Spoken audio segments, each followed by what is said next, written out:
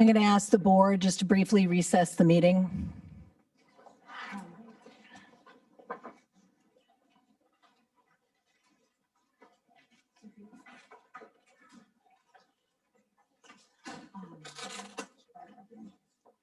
He's crazy.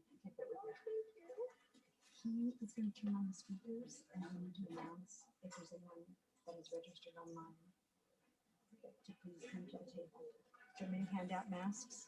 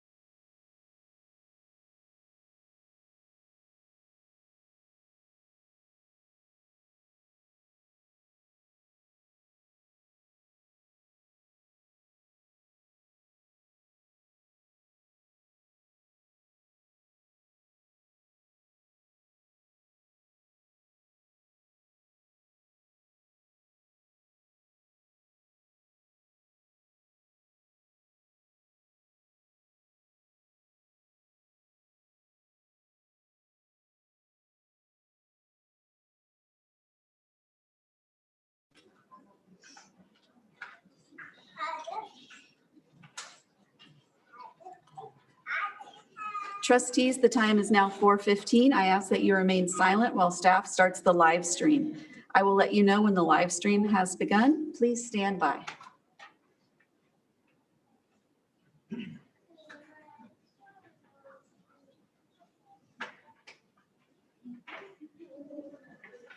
President Bullicus, the live stream is now in progress. You may turn on your mic and start the meeting.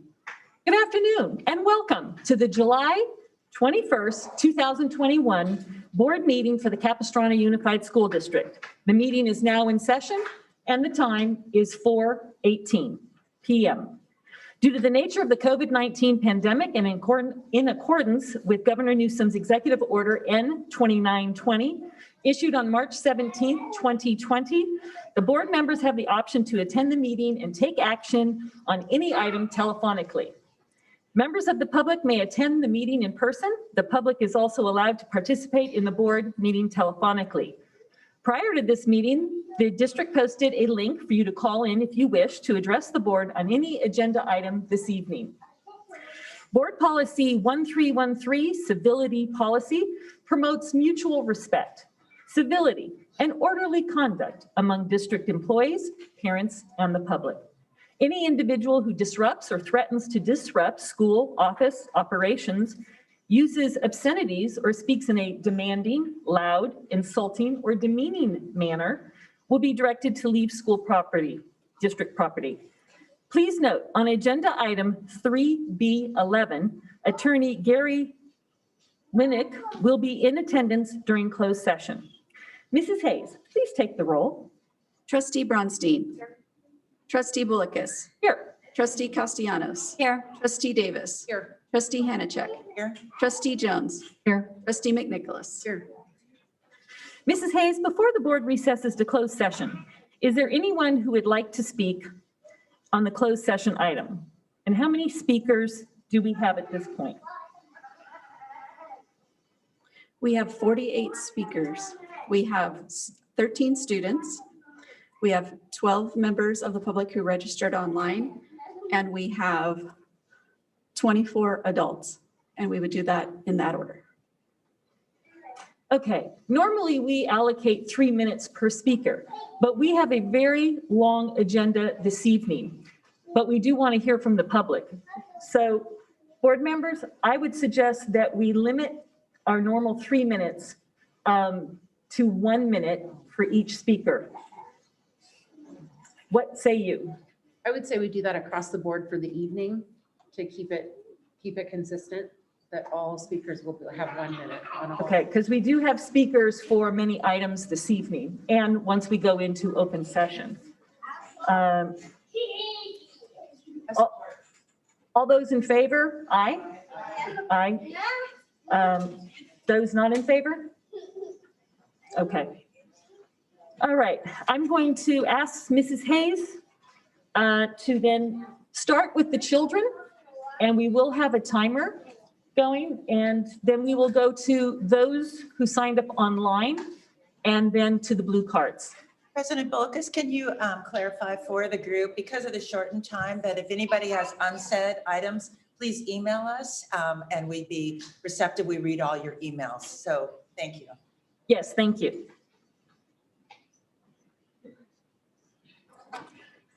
The first speaker will be Elena Dustin, followed by Christiana Dykstra, and please forgive me if I pronounce your name incorrectly. Blair Wombacher, Scarlett Patar, and Georgia Richards will have you all on deck. So again, we'll start with Elena Dustin. Please come to the podium.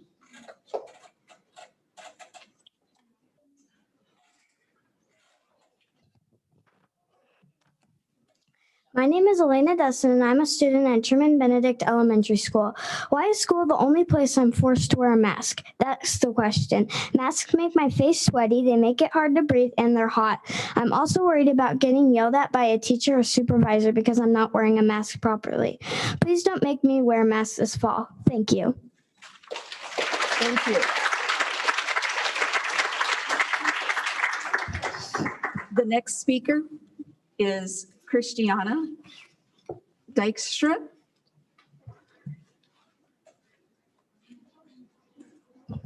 Hello, my name is Christiana Dykstra and I go to Oso Grande Elementary School. I think it is important that we don't wear a mask because they give me a headache, they make it hard to breathe, and they make me tired. I think that at school, it makes the teacher not understand me as well, and it makes me not understand the teacher as well. I also think that kids don't have as much of an opportunity to learn because of the misunderstanding in masks. Thank you.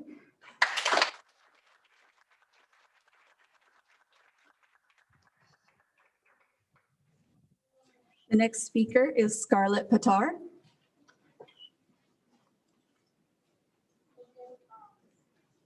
Hello, my name is Scarlett Patar, and today I'm standing up for no mask. I do not like masks because you can hardly breathe and they are muzzles. When you wear a facial covering, you can't see anyone's faces or smiles. I would like it if you could see someone's smile so it can make my day happier. Because of this, I had to change schools. My new school doesn't have to wear a mask and you're not separated or social distanced. This year, masks should be optional or you should let us breathe. Thank you.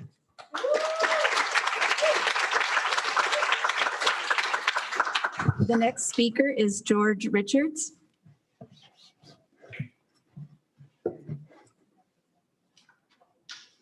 Following George, we have Kyle Dustin, Jackson Bingham, and Emmeline Puffer, if you're on standby. George, go ahead. That's okay, George. Just pull your microphone down. There you go. I don't like masks. My teacher can't hear me very well. They get snotty. You can't breathe well. That's it.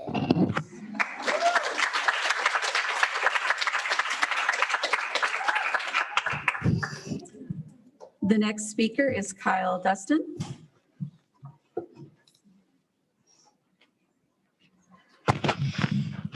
My name is Kyle Dustin, and I'm going to be in third grade at Truman Benedict. Please make my third grade year better by not enforcing masks.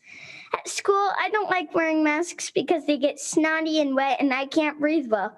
I like to race fast with my friends, but I can't do that when I'm wearing a mask. It sure could be nice if the ground duty didn't have to yell at the kids all day for their masks. I just want to learn and grow at school and not worry about masks. Thank you.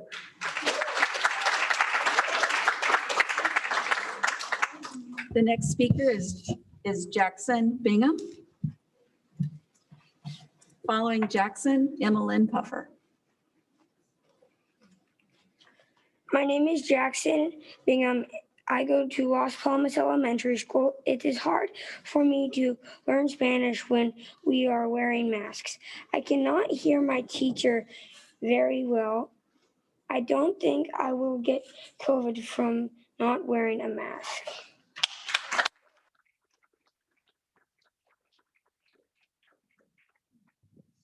Emmeline.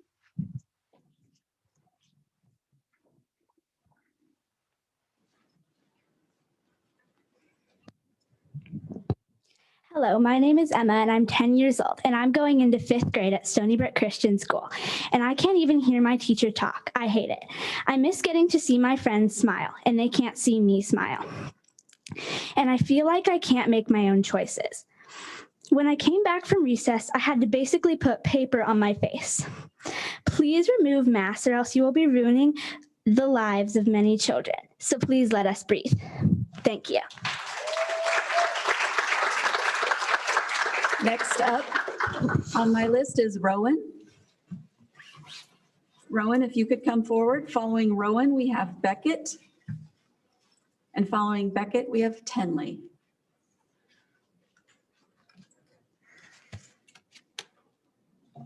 Hi, my name is Rowan. Whenever I wear a mask, I feel like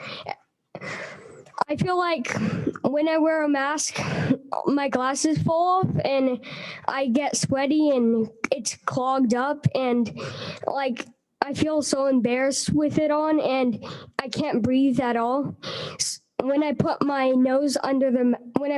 mask under my nose, the teachers yell at me, and I feel like I shouldn't go to school anymore and homeschool. So I hope this mask stuff gets away and we be back to normal again like we used to.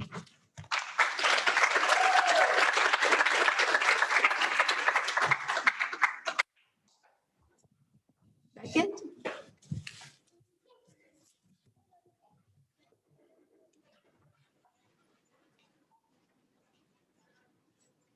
Tinley, go on ahead and come up because you'll be next after Beckett. Beckett, go ahead. Hi, my name is Beckett, and I am 7 years old. And these are the 2 reasons why I don't like to wear a mask. 1 is because they make my nose bloody. 2 is because I go to speech and my friends can't understand what I say and they can't understand me. Thank you.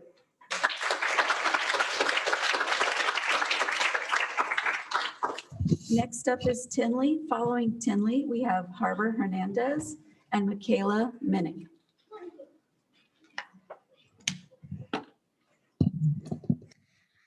My name is Tenley and I go to Essentia. And I'm going into 3rd grade.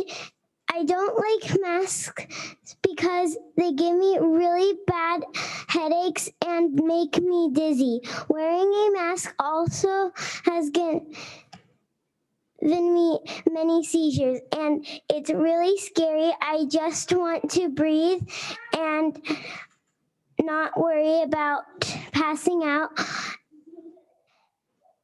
It's really hard to breathe in masks.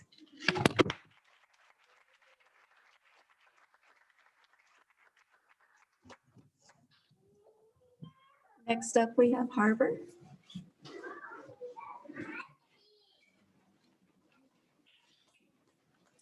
Hi, my name is Harbor Sammy from Concordia Elementary School, and I feel like we should have a choice to wear a mask or not, so please, let's not wear a mask.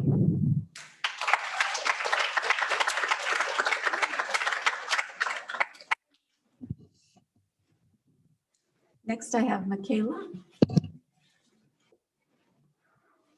And I may have skipped Blair. Blair, I'm so sorry, so you'll be up next.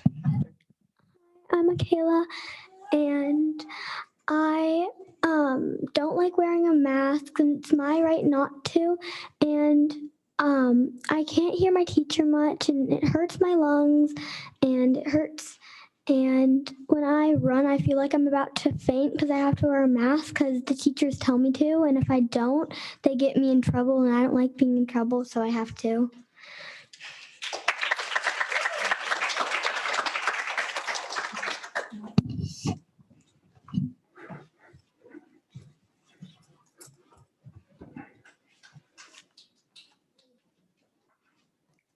Hello, my name is Blair Wambacher.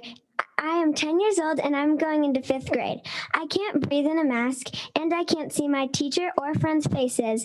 I hate going to school now and it used to be my favorite part of the day.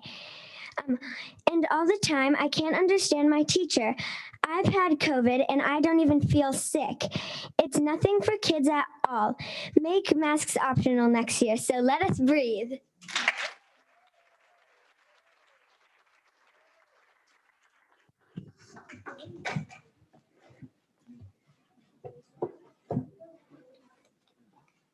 Before I move on, did I miss Michaela? You got you. Thank you. Thank you, Michaela. We were making sure we were counting noses. I appreciate your patience. Next, we'll go to those registered online, and a few of those have indicated with us that they're here in person. So if you're here in person, you'll just come straight to the podium. Our first speaker online with us is Hillary Solway. Hillary, your line is live. Hi there, can you hear me? Yes, go ahead. I believe this is my 7th time speaking to you guys at the board. I usually come up here and speak kindly, but today I'm mad. When you take the time to look at all the numbers and you decide that our children need to be the ones that carry the burden of the illusion of safety through mandatory mask wearing, you have failed us. You sit there behind the plexiglass with the things on your face, and you don't do anything in your life in a group setting like that. Then you're telling your constituents to do the legwork of emailing the CDH to tell them that you want our kids to be given the choice, which is not support. You're supposed to be our advocates, represent us, and be the squeaky wheel. And then we in turn support your efforts. The only support I felt during this entire fight is that people that showed up today. Most have attended meetings, spoken, made countless phone calls, sent emails. But what can you say about what you've done to support the families in your district? Sign your name to a drafted letter a month and a half before we head into a second year of this madness. Repeatedly state that your hands are tied and that you have to adhere to CDPH. Really? Tell us your district. Thank you, Hillary. Our next speaker registered on Zoom is Suzanne Davidson.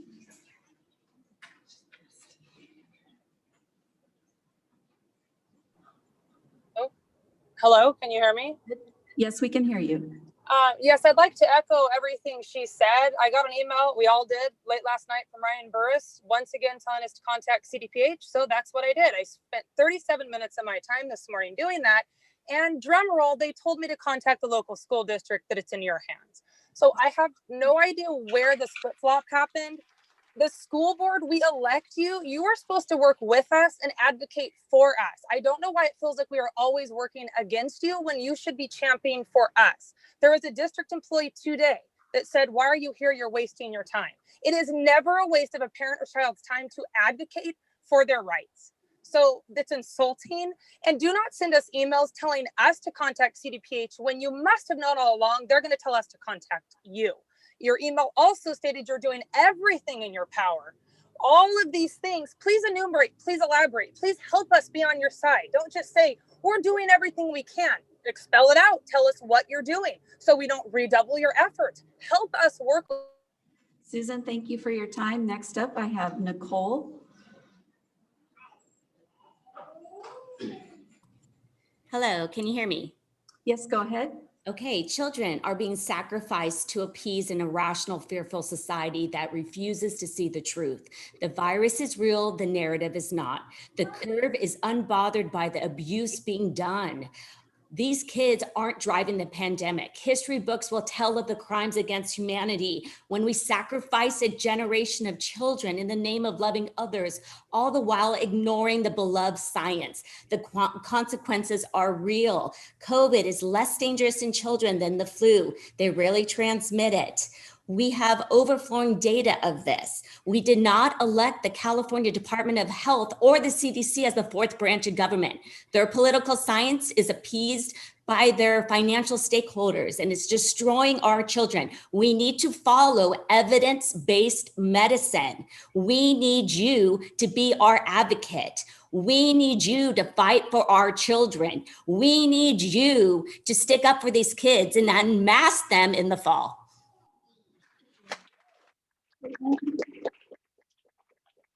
The next speaker is Caitlin Fleming. Kate? Hi, yes, I'm here. Please go ahead. We can hear you. Thank you so much. I definitely want to just echo what these other women have said. My child has an IEP. I'm worried about his learning being hindered. I'm worried about my other son who has a speech impediment, who can't be understood even by me sometimes. Without a mask, it gets him frustrated.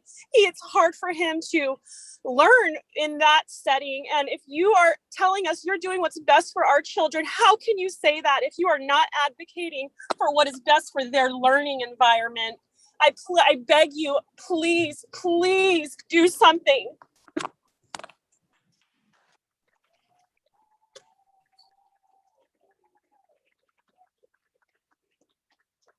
The next speaker is Sandra Miller.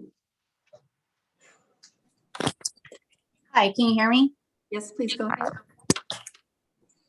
My name's Sandra Miller. I have a child in high school. I'd like to say, let parents decide what is best for their kids. I don't want a new normal for my child. I want normal. Normal means my child goes to school without a mask. If I, for whatever reason, decide that a mask is required because I have health concerns, I have the ability and responsibility to make that decision for my child.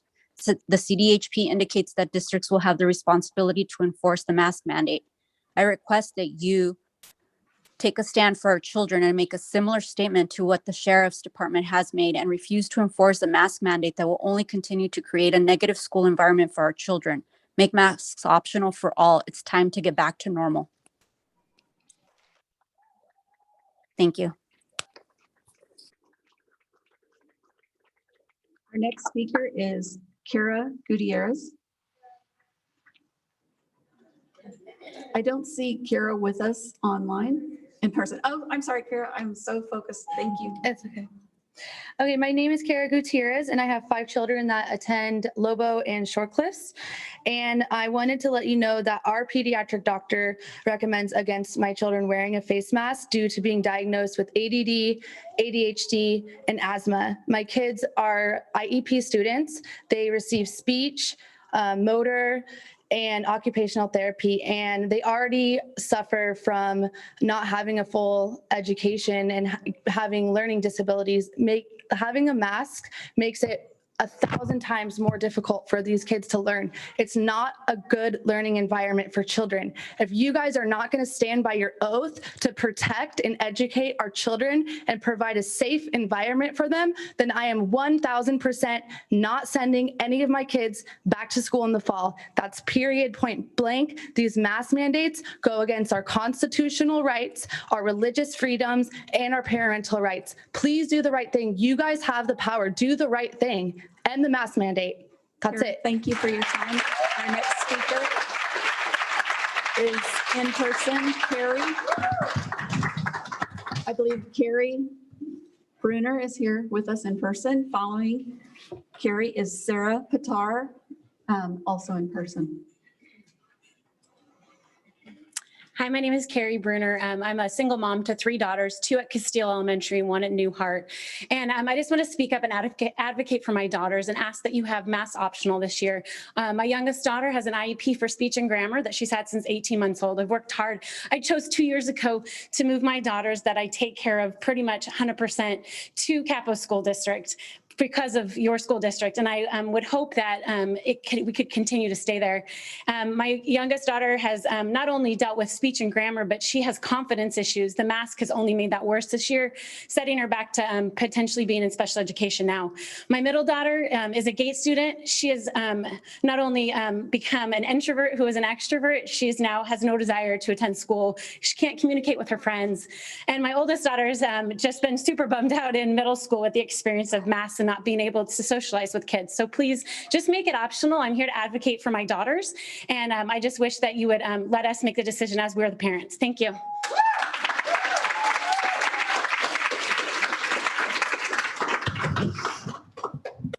Sarah?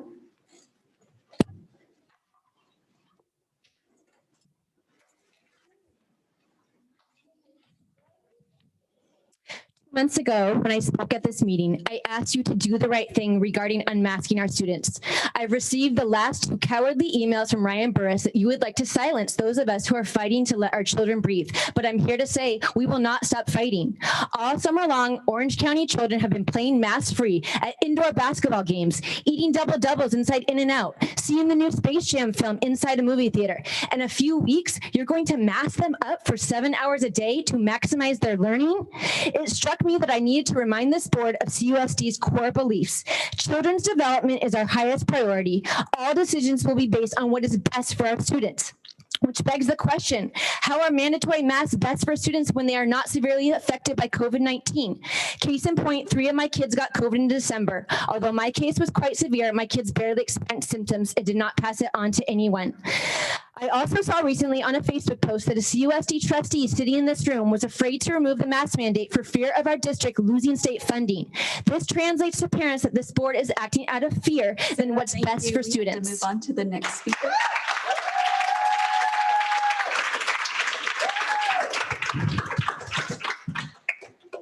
The next speaker is Meredith Hayes.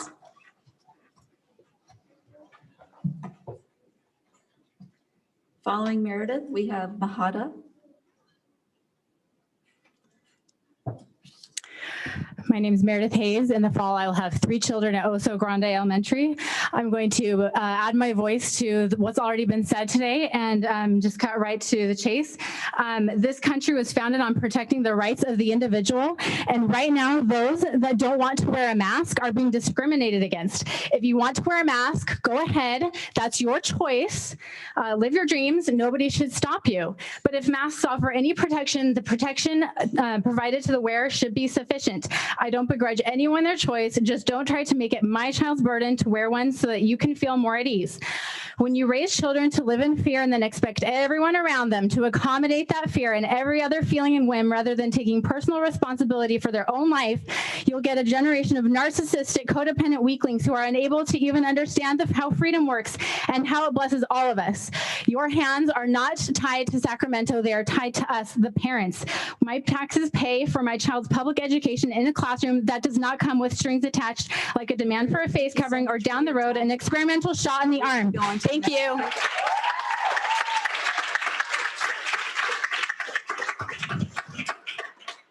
Mahada?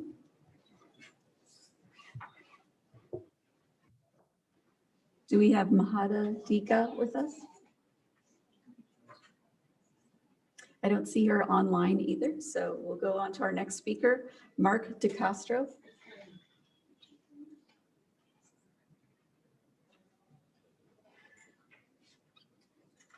I do not have Mark with us. In person, I have Elena Inguez. Following Elena, we have Lori McClaskey.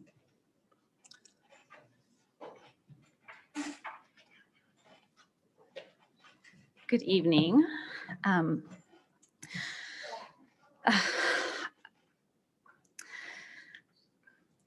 The main point here is that the current studies and findings, children by definition, those under 18 are not the ones spreading COVID-19. As a matter of fact, the numbers were extremely low last year within the school district. This while a majority of the students were together in group settings, sports, etc., outside of the school campuses without masks. The kids have a survival rate of 99.98%. The masks have a number of bacterial growth. We should be responsible for our own health. All cloth masks and box masks do not prevent the spread of COVID-19. These mandates have no scientific evidence behind them. I ask that the district push and challenge in partnership with the parents. They challenge and push the CDPH. The school has an anti-bully policy that includes bullying our children into wearing a mask, breaking them down into compliance with the overreach of power by the CDPH. The teachers are hired to teach our children not to mask, we need to move on to our them. next speaker. Thank you. Thank you.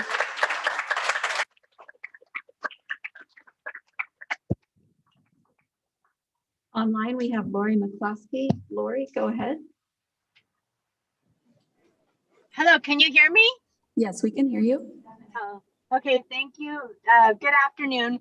I'm a mother of 2 high schoolers still at San Juan Hills. I was in line yesterday at a restaurant, observing some young children there, just waiting in line. The parents didn't have a mask, but the little girl did. And she's just tugging on her mask and just touching it and adjusting it. I saw a similar thing with the child when I was getting a haircut yesterday. And I just think, who are we kidding that these masks are actually doing anything beneficial to keep these kids healthy? I think we all know in our heart that it's not, and that it's a farce, and that we are really sacrificing the well-being of a generation of children just to make some, to appear that we're doing the right thing. But I'm here to, in your hearts, it is the wrong thing that we're doing. And the consequences are dire for our children and for the teenagers, the children that are suffering. And this. Thank you for your time. We'll go to the adult in-person blue cards that we have speakers registered. First up will be Ashley Larson, followed by Sarah Patar. Sarah already spoke, so that's where I was expressed earlier. If we have duplicates, we only ask that you speak one time. That's what the board policy allows. Following Ashley, we have Linda and then Andrea. Ashley, go ahead. Hi, thanks. My name is Ashley Larson. I have 4 children enrolled in the district. We're not here to fight with you. We're here to ask you to fight for us. We've all received the emails from Ryan Burris. The CDPH says this, so ... It's not enough anymore. It's not enough. Why are we allowing unelected officials make decisions about the health and safety of our children, and then you, our elected officials, just nod your heads and shrug your shoulders? What do you need from us? What can be done? We're not going to take our hands are tied as an answer anymore. This is a public school district. We are the public. We have elected you, and we're asking you to do more for us. Fight for us. Thank you.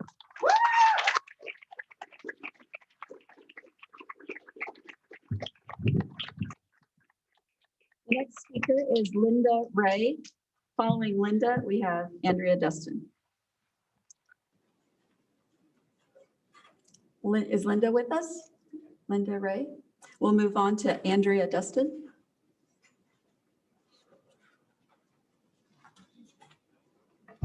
Hi. The language of Ryan Burris's email last night, which we've all talked about, seemed to strongly indicate we can't do anything to fight masking our students, but I think we can. I think Capistrano Unified should sue the California Department of Health to get masks off of our children. We cannot allow our children to continue to carry the burden of mitigating this disease for vaccine hesitant adults. Zero COVID is not the metric we're working towards. We elect you to fight for us because your power is far greater than the emails we're sending to Mark Galley, and I promise we're sending them. We're sending them every day. I ask you to fight for making masks optional for our children.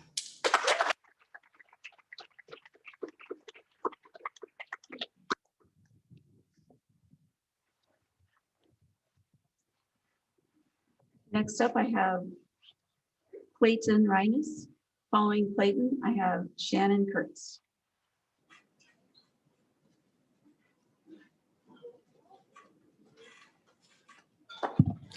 Yeah, thank you. This is Clayton Reines. I have 3 kids at Riley, now spoken 3 times on this mask issue. It is troubling to see this board rubber stamp what's been handed down by the state. Obviously, we're asking that you advocate for us, right? We're 16 months into the pandemic, and we still have a place where we're going into our 3rd year of a potential learning loss. The primary tenet for this district is to educate children, not keep them safe. These people keep the children safe. If we're failing in our primary mission to educate the children, then we failed. We absolutely need to sue the state for self-determination on what to do for masks. I would hope that after 16 months, this group would have come to that conclusion. Why has no lawsuit been filed? It's absolutely imperative that we act on this issue. These people are not going away. The people outside are very upset, and this is just the beginning, because you know vaccine mandates are coming, and that's going to be a non-starter. You can't be weak on these issues. Thank you. Shannon Kurtz.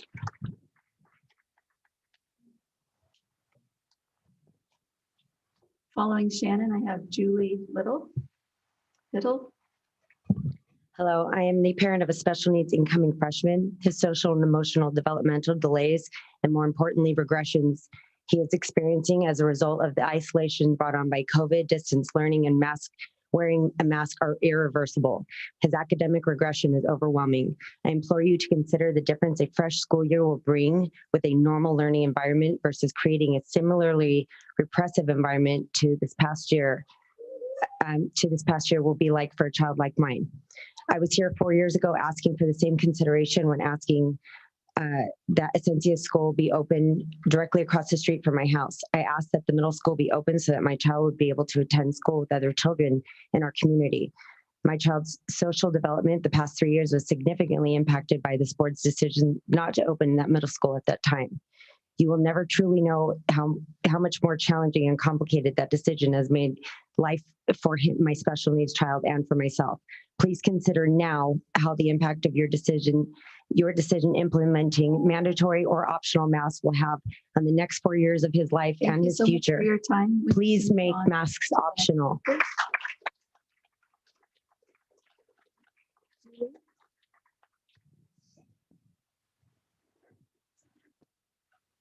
Following Julie, we have Tracy Reines. Hi, Hi, my name is Julie Little. I have 3 students in the district, a senior, junior, and an 8th grader. We, the people, have elected you. Advocate for 50,000, close to 50,000 students in this district. That's a lot. We, the parents, are here to advocate for our children. We need you to be brave and bold. Stand up to our state, just like these people have said. Stand up to our state and be bold. We are calling on you to tell the state that Capo District is going to be different. We will stand up for our children, and you guys will be the ones who are bold to stand up for them. We are here to fight. We need you to fight for us. We will not stand for this. Capo will be different. Be bold, you guys, be bold and stand up for our children. Make masks optional. That is all we're asking. Thank you.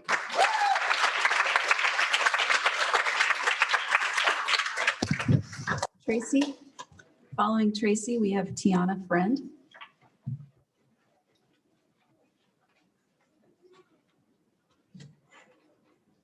Hello there.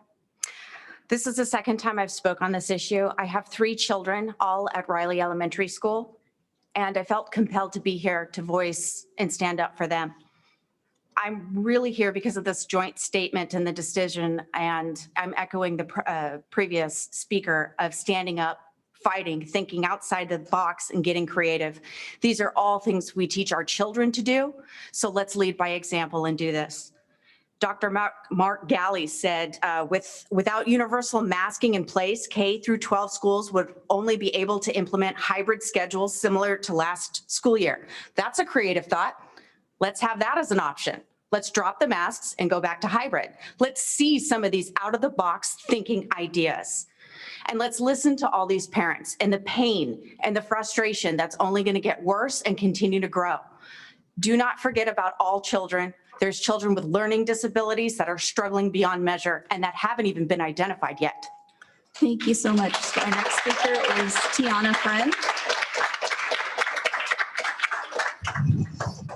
Following Tiana, we have Allison McGavran.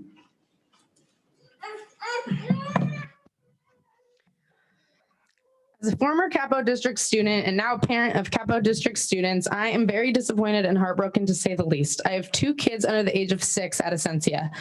My 4-year-old son has a major speech delay. He has entered the world of IEPs through our district and now has to start wearing a full coverage face mask at his therapy sessions. Makes total sense, right? The California School Board of Association leadership document reads that you all are to be responsive to the values, beliefs, and priorities of its community. Your roles and responsibilities include acting as community leaders. As parents, our voices cannot be heard without you. Where are you as our leaders? Why haven't you stood up for the kids, for the families that put you in your place? You need to put our kids' health, their social and emotional well-being, and their education a priority. These masks are disgusting. They're full of bacteria and have completely hindered our children's lives. In our district alone, in the most recent weeks of summer school, 7,048 students are enrolled with 1 case of COVID.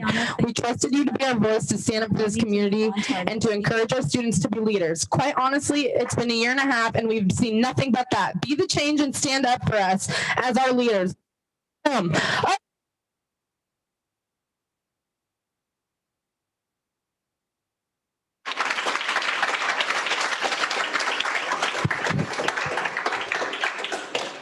Our next speaker is Allison McGavran, and following Allison, we have Megan Ruth and Kristen O'Hara.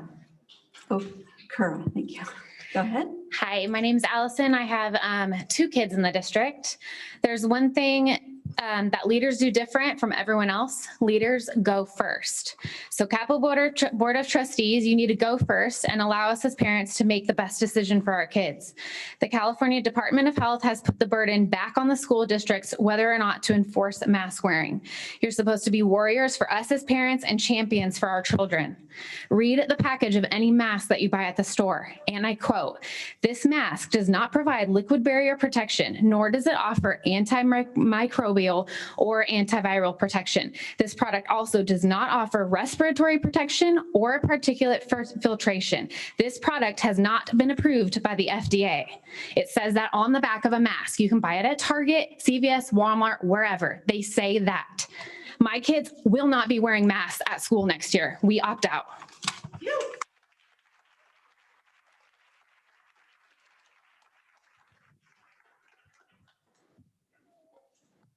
The next speaker is Megan Ruth. Following Megan, we have Kristen Okura. Hello, my name is Megan and I'm a middle school science teacher. I want to share some of my experience this past year so that you are aware of what was happening in your schools with your students that you're responsible for. My students and I went the entire year without sharing smiles or knowing each other's faces. Middle school is crucial for students to build relationships with each other and their teachers and work together in class. But with the protocols and guidelines set for COVID, that was nearly impossible to accomplish. I had to revise many group labs and projects to be done independently, foregoing the opportunity for students to collaborate with their peers and ultimately make friendships. I had multiple parents tell me that their sixth grader was having a hard time making friends, and it's no surprise as to why. I noticed many students had a hard time breathing in class, while I had students in every period ask for mask breaks, which I gave, but that meant missing additional instructional minutes in a school year that already diminished key instructional time. My eighth graders would come in after lunch where they were forced to be masked if they wanted to play basketball outside, completely red in the face, struggling to breathe, and could not focus or start on their classwork. My students complained of headaches, fatigue, and had a hard time thinking or focusing. Megan, thank you so much for your time. Kristen. Following Kristen, we have Amy Gray and Meredith Hayes. And again, I apologize, Meredith spoke earlier. Thank you, trustees. Thank you for letting me speak here before you. I thought you saved me for last. I have a bunch of things, but I'm trying to condense it down into the 1 minute. I'm starting my 24th year in Capistrano, my 27th overall in teaching, all middle school, all physical education. My question I'm coming to you today is, what is the tipping point for CUSD to value and apply resources for physical education? Please view physical education as an intervention for our students. They lost 50 weeks. 50 weeks of in-person physical education. I know that's a huge number because I'm about to turn it this year. So the positive impact that can have academic performance and everything else. So I wouldn't be a teacher unless I gave you homework and we did a quick exercise. So point your finger straight up, everybody, come on, everybody out here, and go clockwise with your finger. Everybody keep going clockwise, bend your elbow and slowly bring it down and look at it. All the way down past your eyesight. Is it still going clockwise? What did you do? I'm so sorry, the time is up. If you want to know, I know I have to give it to her, but Amy, please come forward. I gave you other ones copies. So what I was going to read to you is in there highlighted. If you need another copy, let me know.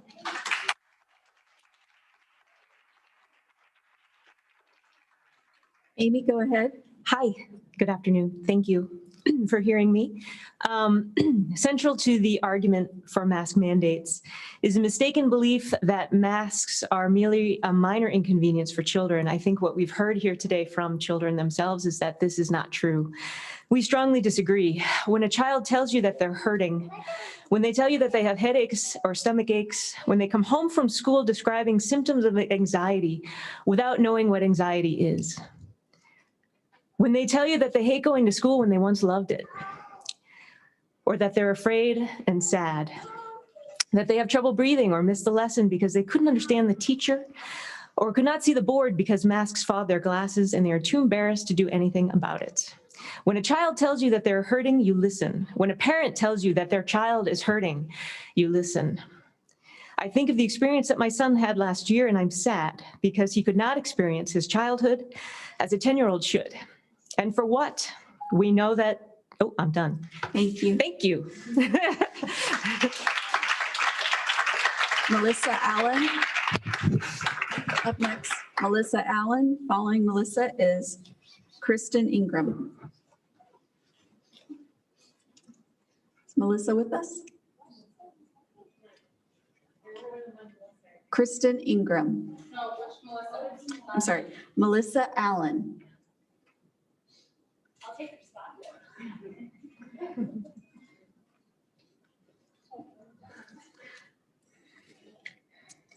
Are you Melissa Allen? No, I'm Kristen Ingram. Okay, thank you, Kristen. Go ahead. Okay. I come here tonight as a mother of 3 children in your district.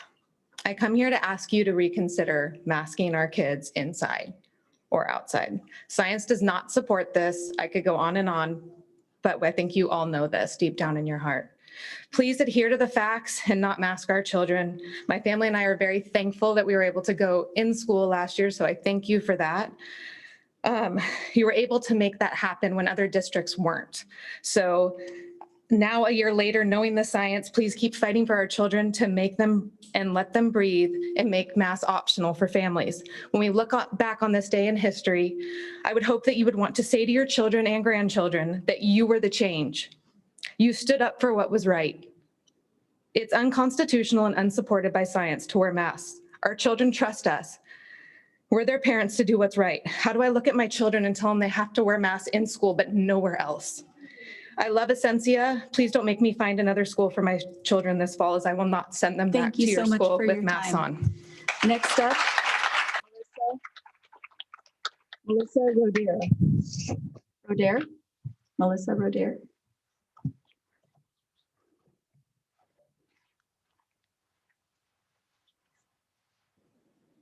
Malia Anderson. Following Malia, we have Amanda Smith.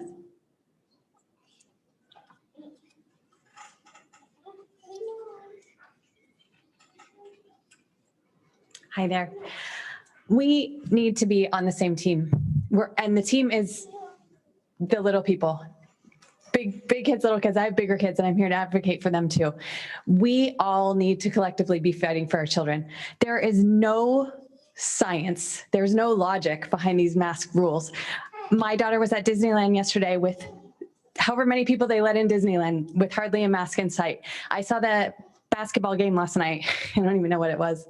NBA finals, full capacity, no masks. How is it okay that we're sending our children to school with masks still a year and a half later?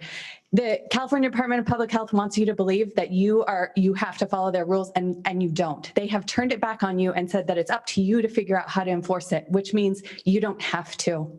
Mask mandates are illegal under federal law. Masking is approved at this time under emergency use authorization only to prevent the spread of COVID-19 and therefore cannot be mandated by federal law. Thank you for your time, Ms. Anderson. Up next, Amanda Smith. Following Amanda, I have Emily.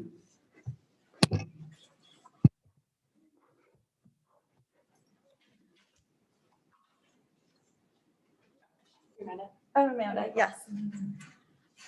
First off, I want to echo so many things that were already said tonight. And then say 2 years ago, my daughter was diagnosed with stage 3 lymphoma. When she was in treatment and she was neutropenic, the doctors told us for her to wear a mask to protect herself. They never once told us to mask everyone around her to protect her. We were told to mask her to protect her. We love our school. My kids go to I have 2 children at Essentia. We love our school. We love our district. We've been in this district since they were little. We actually did move and go to Saddleback Valley District for a little bit and are so happy to be back here and glad for everything that you've advocated for us to get back to school so early last year. And we hope that you would continue to advocate for us again, which I am up here doing to show my children that I am doing everything in my power to help them start school at this school next year. Otherwise, we will unenroll our children because they will not start school in the fall with masks on. Thank you.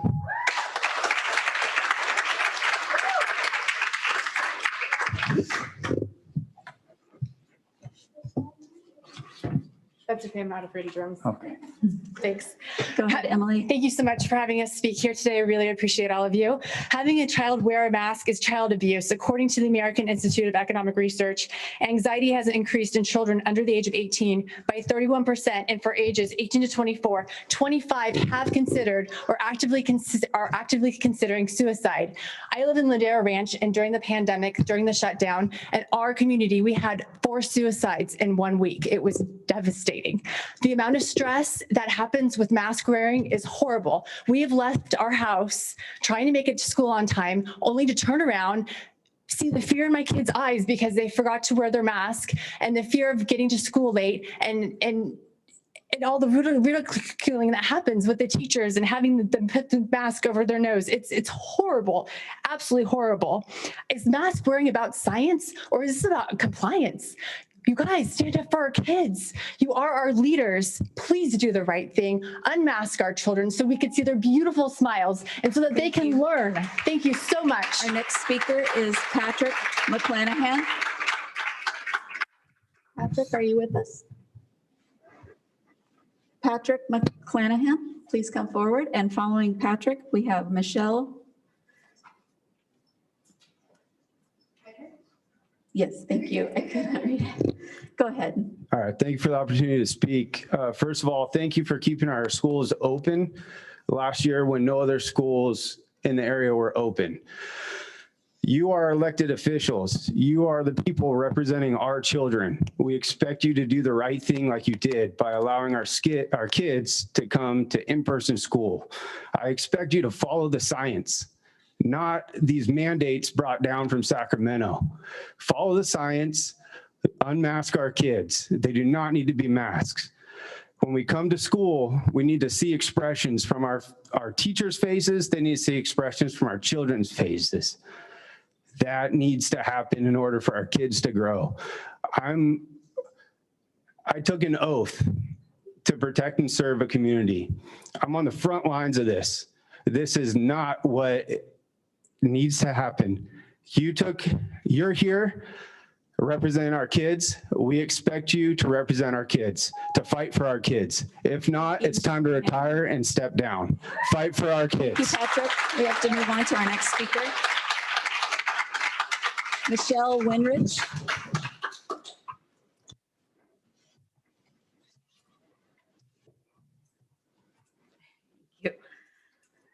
Hello, board. I am speaking on behalf of my 2 daughters. I recently looked at the boxes in which my kids' masks come from, and it blatantly says on the box, and I quote, "This mask will not provide any protection to COVID-19 and is not FDA approved." Clearly, that seems pointless, except for the major point that will happen is the anxiety and the socio-emotional repercussions that you've heard all about tonight. We need to know how this board will enforce the issue. What will you do if we don't send them with masks? Because I can tell you that myself and a lot of other moms and dads here will pull our kids out if it's enforced another year. You will lose funding when that happens. We will not keep our kids in these schools when we don't feel supported by you. We would love to have your support and fight for our kids.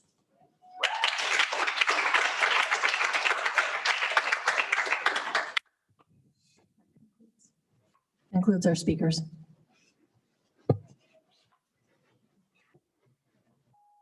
The board will now recess to close session to address the following agenda items. Public health emergency, consultation with agency counsel, conference with legal counsel, anticipated litigations, significant exposure to litigation, 8 cases, significant exposure to litigation, 1 case, significant exposure to litigation, 2 cases, initiation of litigation, 1 case. Conference with legal counsel, existing litigation, significant exposure to litigation, 3 cases. Student readmission, 1 case. Student expulsion, 1 case. Conference with labor negotiators, CUEA, CSEA, Teamsters, CUMA, unrepresented employees. Public employee discipline dismissal release, 1 case. A 2nd case. The board will now recess to close session.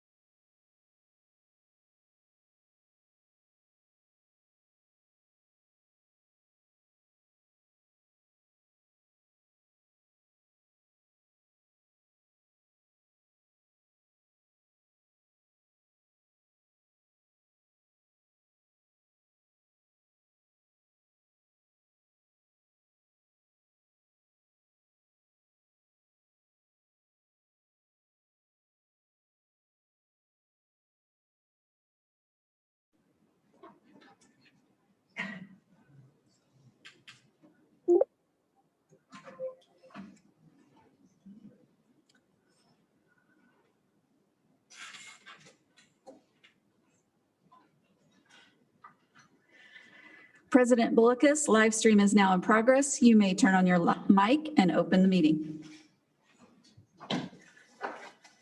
Good evening and welcome to the July 21st, 2021 regular board meeting of the Capistrano Unified School District. The meeting is now in session and the time is 7:46 p.m. Due to the nature of the COVID-19 pandemic and in accordance with Governor Newsom's executive order N2920, issued on March 17, 2020, the board members have the option to attend the meeting and take action on any item telephonically. Members of the public may attend the meeting in person. As a K-12 public school district, we must follow the guidelines established by the California Department of Public Health, specifically for schools. These guidelines act as our standard of care. Per CDPH and Cal OSHA guidelines, fully COVID-19 vaccinated staff and members of the public will not be required to wear a mask when indoors at the district office. Any individual who is not fully vaccinated, defined as 2 weeks after the last vaccination shot, will be required to wear a mask while indoors. By entering these premises without a mask, you are attesting that you are fully vaccinated with a COVID-19 vaccine. If participants choose not to attend the board meeting in person, the district has provided the following option for the public to address the board telephonically. Board Policy 1313, Civility Policy, promotes mutual respect, civility, and orderly conduct among district employees, parents, and the public. Any individual who disrupts or threatens to disrupt school office operations, uses obscenities, or speaks in a demanding, loud, insulting, and/or demeaning manner will be directed to leave school district property. If there's a disruption to tonight's meeting, including heckling, shouting out, pounding on the windows, and any other similar behavior, there is a deputy and added security in attendance, and you may be asked to leave or subject to removal. Warnings will be issued by the presiding board officer, and the gavel will be used in order to support controlling the crowd. After a first and second warning, if behavior continues, the presiding officer will adjourn the board and have security clear the room. Once the boardroom is cleared, the board may return and continue board business. Non-disruptors may participate outside of the building and can speak to agenda items using the outside microphone. As a reminder, oral communications is for non-agenda items, and the board policy limits the time allotted to 20 minutes and 3 minutes per speaker, but could be less if there are a large number of speakers. Oral communications is an opportunity for the public to comment on any pertinent issue that is not on the agenda. Under California law, board members are not allowed to respond to non-agenda oral communications comments. Please note, if we have any students registered to speak this evening on any agenda item, we will take them first at the start of each item. And as a reminder, once an agenda has begun, we are no longer able to accept blue speaker cards. Mrs. Hayes, could you please call the roll? Trustee Bronstein. Here. Trustee Bullicus. Here. Trustee Castellanos. Here. Trustee Davis. Here. Trustee Hanachek. Here. Trustee Jones. Here. Trustee McNicholas. Here.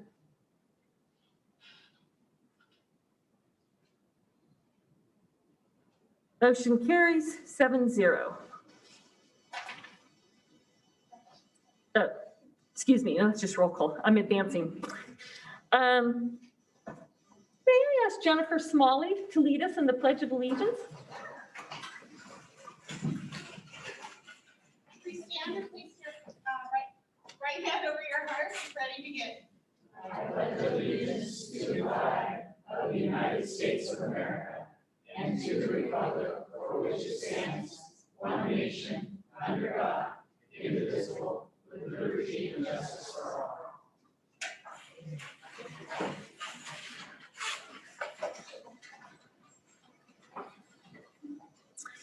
May I have an adoption of the agenda? I move to adopt the agenda. Moved by Trustee McNicholas. Do I have a second? Second by Trustee Davis. Mrs. Hayes, could you please take the roll? Hold on, I'd like to suggest that we take agenda item 43 before 42, and otherwise I'm fine with the agenda.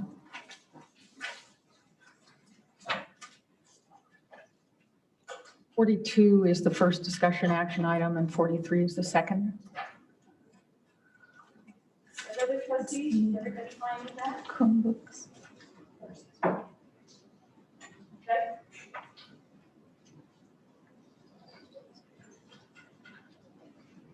All right, 43 will come before. 43 will come before 42. We have to vote on that, adopting the agenda. I interrupted. Trustee Bronstein? Aye. So the motion on the floor is to adopt the agenda with the flipping of 42 and 43. 43 will be heard before 42. I'll continue with the roll call. Trustee Bullicus. Aye. Trustee Castellanos. Aye. Trustee Davis. Aye. Trustee Hanachek. Aye. Trustee Jones. Aye. Trustee McNicholas. Aye. Motion carries 7-0 by a roll call vote to adopt the agenda. Mrs. Hayes, could you please report out closed session? On agenda item 3A, public health emergency, no reportable action. On agenda item 3B, conference with legal counsel, anticipated litigation, trustees voted 7-0 to approve staff recommendation on the following ADR cases. Number 20201023M, 20201102M2, 20201209M, 20210521, 20210602, 20210603, 20210604, 20210610.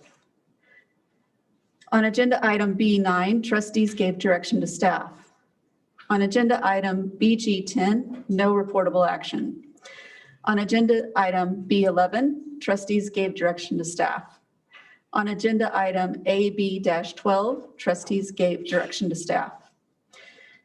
On agenda item 3C, conference with legal counsel, existing litigation, trustees voted 7-0 to approve staff recommendations on the following OAH cases. Case number 2019120601, case number 2021040399, case number 2021050185. And on agenda item 3D, student readmission, trustees voted 7-0 to approve staff recommendation on case number 2020-038. On agenda item 3E, student expulsion, trustees voted 7-0 to approve staff recommendation on case number 2021-004. On agenda item 3F, conference with labor negotiators, no reportable action.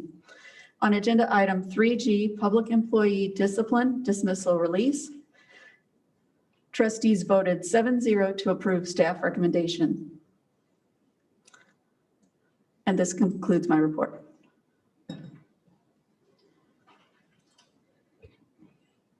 Thank you. I'd like to now recognize Superintendent Kirsten Vital-Brolte to present opening comments, followed by comments from trustees. Great. Good evening and welcome to our July 21st board meeting. I've been told 58 folks are streaming, so just to let you know. Tonight, we are just preparing like mad for back to school, August 17th. The countdown has begun as the summer marches on, so we're really excited to see you back August 17th. And I want to just take a moment to talk a little bit about how we're utilizing our COVID funding. We've had this great opportunity to invest more dollars in our students, including some of the following highlights. So we're excited that we've been able to extend instructional learning time through the summer school and have had a really tremendous effort this summer, and we will have the same next summer and hopefully be able to expand that with even more students. We are doing class size reduction.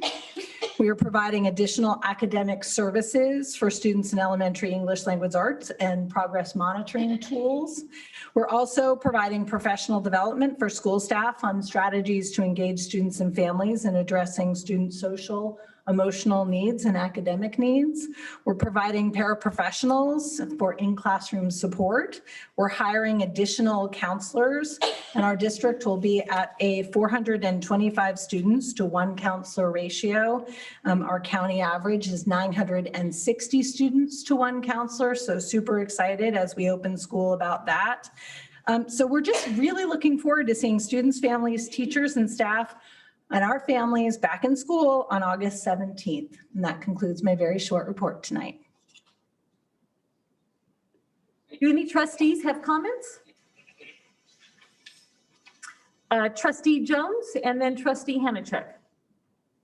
Last night, Trustee McNicholas and Trustee Castellanos and I attended the Laguna Niguel City Council meeting, at which the City Council gave a proclamation recommending or proclamation honoring retiring Aliso Niguel High School Principal Denny Christensen.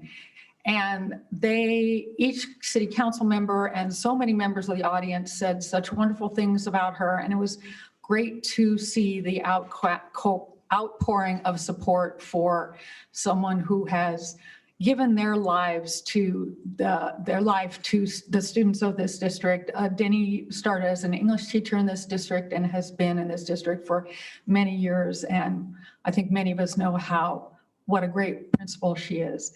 They also celebrated the graduation of 4 members of the Laguna Niguel Youth Commission, all of whom spoke and were some of the most well-spoken individuals, adult or child, I have ever heard from. I was really impressed with these young people. I hope they are all CapoUSD grads. Some of them might not have been, they didn't say, but they were wonderful. And I also really appreciated just the Laguna Niguel City Council members' appreciation for our students, that principal, and our schools. I just felt very, very supported and felt their support for the young people and our staff and their community. Thanks. Thank you. Thank you, Superintendent Vital, for mentioning summer school. I think today was our last day of summer school, and maybe you're already planning on doing this. And if we are going to be able to do it next summer, that accountability piece for the board members, if you can kind of recap for us, refresh for us, what the student profile was, and the staffing ratios. I heard mixed. I heard there were some classrooms that had like 3 kids, and it could be a function. My next question would be if you could let us know what attendance was. And then I think we had new curriculum at the elementary level. Were the teachers able to get through it? Is that something we'll want to continue? I don't know what secondary looked like there. And then the assessment pieces, I don't know if we had any leads. Maybe we had dibbles for elementary at the end of the year. I think they did dibbles today, or they tried or did. So we'll want to see, hopefully we can get some criteria that we're showing that this is working, right? If we're going to be devoting these funds, and if not, perhaps after we deconstruct summer school, maybe that we redirect in a certain way. So I'm sure there's other things that I'm missing, but if we can get some kind of a recap of that, and we'll probably want that pretty much benchmarks along the way. This is a new frontier for us to have this money to be spending, and we are creative enough to redirect if it's not working. So that's all I had. Thank you. Thank you. Any Trustee McNicholas, please. Yes, I have 2 things following on both Amy's and Gila's. On Amy's comment on summer school, we also have our late graduation this Friday.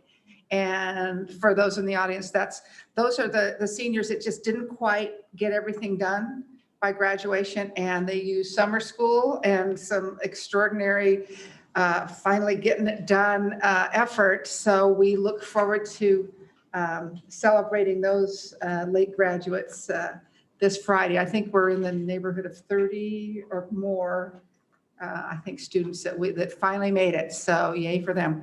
Yes, it was great to go to the Laguna Niguel City Council meeting where they honored Denny Christensen.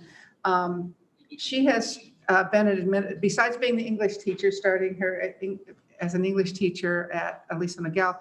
She has served as an administrator in 4 out of our 6 high schools. So she knows this district pretty well. And although she'll be missed by the schools, she's still a part of our community. And I hope if we need her advice, that we can maybe call her out of retirement if she's around. That would be great to have her support. So it was great to be there. Thank you. Any other trustees? Trustee Davis.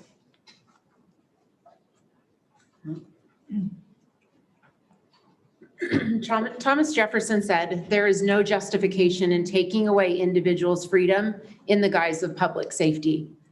When in the history of the world has it been the responsibility of children to protect their parents and grandparents? That is a lot of pressure on small humans, especially those with IEPs and 504s. I'm personally in favor of suing the state of California, Governor Newsom, CDPH regarding the mask mandate. As you may be aware, I presented a resolution at the Jude board meeting to encourage CDPH, Cal OSHA, Governor Newsom, Orange County Board of Education, Orange County Department of Health, et cetera, to make masks optional in schools. It's the only area where we are still masking as a whole body, and especially in relating to children. The WHO doesn't recommend universal mask wearing for kids under that, kids younger than 12. All told, 600,000 Americans have lost their lives to COVID over the course of the pandemic. Just 0.05% of those were under the age of 18, a population that represents more than 20% of the country's population as a whole. According to the CDC, the mortality rate from COVID is actually lower than that from the flu. By ignoring the CD guidance and implementing universal masking, CDPH claims treating all kids the same will support a calm and supportive school environment. This statement is fundamentally flawed. It ironically does treat all kids similarly. It dehumanizes them. And as if they are all sick and responsible for driving the pandemic. Despite the overwhelming evidence to the contrary, CDPH should instead be treating all kids based on their similar negligible risk to themselves and others. By removing any restriction, which stigmatizes children as vectors of disease and prevents them from being in the classroom for in-person instruction every day. I am personally looking at every avenue and the many unpaved roads to see how we can combat these mandates by our governing agencies under the direction of Governor Newsom. Our children are hardly affected by COVID-19, and they should not be in masks.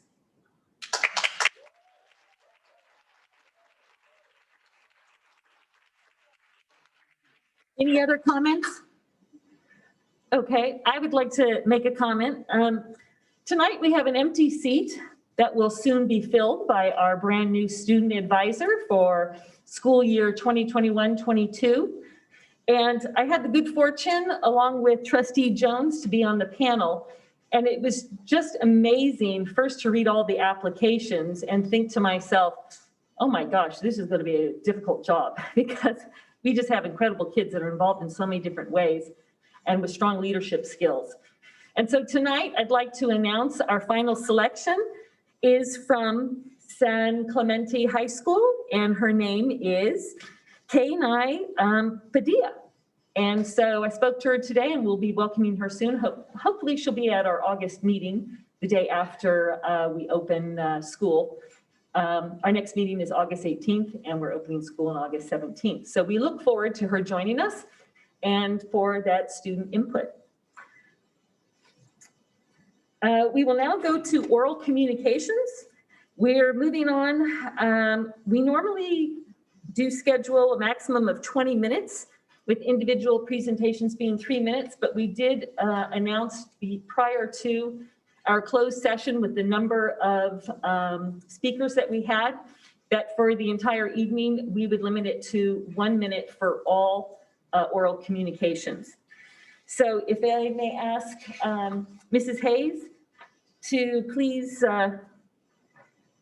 if there's any, do we have any children? Do we have any students? We have no students. No students. Okay. So we are going to start with, do we have someone phoning in online? We'll start online. We have one person online. Okay. Sean Kelly.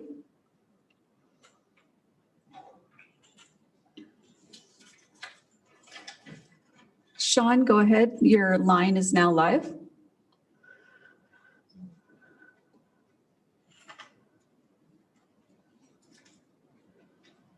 Okay.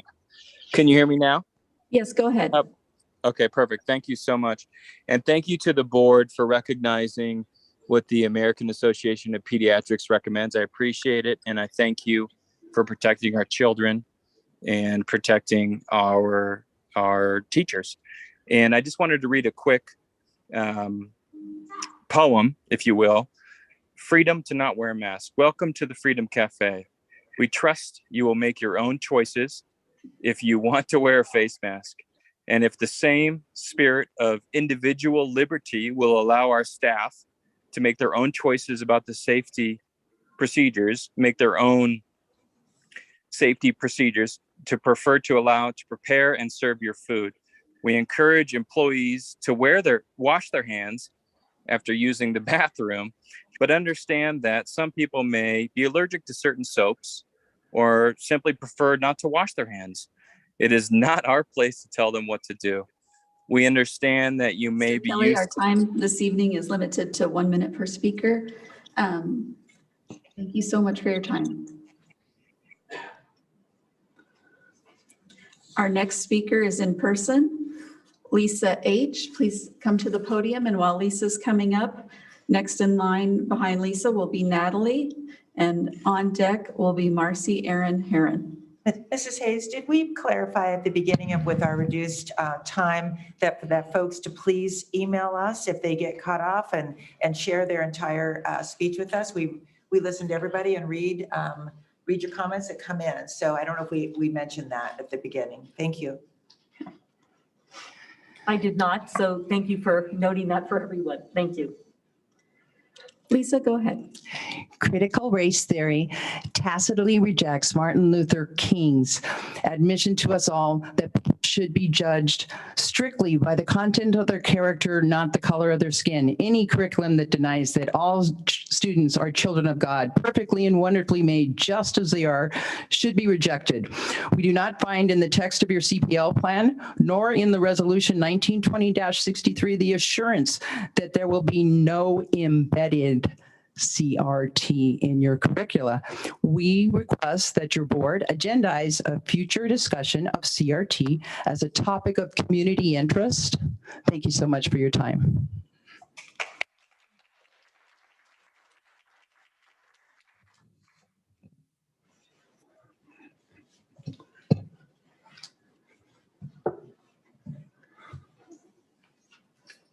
Next, we have Natalie.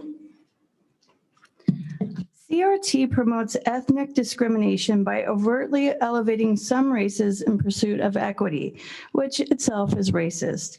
We know from God's word that Christ unites people from different backgrounds, Galatians 3:28.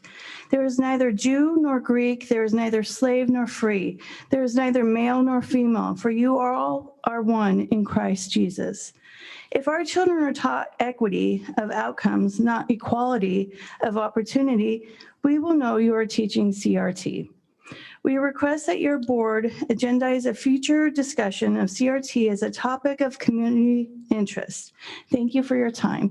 And I just want to add, I have 4 kids and they've been in Capo Unified School District for 20 years. And my youngest is a junior, and we're taking him out this year because I don't want him to be subjected to CRT, even though he knows it's wrong. Thank you. Thank you for your time.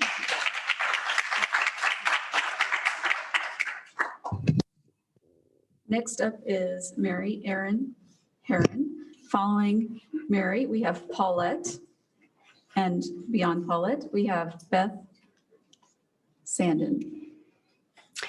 As a national board certified teacher and an educator for 30 years, I stand with the parents who are fighting critical race theory. My whole career was teaching children critical thinking. And as far as I'm concerned, this is anti-critical thinking. The heart of CRT is to use reverse discrimination in the effort to correct its false claim that America is inherently racist. Worse, CRT's embrace of cultural Marxism is anti-biblical and hateful. If you find out about CRT, it actually originated from Germany, and it just defies anything. This is a piece of paper? Nope, it's not a piece of paper, CRT. It breaks down everything so it can rebuild things in its own way. I think people are very naive if they believe in CRT and they teach CRT. And in my classroom, that would have never happened, ever. And I'm just so disappointed that we see teachers today embrace this. So God created man in his own image. In the image of God, he created him, male and female, he created them. Thank you so much for your time.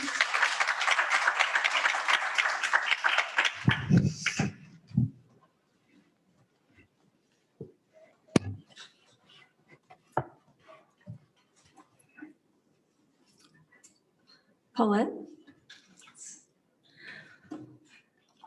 A better answer to CPL. Reminder, the education of the settlers and founders of America was uniquely Christian and Bible-based.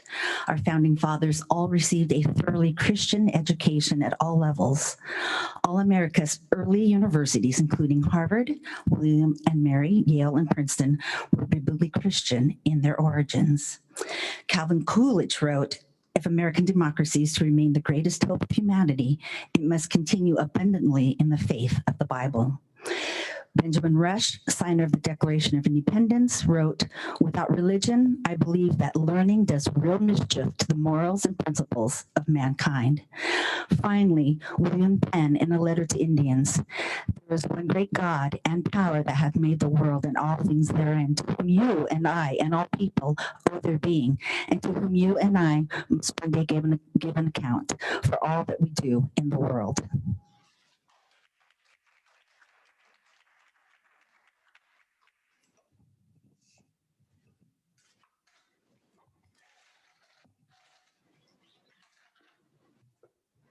Beth will be speaking next, and following Beth, we have Linda and Chuck. Just a notation to speakers, if you're too close to the microphone, it comes across muffled, so just go back a little bit. Thanks. Good evening. CRT or CPL thrives on guilt and accusation. In other words, melanin takes primary over Christ in the gospel. Christ came to redeem all, and no one is unredeemably cursed. Ephesians 1:7 says, "In him we have redemption through his blood, the forgiveness of sins, according to the riches of his grace." So no Frankfurt School Marxist theory, please, in your CPL that can take away. Please do not permit guilt or accusation to be taught, or it should be treasured in our innocent youth. We should treasure them and teach them character counts, not the color of their skin or their ethnicity. Thank you.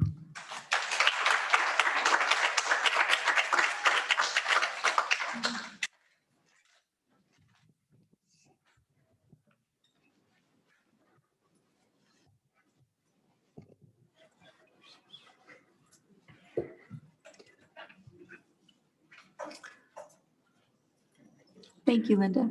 Okay, in Genesis 1:27, it says, "So God created man in his own image. In the image of God, he created him, male and female. He created them. God made two people, and from those two people, every other human being descended. Every person is united by our first parents, and we are members of one race, the human race.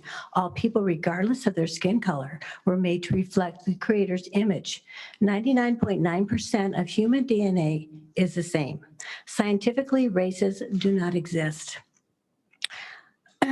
Martin Luther King has already been mentioned, so I'll skip that. We need to stop the teaching of critical race theory in our school system, period, point blank.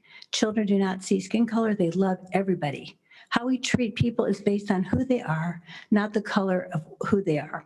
The classroom environment has become predatorial.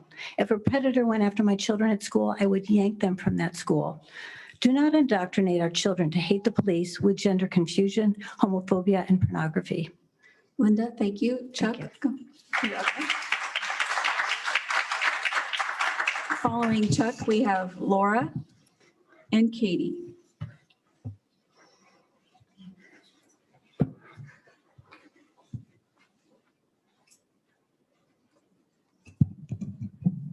I'm a Vietnam veteran, and I'm here to speak on CRT as well as discrimination. Although the scriptures mention ethnic groups, tribes, and nations, nowhere does it discuss the concept of race.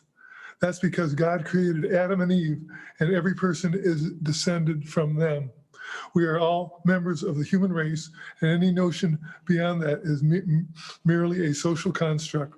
That's in Genesis 1:27. So God created man in his own image. In the image of God, he created him. Male and female, he created them. Our son is a teacher, been teaching for 26 years in the district, and he would absolutely be against CRT. Thank you.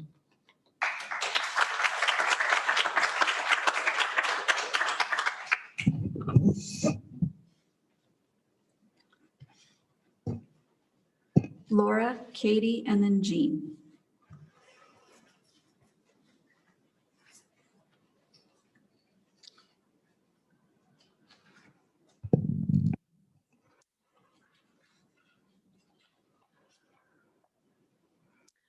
I have two grandsons that will be going to Ambule this year, and I don't want them to be taught CRT.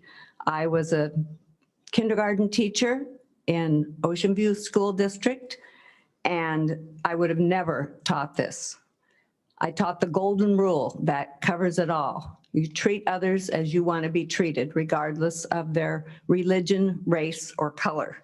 And I told my children they could all be successful and do well if they did what was right. This ideology is hateful, divisive material. It breaks down the people into privileged groups. It's unapologetically un-American. It's revisionist, it's rooted in Marxism, and it's poisoning our children's minds. We need to teach patriotism and our real history. Thank you, and Laura. Religious beliefs. Thank you.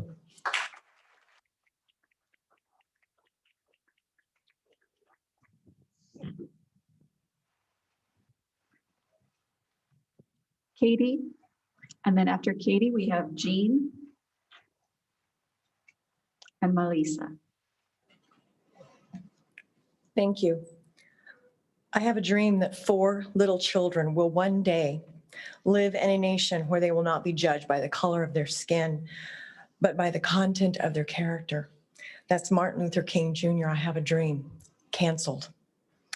At the core of CRT is the artificial construct that you are either an oppressor or you are oppressed. This single false choice forced upon a child or any person for that matter only empowers a victim mindset and offers no real solution.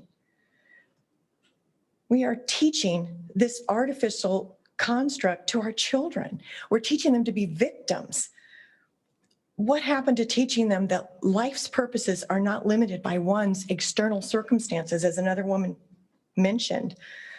I ask also with my colleagues here that we want this to be an agenda item on your next Thank you, meeting, Katie. please. Thank you.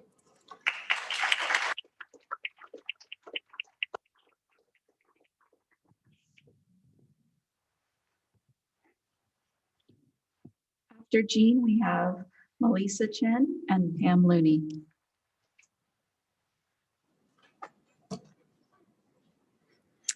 Board adopted cultural proficiency plan. Is it promoting division or unity?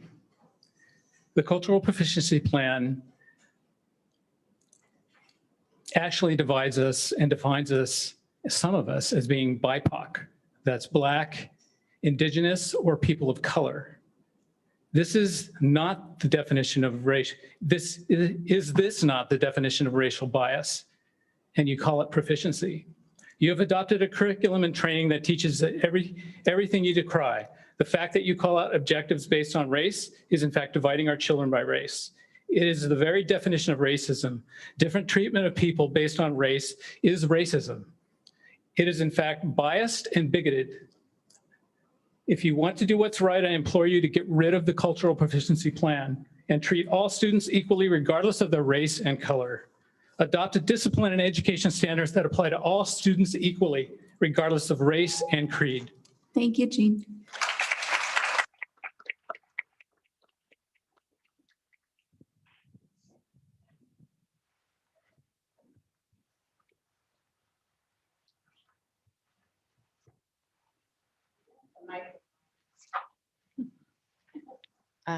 I'm Pam. I'm not the girl that you said was next, but I don't know where she is.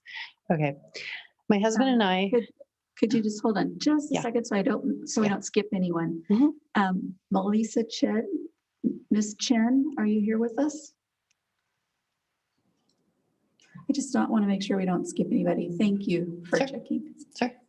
Pam, go ahead. Okay. My husband and I have raised 5 kids in Capistrano Unified over many years.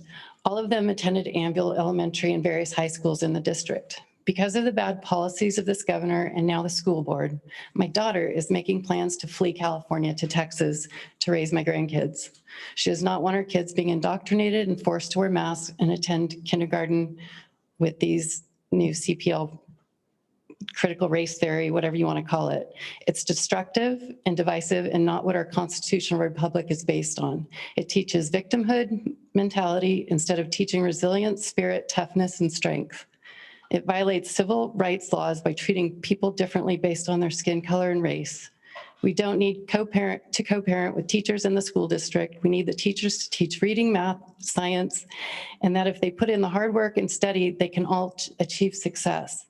Why would you spend public dollars meant for education teaching lessons to our kids that imply superiority of any race? Thank you.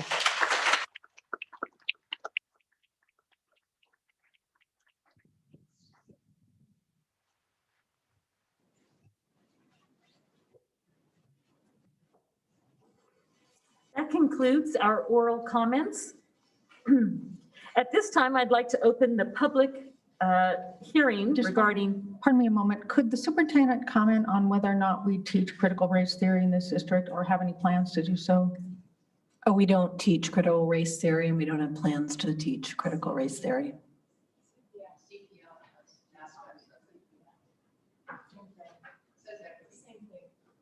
I'm going to open the public hearing regarding secondary history, social science, instructional materials for grades 6 through 12 and secondary international baccalaureate Chinese standard level. The time is now 8:19 p.m. Do we have any speaker cards on this item? We do not. Seeing none, the public hearing is now closed at the time of 8:09 p.m. 8:19. 8:19, thank you, p.m. We now move to our consent calendar. Please note, per board policy 9323.2 and in accordance with law, the public has a right to comment on any consent item. At the request of any member of the board, any item on the consent agenda shall be removed and given individual consideration for action as a regular agenda item. Each speaker is allotted 5 minutes on multiple items or 3 minutes per item. We changed that 3 minutes to 1 minute this evening, but we'll see if we have any speakers. Mrs. Hayes, do we have? We have no speakers this evening. Have no speakers, so that's not an issue. Okay. Do we have any trustees that would like to pull a consent item? Yes, Trustee Hanachek? Thank you. Item 3, please. Item 3. Okay. Item 23, 24. And Trustee Davis, 23 and 24. And do I have any others? Okay, do I have a motion to approve the consent calendar with exception to item number 3, 23, and 24? So moved. Second.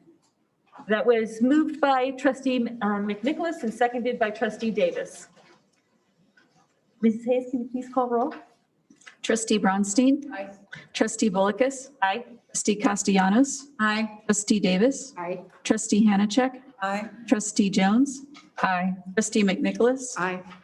Motion carries 7-0 by a roll call vote to approve the consent calendar with the exceptions of items 3, 23, and 24. We'll now move on to the discussion action items. Agenda item number 42, the one-to-one student Chromebook project update. We reordered that, so it's 40. Sorry, thank you. We have moved up item number 43, leadership services, team and principal supervision. And I'd like to recognize Gregory Merwin, our Associate Superintendent, Education and Support Services, to present this item. Thank you. Thank you very much, President Bullock, trustees, and Superintendent Batal-Brulti. It's our pleasure to present to you item 43, Leadership Services Team and Principal Supervision. I am joined by Assistant Superintendents Brad Shearer, Dave Stewart, and Jen Smalley. They will present this item and answer any questions that you may have, and this item is for information only. So with that, without further ado, Mr. Shearer, the floor is yours. Thank you, Dr. Merwin, and good evening, trustees. So we're really excited to share with you the work of our leadership services team. We're going to provide a brief introduction to our work as principal supervisors, the results from this year, 2021, including data and feedback from our principals, and then our plans for this upcoming year. So as I think it's intuitive, we all know the #1 impact on student learning is teacher quality. We spend a lot of resources and dollars on making sure that our teachers have effective professional development, coaching, and support to be the very best they can be in the classroom. But what's interesting about the research is it shows that the #2 most important impact on student learning is that principal.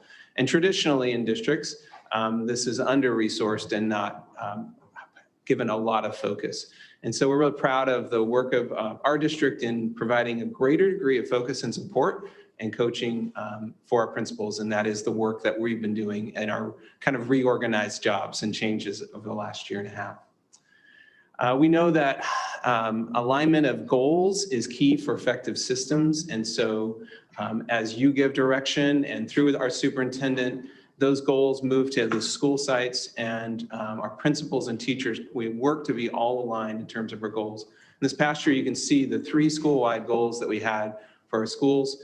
And we really worked with our sites this year to refine, and as we met more often with our principal leaders, we would regularly review those goals and the action steps that they were taking to really provide support, coaching, and feedback for our leaders as they worked on their goals this year. We also learned that, interestingly, teachers have standards. Principals actually have standards. And we found out over the last year and a half that principal supervisors also have standards. And so on this slide are the standards for principal supervision. So the last year, the 3 of us have been working to more deeply understand these standards and incorporate them into our work. And so as we look at some feedback from our principals, we'll kind of walk through each of these as we go forward. I'll turn it over to Dr. Stewart. Thank you, Mr. Shearer, trustees.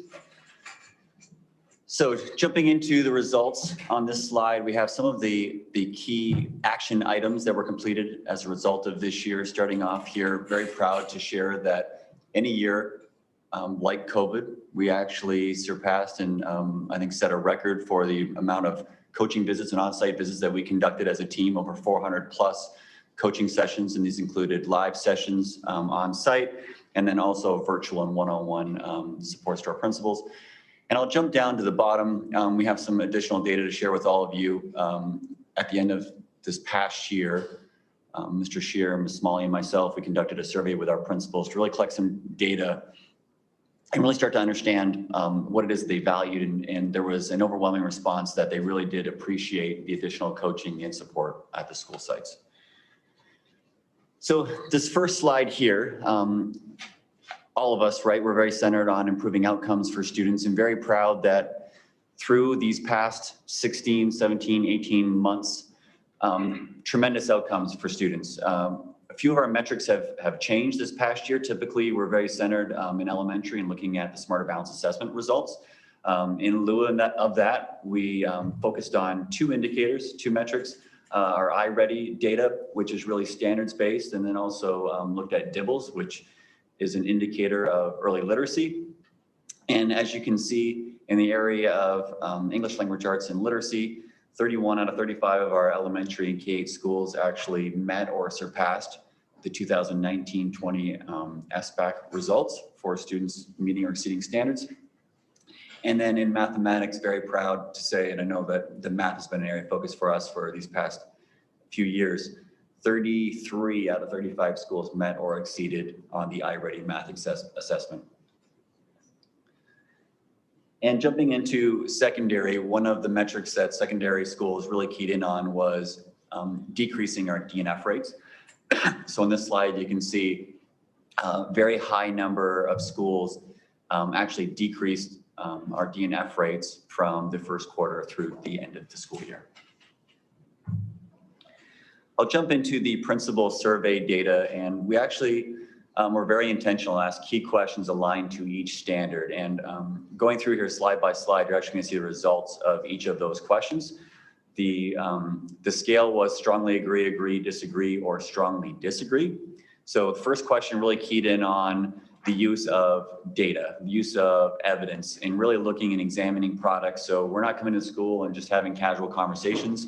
We're really focused in on the products and the results and improving instruction, improving outcomes. So you can see on this slide, we had 100% of our students agree, or students, our principals agreed or strongly agreed that this was a focus for our visits on site. We also had close to 100%, I believe it's 98%, believe that they were engaged in one-on-one work so they could grow personally as an instructional leader. The next question focused on communities of practice. So how are we promoting and modeling professional learning communities as principals? And here you'll see 100%, and including very high number of strongly agree that we are doing excellent work in modeling communities of practice and professional learning communities.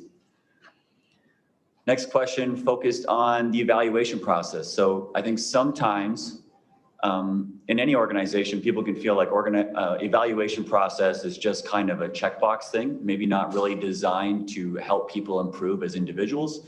And very proud that almost every principal that was evaluated this past year really felt like the evaluation process was designed to really help them grow, less out of compliance.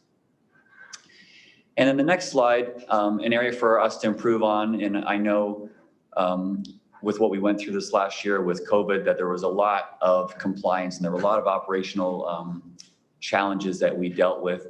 And we had about 77% of our principals felt like there was this transformation or the shift from compliance, logistics, operations to a real strong focus in partnership and service of principals, teachers, and student success. So we also collected some more qualitative data and open-ended data. So here you can see some of the synthesis of some of the trends from the open-ended questions. Definitely there was an appreciation for the increased feedback and coaching, something we were worried about. You know, would principals actually like receiving more frequent coaching and feedback? And that was actually a positive. And it was actually a positive that we were really being data-driven in how we were doing our work together. And then a couple of areas that we can continue to work on. And again, I think that this first one probably is also a product of COVID and the challenges we endured last year. Looking at district office demands and the short notice. So we know that a lot of things came down last year with very short notice and we had to respond. And then also, I love the last one here, thinking about how can we create even more time for us to work collaboratively as principals, as leaders, to continue to improve outcomes for students. And so with that, I'll hand it over to Ms. Smalley. Thank you, Dr. Stewart. This slide shows the tracking forms that we used each time we had a coaching meeting with the principal. The column on the right that's in gold, that's how we tracked each coaching meeting. We discussed their school goals in literacy, numeracy, and social emotional learning and cultural proficiency.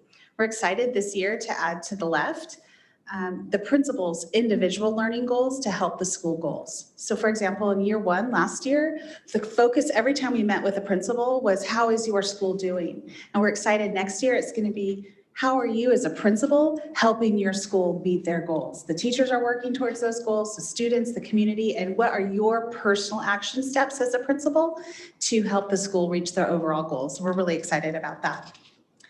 Based on all that we learned in our first year in our research, our training, the feedback from the principal survey, and our principal think tank, we've developed a plan of action, which is right there.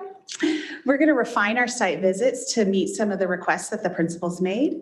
We're going to look at redesigning our principal PLC meetings like Dr. Stewart talked about to provide our principals more time to collaborate with one another.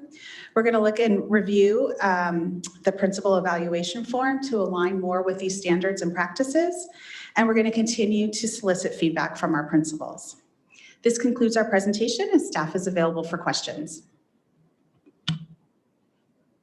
Do any trustees have questions? Trustee McNicholas and then Trustee Castellanos. Me too, after. Just one question. It was on on your principal feedback. I'm trying to figure out which page it was on. I think you first showed us under principal supervision standards. This is, I don't know which slide this is.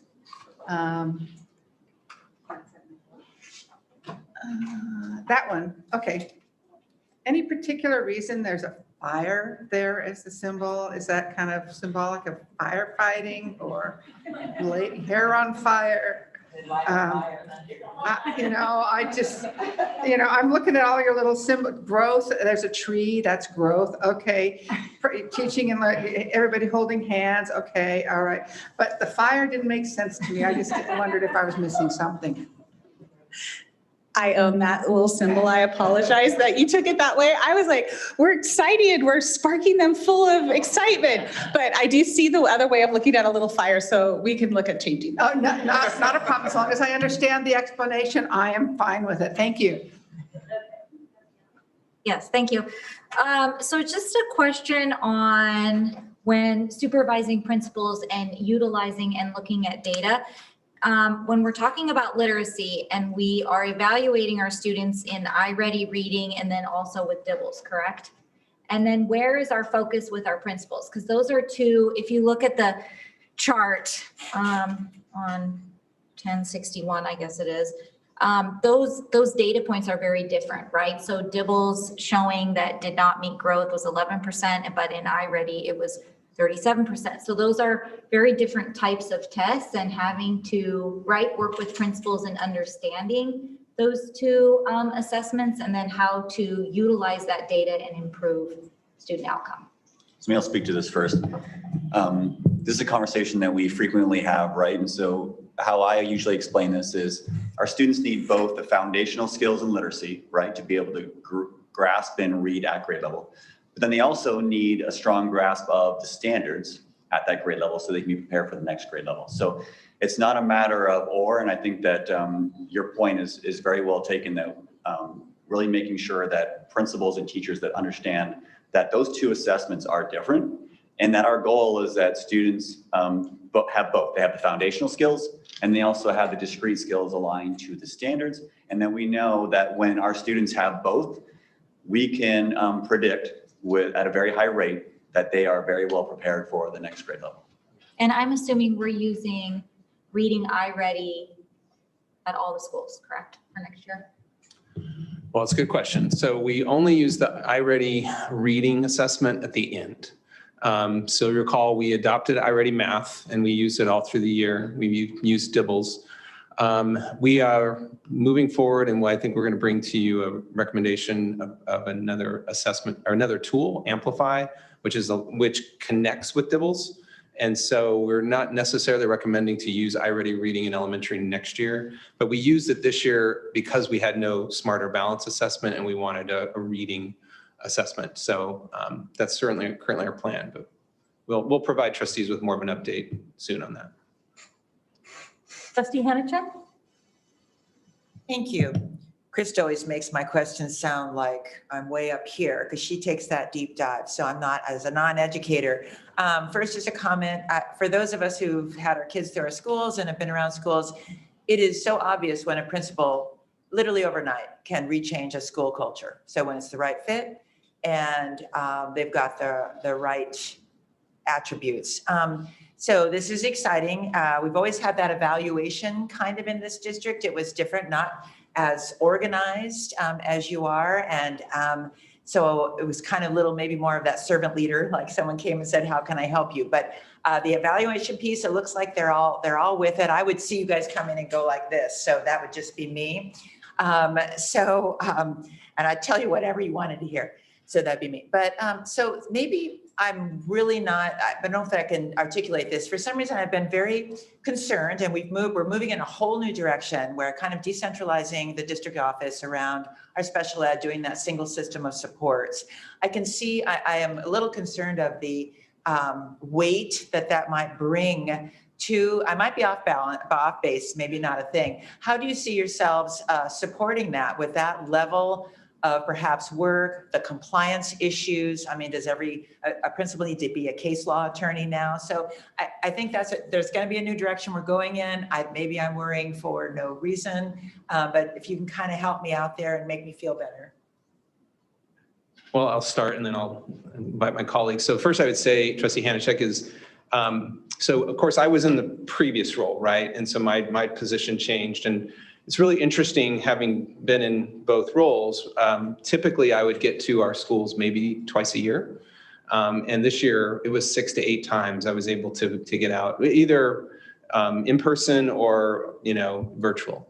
And I would say, I would like to believe, and I think it's accurate, that it was actually very helpful, and it was more from a coaching and support lens.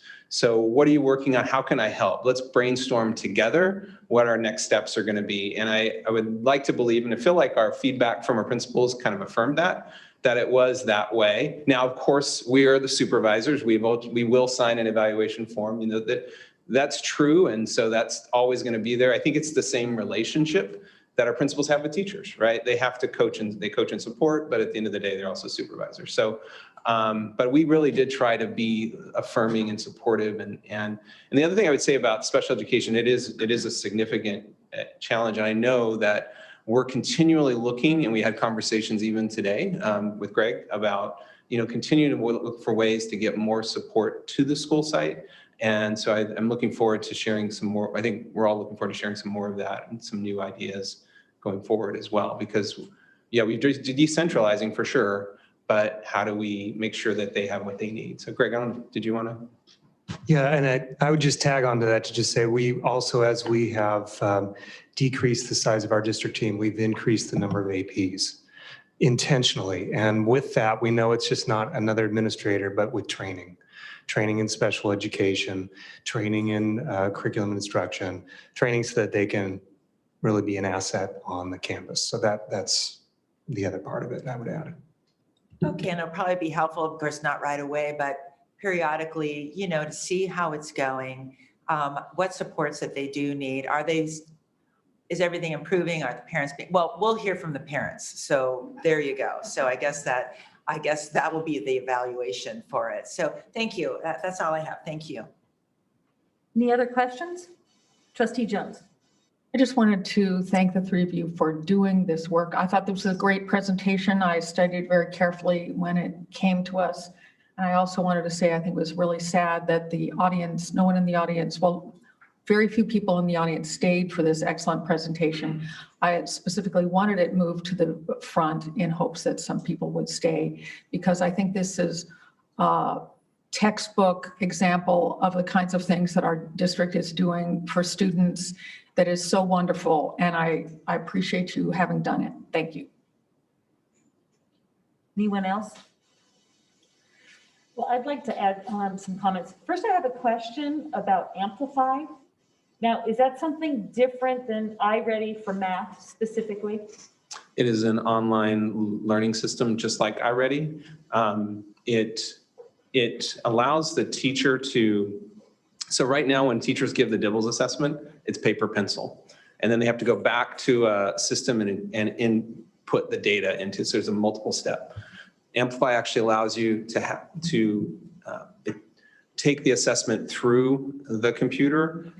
It's still the Dibbles assessment. And so obviously there's gonna be some training that we'll be providing to our teachers on how to do that. But then it sets a level, and then it puts them on a personalized learning path based on how they performed on Dibbles. So it's a connection to the Dibbles assessment, but still an online personalized learning path similar to iReady Reading, but using the assessment that we've been using for years. And so our CART team, our Curriculum and Assessment Review team, looked at iReady Reading, Amplify, and iStation. They were all three products that we were using in the district and kind of evaluated all three. We opened it up to all of our teachers towards the last few months of the year. And many of our teachers actually reported back that the kids enjoyed or liked Amplify a little better than iReady, just the experience of using it. So that was a positive from the student perspective. And the teachers were much more in support of that than iReady Reading. So that's why that CART recommended that. And that's why we wanted to move in that direction, still using the same assessment dibbles that we were using, but now using it through this online learning system. Okay, so am I hearing that you feel, or it is thought, that Amplify works better with dibbles for reading Correct. than iReady? Yeah, iReady was separate from dibbles. We would have had to either stop using dibbles and just use iReady Reading, or have two reading assessments that we'd be giving to students 3 times a year. And that was another factor in CART's liking Amplify better. And when it comes to iReady Math, will schools have the opportunity to choose which one, or are you looking to make a district-wide decision? We're still using iReady Math district-wide, and actually at the secondary level, they're doing the same. So middle school is also using iReady Math district-wide. Okay.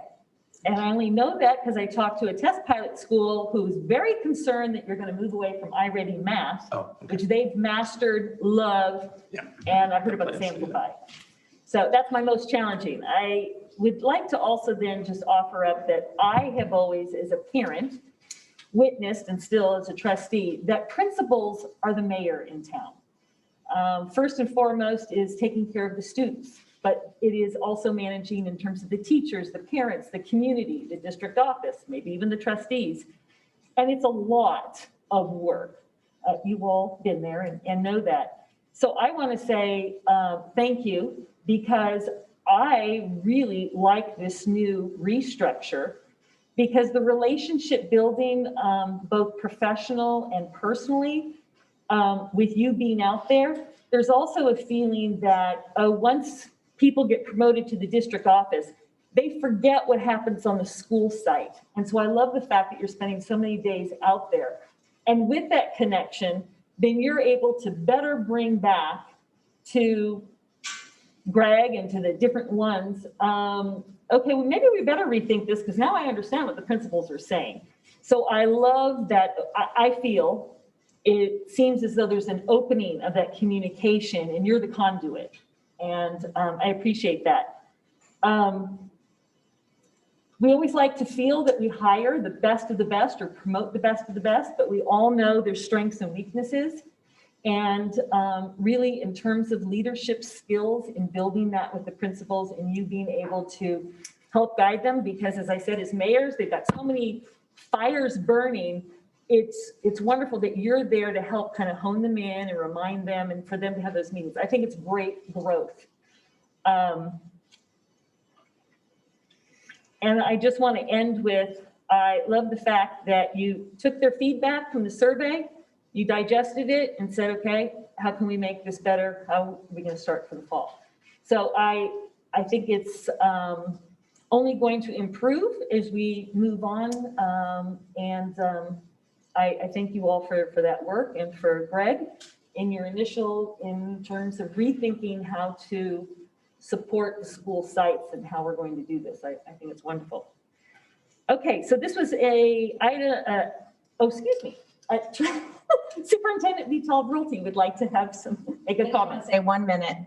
I'm just so proud of this work. I'm excited about our restructuring. I know it's difficult to restructure, but so proud that we have begun to really meet the vision of what we set out to do, that we, set a bold goal to be out at schools and doing this work shoulder to shoulder with principals to support and also increase our accountability for results for kids. And I just want to publicly state how much I appreciate the work you all are doing, and that we are going to do and our utmost job to stay out of your way, to be able to do this work and allow the folks here in this building and Ed Services under the direction and leadership of Carrie Johnson and Clint Collins and Greg Merwin to do some of that other work so that you can continue to spend time with our principals and support them to change outcomes for children. So I just want to appreciate you. Thank you. Okay, now we're going to go back to agenda item number 42, an equally exciting topic, one-to-one student Chromebook, the project update, and I'd like to recognize Clark Kempton, Deputy Superintendent, Business and Support Services. Thank you, President Bullock, as trustees. So as trustees know, when the pandemic hit, it seems like it's an eternity ago, but it was just a little over a year ago. There was, we had to go to virtual learning, and the stimulus money that was provided to help school districts get through that time was utilized to kickstart our one-to-one Chromebook program. So I'd like to introduce our Chief Technology Officer, Sean Roselle, to provide the trustees with a brief update on where we are in our one-to-one Chromebook program. Thank you. Good evening, everyone. Trustees, Superintendent Vital Brulti, really excited for the opportunity to talk about this project. It's actually something that it's occupied a lot of my team's time, and we're really excited about it. So starting with, next slide, Corey. Starting with a little bit of a history about. That's all right. I'll keep talking. About 3 years ago, we looked at, we did some trend analysis on purchasing within the district, really towards Chromebooks and technology in the classroom. And we were able to see that we as a district were kind of stumbling towards one-to-one without it being like a coordinated effort. We were buying some technology from the district office, but a lot of the technology was being bought by PTAs out of school site budgets, things like that. And it wasn't really a focused, directed effort. But that was definitely the direction we were going. So looking at other districts throughout the region, throughout California, many have already made the big leap to one-to-one. So we're able to consult with them and see like what worked well for them, what were certain minefields we should probably try to avoid, things like that. And so we developed a plan to move the district towards one-to-one, staying within the budget constraints we had. And so we came up with a brilliant 4-year plan to roll out Chromebooks to all students. It was going to begin in fall of 2020. And we basically would be doing 3 grade levels a year, roll it out. And then once we covered all the grade levels, then we'd start refreshing, and it'd be this really elegant thing. And then COVID happened, and everything changed. We quickly realized, particularly with the help of our friends in Student Support Services, that when kids came back, we wouldn't want to be in a situation where we had classroom sets of Chromebooks where we were passing them back and forth, really for technology hygiene reasons. So really one-to-one, one-to-one solved a lot of problems for us, particularly with distance learning, and then once we came back. And so we started looking at how do we accelerate that, and the CARES Act really gave us a fantastic opportunity to do just that. And so what was an elegant 4-year plan became more of a frantic 1-year plan, right? So we started moving towards that. Very first thing though that we had to do was get Chromebooks in the hands of kids when they were going home, if those kids didn't have access to technology at home. And so a lot of that was dismantling Chromebook carts that we already had, handing those out to kids as quickly as we could. In cases where there was no internet at home, we're also providing hotspots so that there was equity, Williams Act compliance, and just access for those kids. Then we started moving towards what would be the next step, and 35,000 Chromebooks were then ordered in July of 2020. So 35,000 Chromebooks were ordered in July of 2020.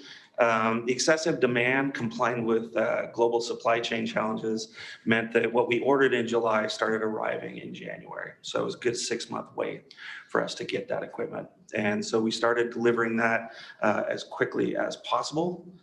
Next slide, Corey. So we had a new plan.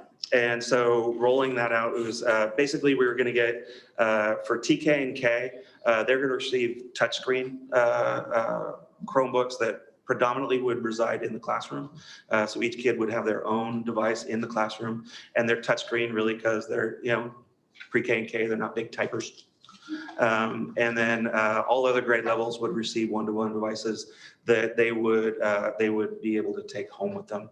And that in this initial rollout, it's a mixture of any of the newer purchased Chromebooks that we had that are still serviceable for the next 2, 3, 4 years, and then those 35,000 new ones that we had purchased.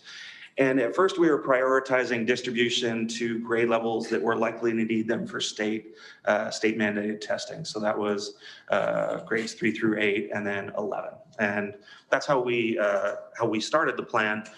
And then the landscape around state testing got murkier and murkier. So in the end part of that plan, it just became like, let's just get them out as quickly as we can. And that's what we did. Now, one of the challenges with like a one-to-one program, it's not just handing out devices.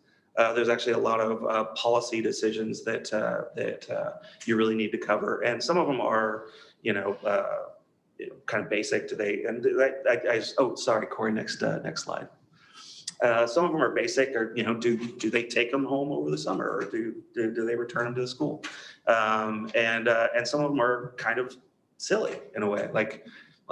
Our students, since it's their Chromebook, do they get to personalize them and put stickers on them? So we had to run through this is just the super short list, but we really had to consult with all key stakeholders and get as many of these questions out of the way as possible, because like speed of trust says, if time is non-negotiable. So either you do the work up front, or you're going to wind up doing the work trying to fix the things you didn't plan up front. So, but a lot of these things were really outlined in, again, in things that were covered by other districts. And so other districts, particularly districts in the area, were a big help in getting through a lot of this. Next slide. So where we are now is most elementary school Chromebooks have been delivered to the school sites, and most of those school sites have then handed those out to kids. There are, of course, some exceptions, but for the most part, the survey we did at the end of the year showed that virtually all those were done. Students brought devices home with them over the summer, and they will return with those in the fall. And then the TK through K devices, those were just ordered, and those will be available for us to distribute in the fall. And again, those are the touchscreen Chromebooks. And at secondary, secondary's made kind of a different decision than the elementary schools. For them, there was a much more elegant way to distribute the Chromebooks, and that was really during the registration process at the beginning of the year, at the beginning of the school year, so in fall. And that combined with the fact that when we were processing and delivering Chromebooks, we got elementary schools out first, and then we started hitting secondary. So for some of our high schools, they didn't even get their devices until like May. So it didn't make sense for them to then hand out a device, except in the case of there was a student who was going to need it for summer school. So for the most part, they're doing that through registration. TIS will have staff on site at all secondary schools to facilitate that, and we'll go from there. And then, yeah, high schools will, of course, be responsible for collecting back the Chromebooks for graduating seniors. All right, next slide. One of the things that we covered, and not all school districts did this, but we felt that it was best for our district, was an optional device insurance program.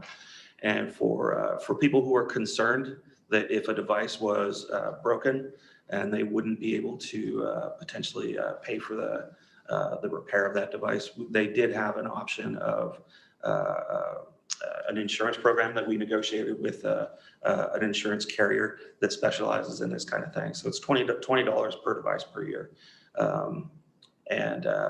No one is required to do it. And for our SED students, our socially economic disadvantaged students, usually identified through the free and reduced lunch program, the district covered that $20. So they have that insurance provided for them. All other families have access to that if they choose to take advantage of it. Next slide. And then, so getting the devices out, that's just the start. We're gonna have ongoing challenges with that. Device refresh is like, we're planning on a 5-year lifespan for these devices. We fully expect that many of the devices will not cooperate with my 5-year plan. And so we'll have to have a plan for replacing anything that's broken along the way or otherwise leaves our inventory. So we're looking at approximately 10,000 devices per year for refresh on an ongoing basis. And then home internet service, as I mentioned earlier, at the beginning of distance learning, COVID, we provided hotspots because that was the quickest, easiest way to get internet out. It's also not terribly cost effective. So there are other ways, and the federal government has really stepped up and helped out with this. So there's the Federal Emergency Broadband Benefit Program, and that's a subsidized broadband access program that is available, so you can get a subsidy from the federal government. We're providing all of our families with information on how they can enroll for that. Also, Cox Communications, which covers most of our district, about 90% of our district is within Cox's area. They have their own program, and so that can also help out our families. We're talking to Cox about that. And we should have information also ready to hand out with registration packets at the beginning of the school year for families. There's also other programs available. We'll make all of that available, but we want to make sure that, it's more than just a Williams Act compliance issue. It's the right thing to do to make sure that everybody has equitable access to these resources. And then ongoing support, we're going to need additional tech support from TIS.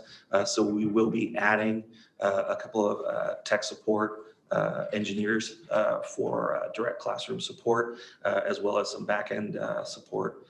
There's also going to be logistical support needs for the school sites and TIS, because now, the school sites are going to be handing out, a device to every student and kind of managing that process for us.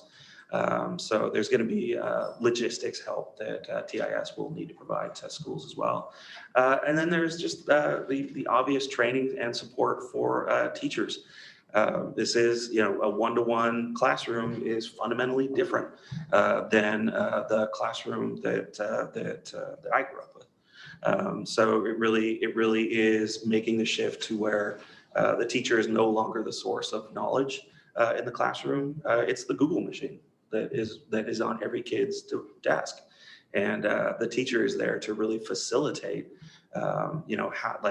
how to process that, how to, it's the 4 C's and all that stuff that these guys don't know about. So, but we're, providing that kind of support. We're also provide, from my seat, we could provide things like classroom management tools, so that NetRef is one that we're going to have ready for the opening of schools, and that is something so that the teacher from her device can see what every kid is doing. So if Greg Merwin is sitting in the corner, playing zombie kill, she can see that. And she can freeze his screen. And of course it would be Greg, right? And then electronic content development tools, so that we can develop these lesson plans. Teachers can develop electronic content delivery that meshes really well with, again, a device on every desk. And then modeling best practices, policies, and procedures. I believe that was it. Any questions? Trustees, any questions? Excuse me, I have a question, but I don't know if it's really for TIS. It might be more for Ed Services. It was around slide 4. It was where you guys were considering all these different parameters, page 4, slide 4. So not 3, the next one. 4, there we go. So I remember when this district, we passed the policy about bring your own device. So BYOD, we didn't have Chromebooks started. I don't remember what the timing was for all of this, because the theory being kids need to get on a device, and we didn't have one for everybody. So sometimes I get feedback or, well, I don't really pushback, whether it's parents or they're concerned that students still are on their phones, right? So now they're going to all have a Chromebook. Have you all considered, I have been in classrooms where the teacher has them put it in a slot. As soon as they come in, they're supposed to put their phone in. But then we all know kids have dummy phones too, that they'll do things like that. So I wonder, I think there are some private schools that have stopped. I don't know if you check your phone in. I don't know what happens, but is this something that would make for a better student? Because obviously I've walked into classrooms and they're all looking like me. They're sitting here like this too, even though they've got their Chromebook. So is this a discussion at the well, here's a high school teacher back here. So I just kind of, again, people think about it, they worry about it. And then just these phones always in the child's hand. So maybe you could help me, Jen. Thank you. Trustee Hanachek, there's no discussion right now at this time to eliminate iPhones. I do know what you're talking about, and a lot of a lot of teachers incorporate the use of the iPhone in the classroom. A lot of teachers incorporate tech breaks, and it's part of our PBIS plan and in our discipline policies, and there's times when you can use your cell phone and times when you can't. So it's more important to teach the child when it's appropriate and when it's not, and it would not be appropriate or respectful when a teacher is talking or they're working in a small group, but there are other times where it could be appropriate and used for educational purposes. That would be super helpful if you wouldn't mind kind of giving me an overview like that. So it's when parents ask or, about that, and is there a way around that, or they have their kid in a private school or whatever it might be, and how we are utilizing that and monitoring it. So that'd be helpful. Thank you. And I'll actually comment in addition to that. You mentioned the BYOD portion. There have been parents talking about, well, my child has a device that's better than the one you're handing out, so why can't you just use that? And there's a few different answers to that. One is that I mentioned NetRef, which is the tool that allows the teacher to see everything that's going on all the devices. If it's a student's personal device, the teacher won't be able to see what's going on that device. So we're kind of discouraging for that reason. Also reasons of content filtering, security, other things. The student devices that we're handing out will all connect on a different network than a BYOD device would. And so we as a district have a lot more control over what is going on the device that's on our network as opposed to the BYOD network. And also there's certain content that might get filtered out on the BYOD network that we've maybe whitelisted on our internal student network. And so the teacher will say, well, go to xyz.com, and the student with a BYOD device, and well, I can't get there. And now the teacher's in a position of having to troubleshoot and losing valuable teaching time. So again, we're handing out the device. We know it works. If it stops working, throw it away. We'll give you another one, and we'll fix it in the workshop. So really, no, we don't. We want to minimize any time spent troubleshooting, particularly for our teachers. Thank you. Sean, thank you. What is the cost if a child loses or damages their device if they didn't have insurance? So there's actually we have a breakdown of different costs. So it's like a cracked screen. It's I can't remember what it was. It's like $30 or something like that. All the way down, if the device is completely destroyed, then it's a replacement of the device. And so if they don't have insurance, and that would $260. Thank you. I was like, And then to the point about the management tools and the teachers being able to see everything that's happening and that every student is having a Chromebook. Well, are we looking at having Chromebooks be in-class instruction part of the day, a portion of the day, all day? Are we reading from books? Are we doing paper and pencil? What's the, I mean, I know now we have a Chromebook for every student. Can someone speak on that? Yeah, we're quite aware that many of our families we're hearing the story, Chromebook fatigue, computer fatigue. So no, it is not an expectation that they're going to be on the Chromebooks all the time, every day or every hour, right? We're still using books. We still have textbooks. We're still planning on, and we were doing that this last year too, right? I mean, as we had kids in school. So it's definitely not the expectation they'd be on the devices at all times, but by using Canvas and having those resources available, we've given our teachers some new tools that they didn't have before, where they can really begin to maximize and use the devices maybe more strategically than they were before. So it's a little bit of combination of both. We do expect them to use them, but also we know that they're not going to use them all the time in every situation. So yeah, we know there's fatigue out there. I guess that was my question too, when Sean says, now we're changing to the source of the information is not the teacher anymore, it's the Chromebook. And I went, well, I think our teachers might have an exception. Sorry, I apologize. That was a bit aspirational. Yeah, well, okay. I guess that was my concern too, that, wait a minute, this isn't distance learning anymore. You have a teacher there and that's why you're there. So this is another tool for the teacher. Okay. Correct. Thank you. Are there any other questions? Oh, Trustee Castellanos and then Trustee Jones. So just clarification for parents. The Chromebook is being checked out to the individual student and they're taking that Chromebook to and from their house, or they're leaving it at school every day, or how is that working? So in general, the plan is that they can take the device home with They them. take it home. Yeah. Okay, and that Chromebook stays with them for the life of the Chromebook. Exactly. So Okay. they will I have a take it little with them. experience of working with Chromebooks this year. Mhm. I worked on them for a whole year. My class, I Zoom taught the entire year, and Chromebooks aren't going to last 5 years. That's just my dealings with them. They are very, as you know, they're meant to be just to use occasionally. And when they were working on them all day, every day, they were getting a lot of wear and tear. Yeah. So it might not be that heavy of wear and tear this year because they'll be in class with teachers, but just know that they really can't take that kind of usage. At least that's not how I found it to be working with them every day. And admittedly, the 5-year lifespan, Yeah. I think I mentioned that during Yeah. the slide, was it's rooted in my deep-seated Yeah. optimism. I know. But we do have a plan budget-wise to accommodate breakage. And then just one more question.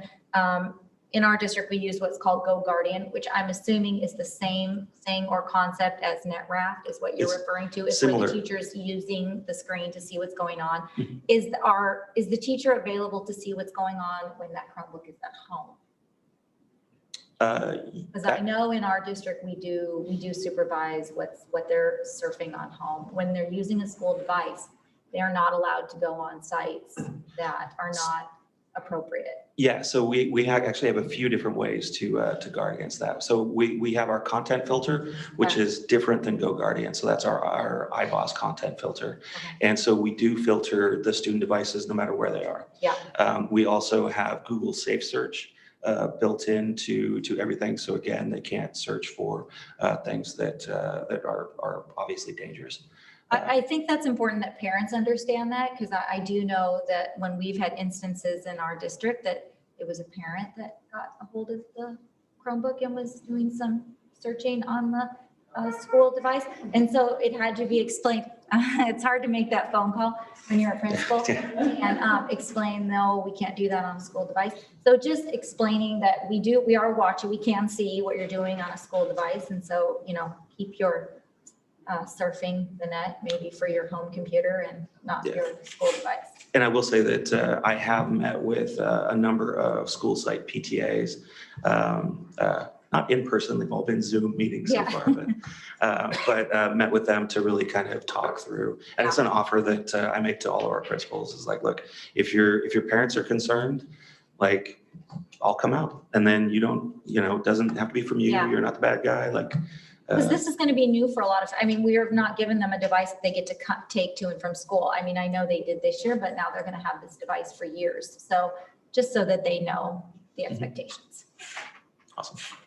Just like Santa Claus, he sees you when you're sleeping, he knows when you're awake. I had a question about Cox.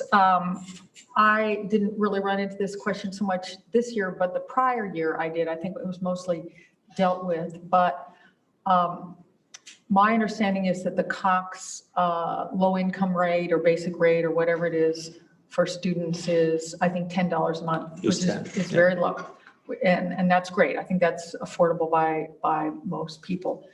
But what it provides is semi-functional. And what we were finding when schools were shut down, which of course, we hope that that will never happen again.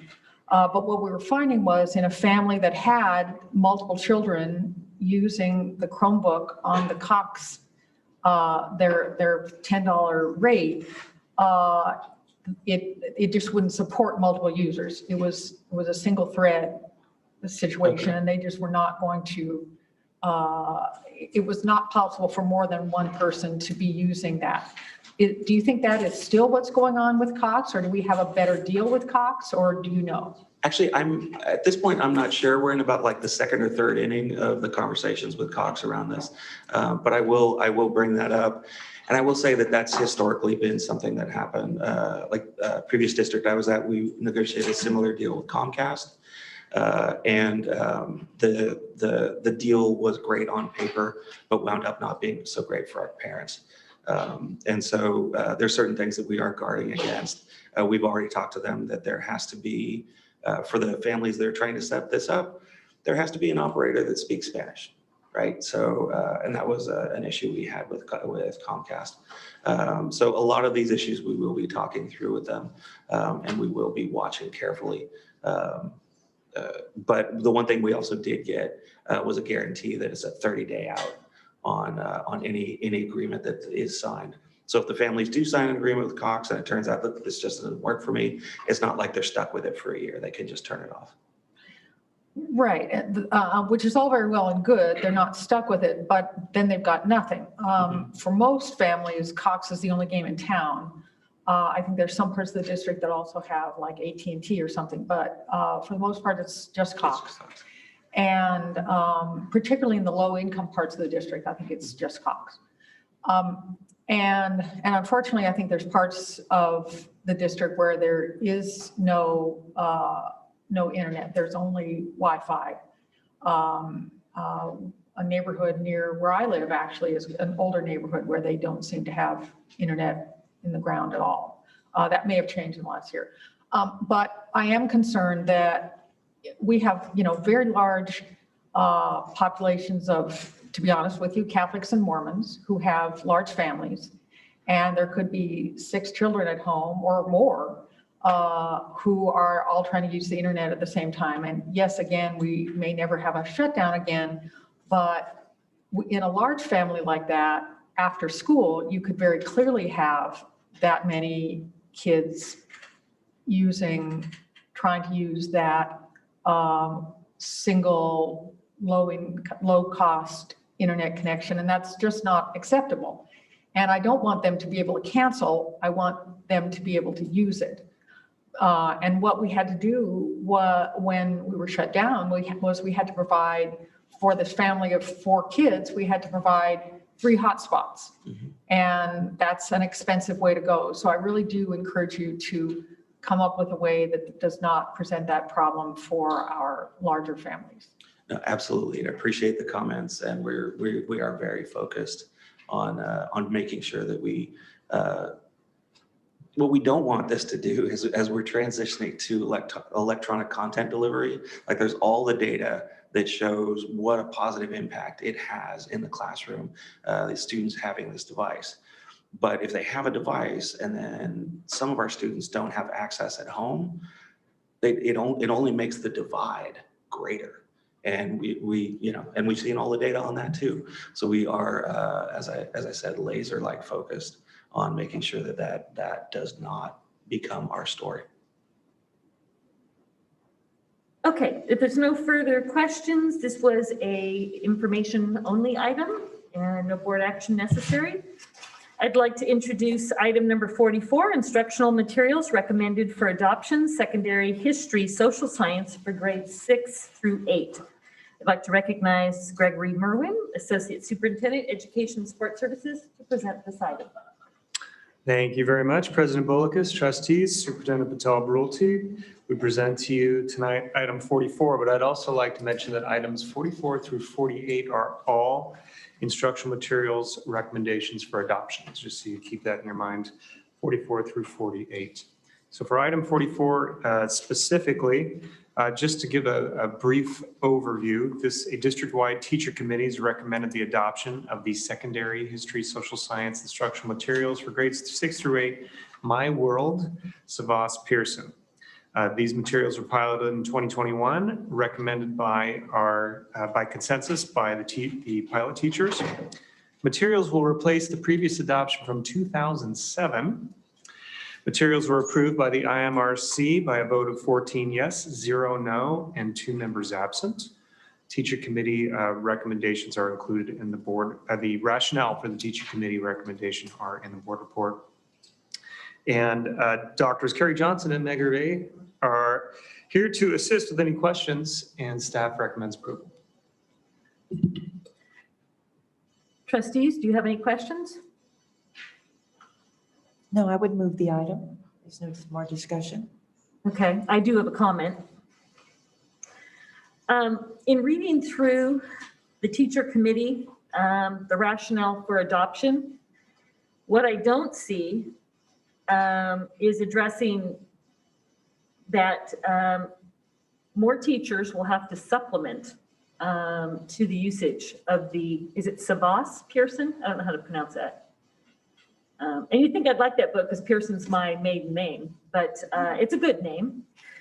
But that when we have teachers, and of course all teachers supplement, but when you give them a textbook where they have to supplement to have enough context for teaching, it goes against common assessments and uniform framework district-wide. And the two things that I don't see in the comments of their approval of this book is rigor expected for our district at a level. And I would like to see us actually strive for the highest common denominator. I see a lot of comments about, well, it's good for dual immersion and it's good for, ELA. So, hindsight is 20/20. And we always learn through our experiences. And what I'm learning through this experience is that had we known, we maybe should have not done test piloting during COVID. Because I think that it was a struggle for all teachers just getting through COVID. And then if they were test piloting through that, the amount of attention that you need to give in really utilizing that book and testing it for its effectiveness versus like a McGraw-Hill, I don't think they were able to give it that attention. And so I won't be voting, I'm sure it'll pass, but I won't be voting for this book tonight. Again, just like the Studies Weekly in elementary school that we are going to continue our test pilot for this next year, I would prefer the McGraw-Hill. And again, sorry, but I have teachers that my children have had who I think very highly of, and their opinions really count. And in talking to them, and a teacher who even approached me during an 8th grade promotion ceremony, back in May, who brought the book forward to me and talked to me about it. So, and then in looking at it, that is my reason. So I'm just sharing with you why I will not be voting for it tonight. But a motion was made. Can we still comment? Oh, yes, Trustee Davis. Could we consider, like we did with elementary, could we consider continuing in a pilot year over this next year with McGraw-Hill and the Savas Realities? I don't know, but I would like to comment that it's costing us $10,000 to be able to do that for elementary school. Well, that would have been part of the cost of what we did, you know, just moving forward with an adoption. Well, we're training the elementary school teachers and having someone, it's $10,000. And hopefully that means maybe that we think the book is good enough to continue. So it's kind of applied to that. But if we decide the feedback is not, then sure, it's an additional expense. But in a COVID year and all things were different and all things were crazy, I would not be against for all of them, except the two Chinese and French. I don't know that would be that necessary, but for something this, you know, we're going to adopt this for 8 years. I would say this is the time we had an adoption was 2010? 7. Yeah. So I recognize we're on the time clock. We need to get them the books, and I'm not. All the other books seem to pass in terms of the high school teachers, but this middle school and speaking to the teachers. So I don't know. You would have to address the question from Trustee Davis. Dr. Merwin, is that a possibility? I just want to answer the question. It would, at this juncture of the year, with a month to go for school, to be able to get full pilot materials district-wide in both curriculums would be extremely difficult. Studies Weekly was different because it's for elementary, it's one program and it's a consumable. Very different than getting textbooks out across the district, both sets of textbooks, because you're talking about piloting both. So that would be extremely problematic. Could it be done? I mean, we could try, but I wouldn't recommend it. I think that would be very challenging. And I do want to mention too that Dr. Gervais can speak to more specifics on this, the trustees would like. And also Virginia Reichel we've reached out to her and she's able to answer questions directly as well. She was the curriculum specialist that ran the pilot process and the consensus meetings. So we do have the opportunity to provide more information if trustees would like. And Dr. Merwin, theoretically, it would be the same price to buy all these materials to pilot as just buying the materials. Yes, the cost would be significant. And again, you're talking purchasing 2 programs. Typically, a publisher will provide a set, a smaller set because you're piloting in a small scale. So the cost, and it's for a limited period of time. This would be for the entire year, 2 sets for the entire district. It would be very expensive and problematic. Well, and I apologize, and as I had to profusely apologize to my middle school teachers, as I spoke to them today, because when we met with the IMRC with other trustees, I don't know, I had it in my head that the Studies Weekly, I didn't realize middle school, same issue with McGraw, and I had told you that the teacher brought it forward and everything. I thought we were discussing it, and so I got lost, kind of like the Mandarin, because I've got my Mandarin neighbor up the street that's a part of that program asking me about books. It's like, don't ask a trustee. I'd like to hear from Dr. Gervais on this.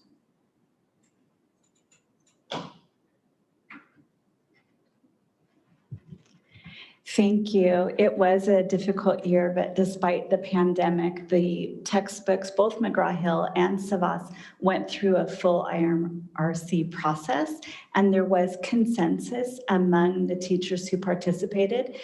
There were, I believe, 2 teachers who did not complete the pilot process, but those that completed, there was complete consensus to move forward with the adoption. And then principals once again surveyed history, social science teachers, and it was again confirmed that they do want to move forward with an adoption, not a pilot. And a part of it is the date of the materials. They're really hungry for more recently published history, social science materials. So overall, the group of history, social studies teachers is behind moving forward with an adoption rather than going back to another pilot.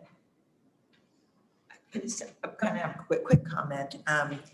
I think we have talked about the IMRC process, that we're going to be working on that. And I respect what Judy was saying, and you put my mind at ease if the principals sent out a survey, there's a point where we board members can't get worked always around these textbook adoptions. So if we can kind of figure that out,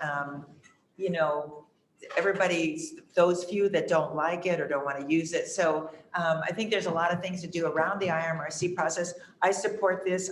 With the fact that you added that they were surveyed, you aren't going to catch everybody and we need to move on. So I do have a motion on the floor. If I get a second, I think we can move.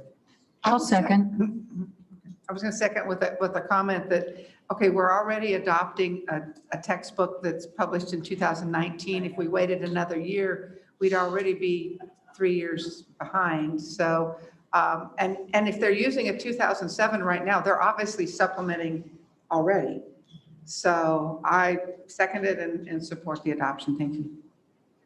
I'm just going to close with Dr. Cerveris. Welcome to this world, because I'm going to be all over it. And one of the issues that I hope you will address, and I'm going to hang out some dirty laundry here, is what I don't want to hear, that I have heard in 2 occasions now, is that there's a sell job. And that when these teachers are all there to vote and all, and so I've requested to hear the recording, because I've been told, listen to how, the rest is persuaded. And so I just think that that's unfortunate in terms of if there's a sense of trying to sway, the group. That I really would prefer it be merit-based. Well, that is kind of a definition of consensus, though. Not everybody has to agree, but y'all have to be able to go along with it. And I'd like to publicly recommit to the fact that we are bringing significant work to the IMRC process, and we will be updating trustees. That has not been lost in the summer. We are coming soon with information on how we will do that. We will be working with trustees and then sharing publicly. Thank you. Let's see, did I have a motion? Who? You have a motion and a second, so we need a vote. The motion was made by trustee Hanachek, seconded by trustee Jones and then McNicholas. All those in favor, please say aye. Aye. Opposed? Nay. Motion carries 6-1. 5-2. I'm so sorry. Two. Motion carries 5-2. Okay. And the next instructional materials that is being recommended for adoption is the secondary history social science for high school grades 11 and 12. We're going to recognize Gregory Merwin, Associate Superintendent Education and Support Services, to present this item. Thank you again, President Bolikas, trustees, Superintendent Vital-Brulte. So we present item 45. Again, instructional materials recommended for adoption. This time it's secondary history social science grades 11 through 12. As with the previous items, same IMRC vote count, same process was followed, and our esteemed CNI team is here to help answer questions, and we recommend approval. I move approval. Second. Can we group the next 3 together? If you don't have questions, you can group the instructional materials together and take them as one item. Does anybody have questions about either of the next 3, agenda item 45, 46, or 47? In terms if you'd like to entertain? As soon as I finish my coursework And 48. in Chinese, I'll be right on that one. Okay. I would move That was them a all. joke, Judy. Yes, that's a joke. I would move them all, if that's acceptable. And we have no blue cards, Ms. Hayes? No blue cards. Okay. Okay, I'll second them all if that's. Okay, it's been moved by trustee Hanachek and seconded by trustee McNicholas to move items 45, 46, 47, and 48 in one vote? Just 47. Just to 47? Yes, not 48. That's novel. Items 45, 46, and 47. All those in favor say aye. Aye. Opposed? Hearing none, motion carries 7-0.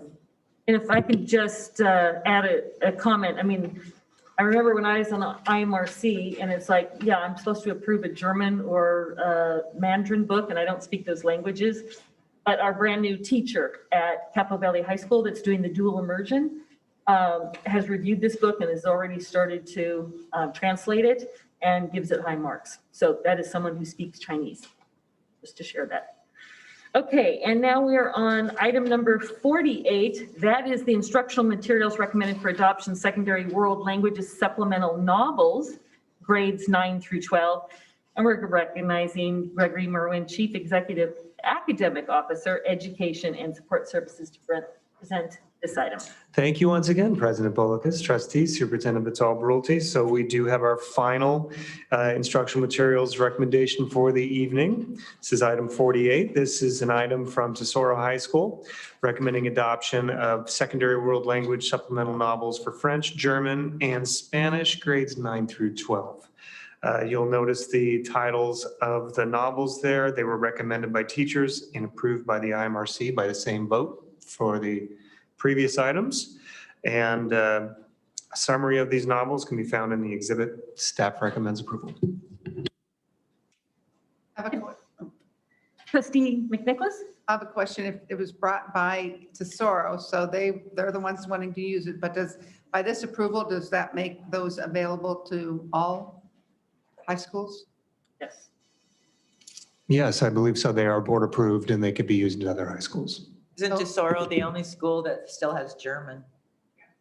As everybody else has dropped it. Okay, and they will buy these with their site funds. Is that true? Okay, thank you. It only is for one individual school if we only adopt it for that one school. We did that in the case of one high school for one class, for one book a couple of years ago. But we would have to mark it just for the one school or the one class if that's how you wanted to do it. Okay. Are there any other comments? Well, Questions? Okay, so is that a different answer than what Greg said? No, I just want to, why I think you're remembering is we have done that before. But when we brought it to the board, we were very explicit that you were adopting it. This one book for the one class. Yeah, it was at Dana. Yeah. Yes, I remember that. Does that mean in this case, these are only available for Tesoro or some No, French? this means it's across the board for all schools, as Dr. Merwin said. Okay. But I just think that may have been why you were thinking about it, because we've done that before. All right, thank you.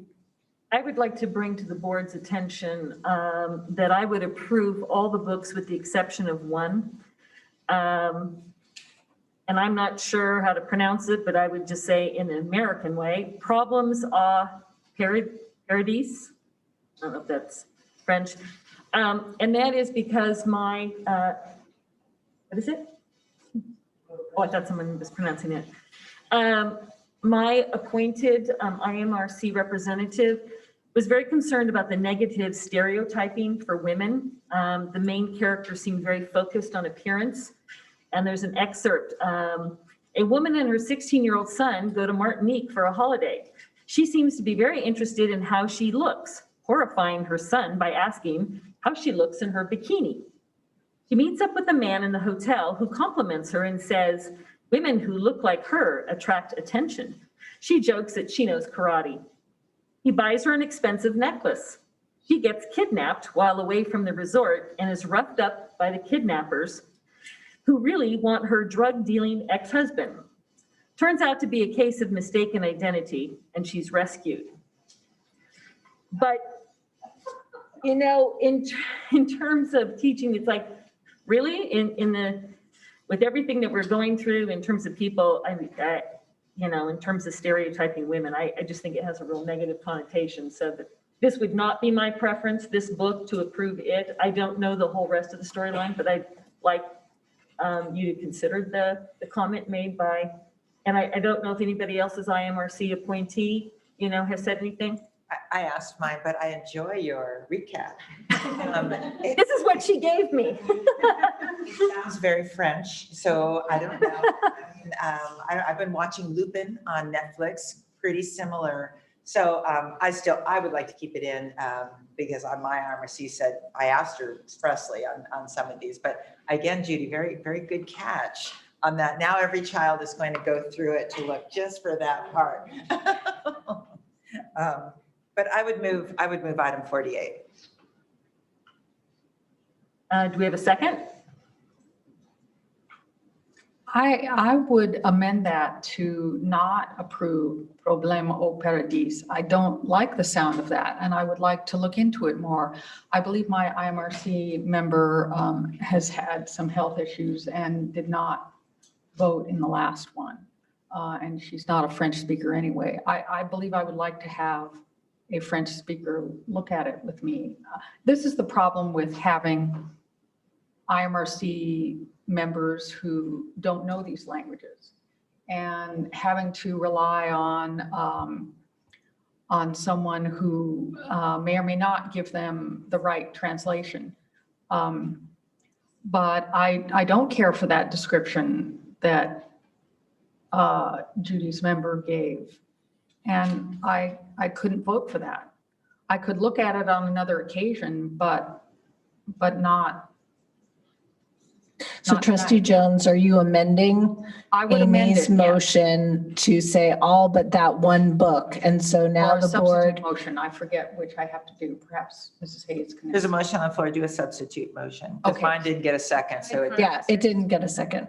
My comment first then? Not when there's motions being discussed. So we need a second on Gila's motion or On Amy's. subsequent. Second, Gila's motion. Okay, well now, yes, you can talk about it. Well, so across the board, I mean, actually, all of the novels, they are lying, they're cheating, they're stealing, they're trying to elude their parents. There's nothing. And in the end, I think the point is to try to learn from what you've done and move forward. And so that's the tricky part with novels. And that's the tricky part across the board. I mean, I know oftentimes people have a hard time with language in novels, and maybe that's not the direction that how you live or what you say or what you want your children to do. And actually all of these books fall in that in those categories. You're going to steal your parents' car from them and take them out on the drive, and you're going to lie to your parents and hide the dog. And how are you going to keep a dog from your parents knowing? Just so there's, and then obviously to this point, the women's issues, and so there's much to navigate on choosing novels. And I obviously don't speak German. Well, the problem I have is that, to Trustee McNicholas's point, is that, and we've had this discussion before, the teacher who's submitting these is probably very adept and great at that interaction and guiding her students. But once it's out there and any teacher can use it, we don't know. And so I just am a little concerned about storylines. And to your point, Trustee Davis, of all those storylines, and I know you have to do a storyline to get kids interested, and it's just an overall content and in terms of the story. So like I said, I just wanted to share this. I've got a concern, and I didn't hear anything derogatory about these others. Well, and I also think that moving forward, we need to find the best books. We want to find the best books for what we're looking for. Whatever our goal is, we find the best books, the best novels to meet the needs of what we're trying to, what each of those goals are. So I'd appreciate that.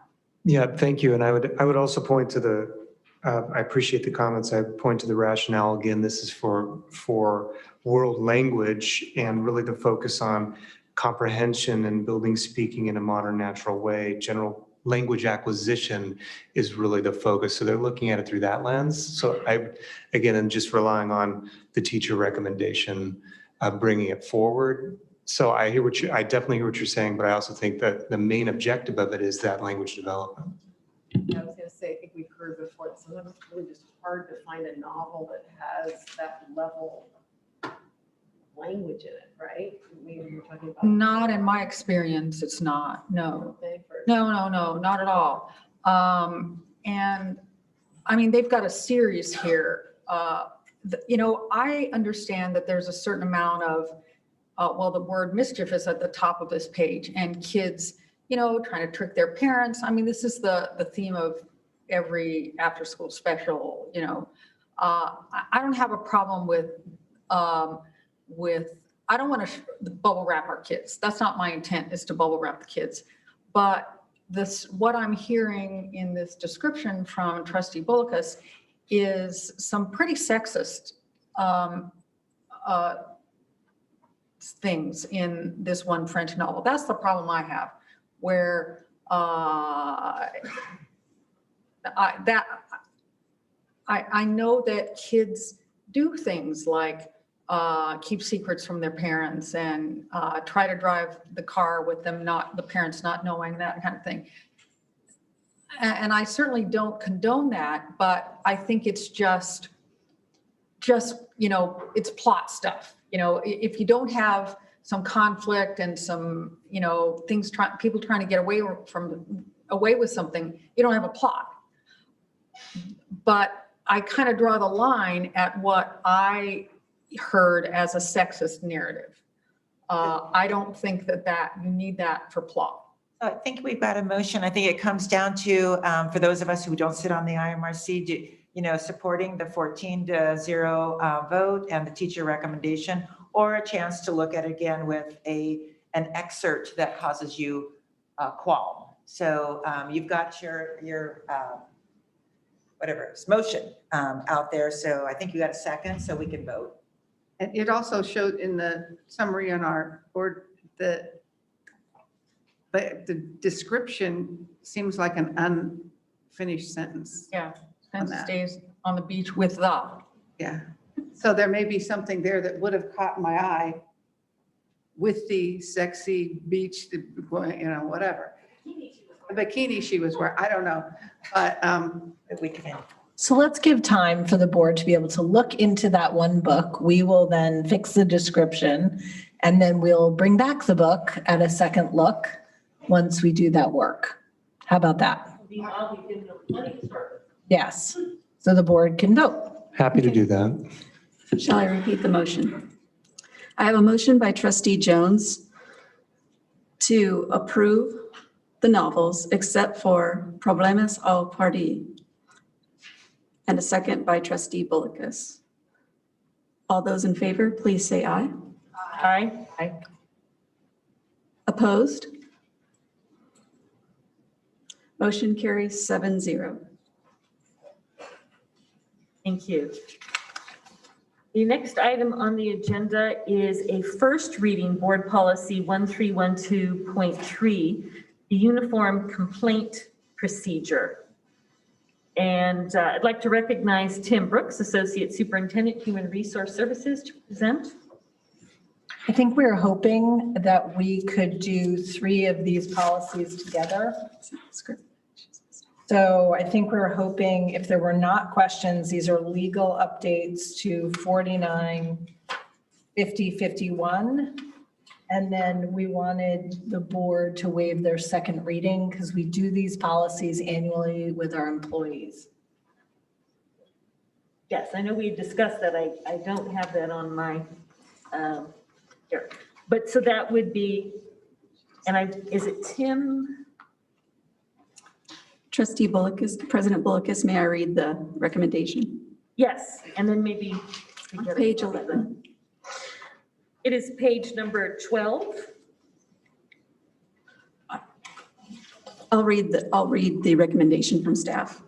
The following 3 policies require changes that are legally mandated revisions to the policy. The staff recommends that we have a motion to waive the second readings on agenda items 49, board policy 1312.3, uniform complaint procedures. Item 50, board policy 4119.11, sexual harassment personnel. And item 51, Board Policy 5183, Sexual Harassment Students.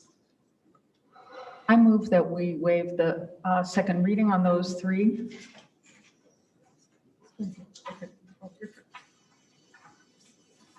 So that would be 49, 50, and 51. Is there a second? I'll second. All those in favor of I'm sorry, I apologize. Okay. These are first reading. They're all first readings. Well, was first, actually 49 says it's a legal update. Is that, okay, so legal update, first reading. So is this something that's done annually that we make updates to language? Because I know on 50, we were just changing some verbiage and the same with. The three of them are legal updates, and that's based off of is it Title 9 on number 50 and on 51. There's only two changes on number 49. So I just want to make sure where we are, because we're having a little script issue here. So I want to make sure the president has the right information.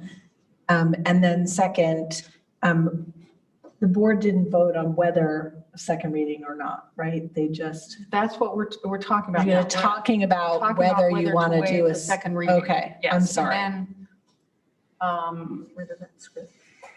But we can only waive the second reading if we end up with a unanimous vote. Okay, so the motion was to waive the second read, the motion is not to approve these, Right, but to waive the second reading. Is that yes. correct? Start with that first. Okay. On all three, so that you could look at all three together. 49, 50, and 51. And if someone would like to not waive the second reading on, say, one of them, they could make a substitute motion to waive the second reading on just the other two or something like that. Well, we can still have discussion. Yes. We actually vote to approve them, true? Yeah, and Tim has not presented them yet either. Okay, well, I think he has, didn't he? We're just waiving the He second. hasn't presented them yet, so he will, and he'll explain what the changes are in the law. I think we're just first, out of an abundance of caution, trying to get there first on the waiving the second reading. These are things we have to pass. But if there's Yes, something we want to change or look at, then. So first you could waive the second reading or not, and then you could change it, look at every single policy, and then vote on them all three together. What if It's just that there are so many legal updates and temporary policies tonight. We're trying to figure out ways to group rather than take every single one separately. What if we were to have Mr. Brooks present all three of them now, and then we decide whether or not we're going to waive the second reading on the three of them? Did anybody have questions that they'd prepared for these? Okay. Can we have the three? Yeah, you could start with item 49 and then we can come back. Can't present all three together. So are we tabling that motion? Yes. Thank you. Okay, thank you, President Bullock, Superintendent Vital-Brulti, and trustees. For item 49, you can see the two changes in the agenda item. They're related to removing the child nutrition and special education reference and clarifying where those complaints would go. To go to Trustee Davis's question earlier, yes, these are reviewed annually or even more frequently based on assembly bills, more case law, and updates recommended from our legal team. So that's what these are. So I'm available for any questions on 49. So it looks like it was written in 99 and it was revised and approved by the board in 2018. So then now 3 years later, we're reviewing this particular, is that? Yes, so there won't necessarily be a change every year, a recommendation for a revision every year.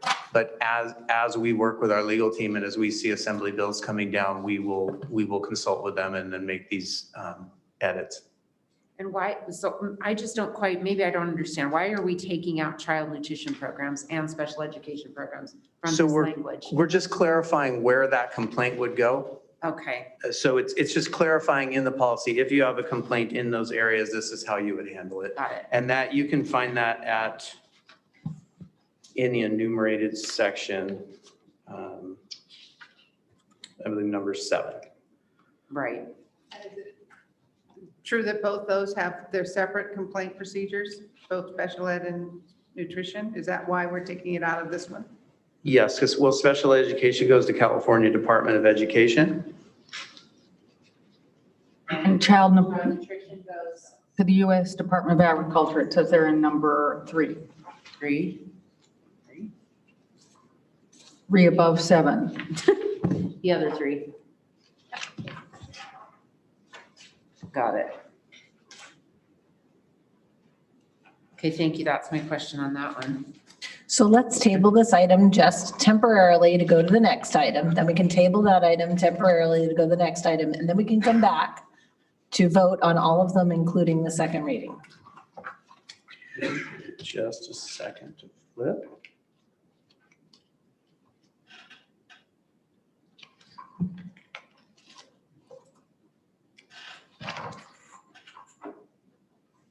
Okay. So for item 50, these are related to the Title IX coordinator.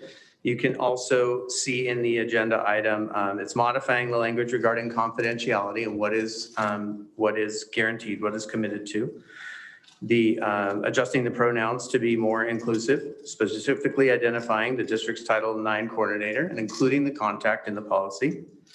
And clarifying really when the Title IX investigation process will only be used and that other complaints will follow the regular complaint process. So they'll all be addressed. It's just clarifying what this process is and how it will be used.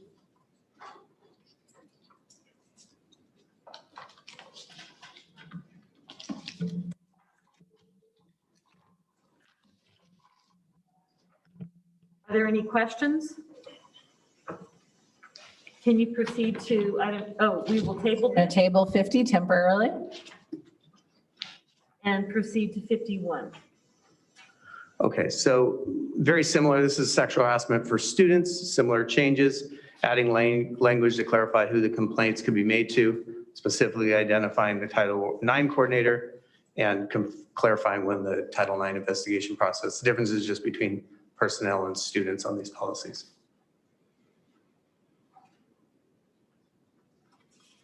We have any questions? Delineating that it is, well, we're taking out person of the same or opposite gender. So it's just any sexual harassment of any nature. So that Yes. it's not one or another. Do I have a motion to approve all 3? No, we have to. Excuse me, yes. Lisa We have a motion to, We have a motion on the floor. To waive the first reading. Waive the first reading. Oh, waive the second reading, you mean? Second reading, yes, sorry, yes. Okay. And there was a, It's been moved by trustee Jones and seconded by trustee Hanachek to waive the second reading of policies of items number 49, item 50, and item 51. All those in favor, please say aye. aye. Opposed? Hearing none, motion carries 7-0. Now we're going to go back to items 49, 50, and 51 and take them as a group. I move approval on items 49, 50, and 51. Motion moved by trustee Jones, seconded by trustee McNicholas. Yes, you're looking at me. Did you second it, trustee? You said second, and then I second, but did we already get a second? Oh, I'm sorry, because I was seeing Krista shaking her head, but then you spoke, so Second, thank you. I'm sorry, I was jumping the gun, sorry. I was trying to move it along here. All those in favor, please say aye. Aye. Aye. Opposed? Hearing none, motion carries 7-0. Thank you, So trustees. I was planning to make a motion on 52, 53, and 54, which are all temporary policies that I believe are mandated, that we waive the second reading and then to consider them together. But I don't want to jump the gun if someone is uncomfortable doing that. Well, I do think these need to be presented because I think there's many questions in regards to them. Sure. So perhaps we could achieve this in the same manner that the first is presented, number 52. We could table it, move to 53 and work through the process in the same way. I think I'd like to take them individually because we still might be able to answer the questions and then waive second reading and pass. Okay.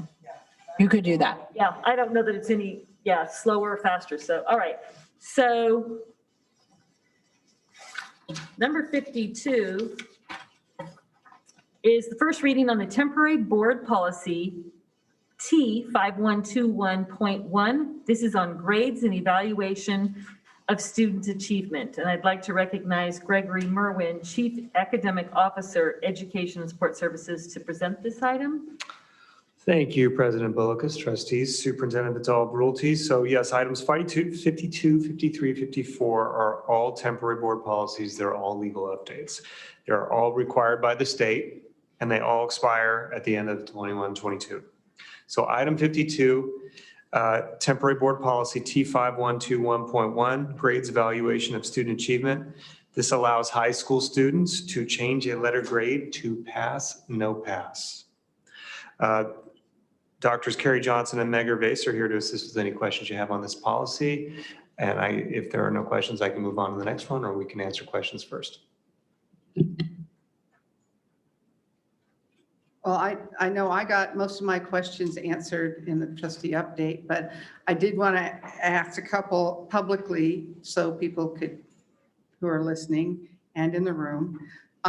One is discussion with CUEA that the teachers know that this is being done without input from the student's teacher. Because that was in our previous discussions about pass, credit, no credit, involvement with the teacher-student communication. These were big deals when we did this a year ago.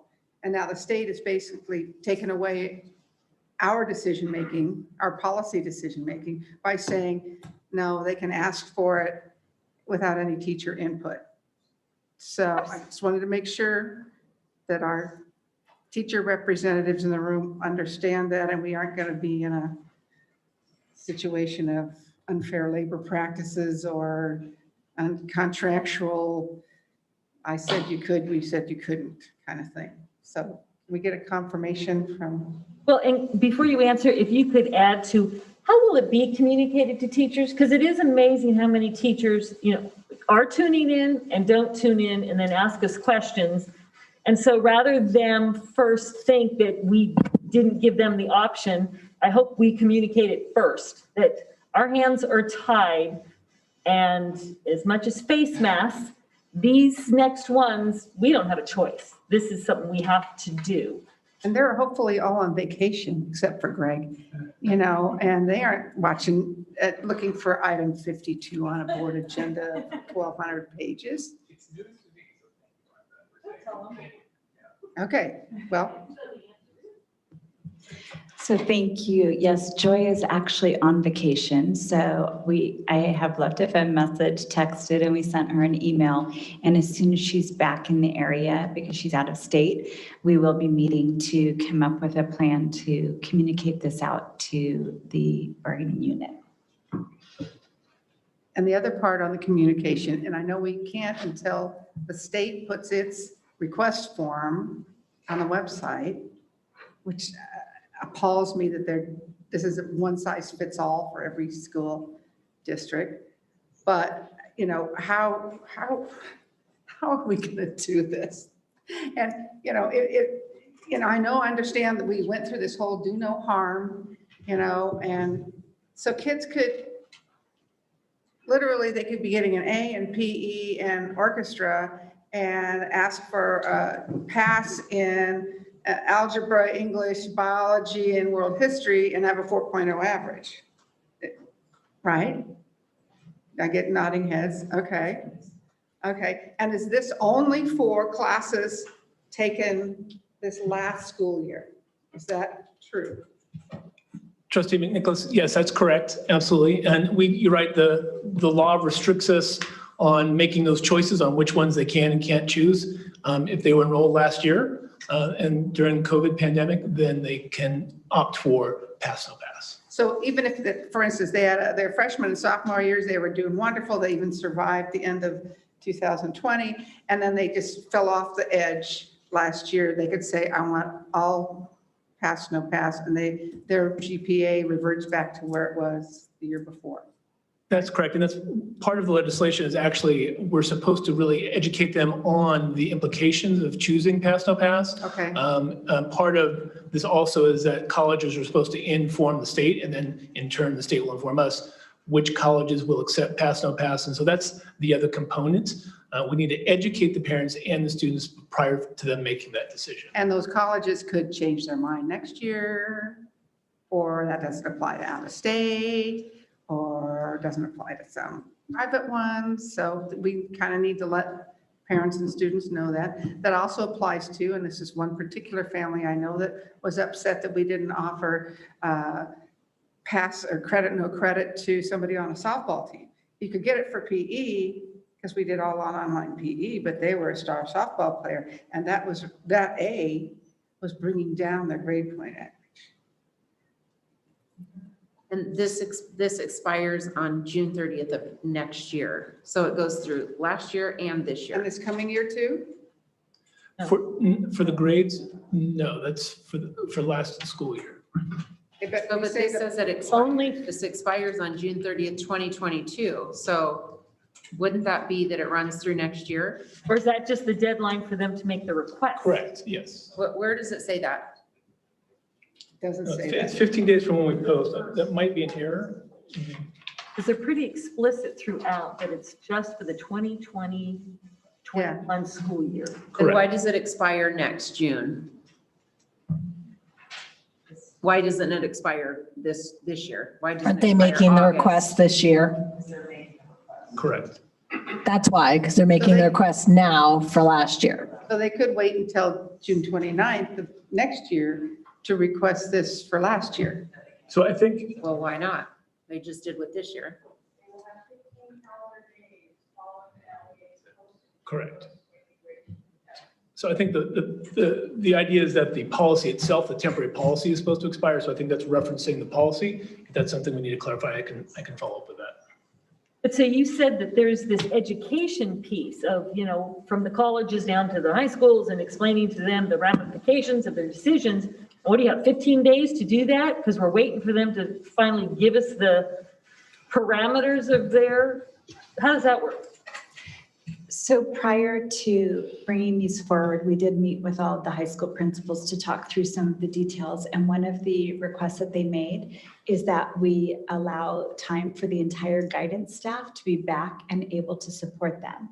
So once the state makes that form available, district leadership can select the date at which we want to initiate that timeline, because there is a huge education piece that needs to go along with this.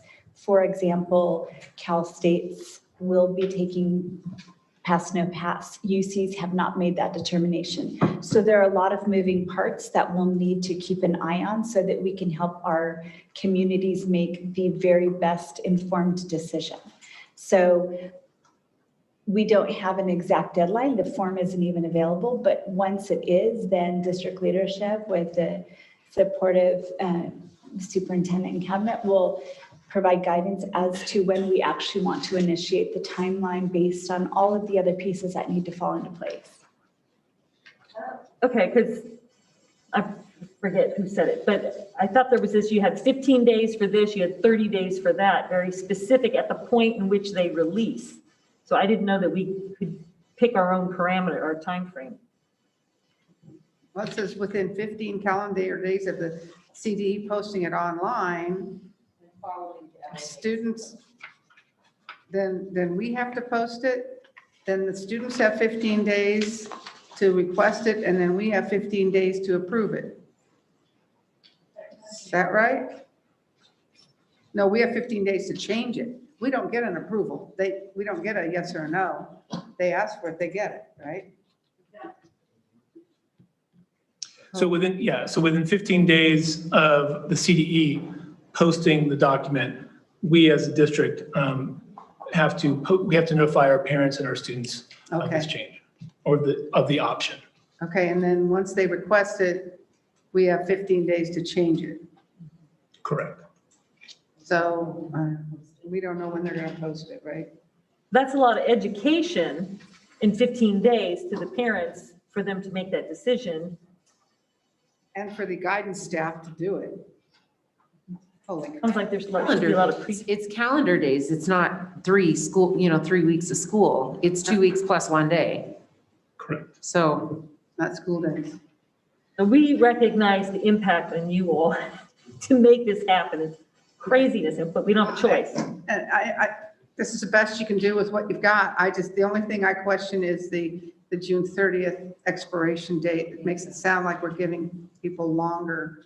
Well, it sounds to me, I mean, I just looked, all three of these have the 2022 expiration. We can expire something sooner if the state doesn't extend it, but I mean, I guess We just didn't want to bring it back for deletion because some of the temporary policies we did last year, we had to bring back for you to delete them. So the goal was a mechanical way for these policies to go away. Okay. The reality is, whatever the dates are in here, their community, parents, students are only going to be able to go by the dates that we pass. So they won't be able to wait till June. So I think that's the check and verify, because it's really the piece of paper. I mean, I guess it's not paper on our website, it allows us to drop the piece of paper off of the website so that we don't have to keep bringing policies back to delete. That was why we did it. Yes. Right. Okay, so we don't have to bring it back. Yeah, correct. It's a temporary policy that will automatically expire. Okay. So do we have any questions on 52, 53, or 54? Well, I'm saying, are we? I'm done? sorry, okay. Are we done with 52? Okay. Shall I move on? Okay, so we are going to, do we want to vote instead of tabling then? I'm going to move that we waive the second reading on 52 and approve it as revised. I think you have to do it as two separate motions. Right, that was the reason, that was the reason that we're. Okay, so, That we waive the second reading on 52. okay. Motion by trustee McNicholas and seconded by trustee Hanachek. All those in favor? Aye. Aye. Now I move, Any opposed? Moose 7-0. What did? Motion to waive second reading, approve 7-0. I now move to approve temporary board policy T5121.1 grades and evaluation. Second. Okay, we have a motion to move, and that's by trustee Hanachek and seconded by trustee Davis. No, that would be McNicholas and Davis. That's it. McNicholas and Davis. All those in favor, please say aye. Aye. Opposed? Hearing none, motion carries 7-0.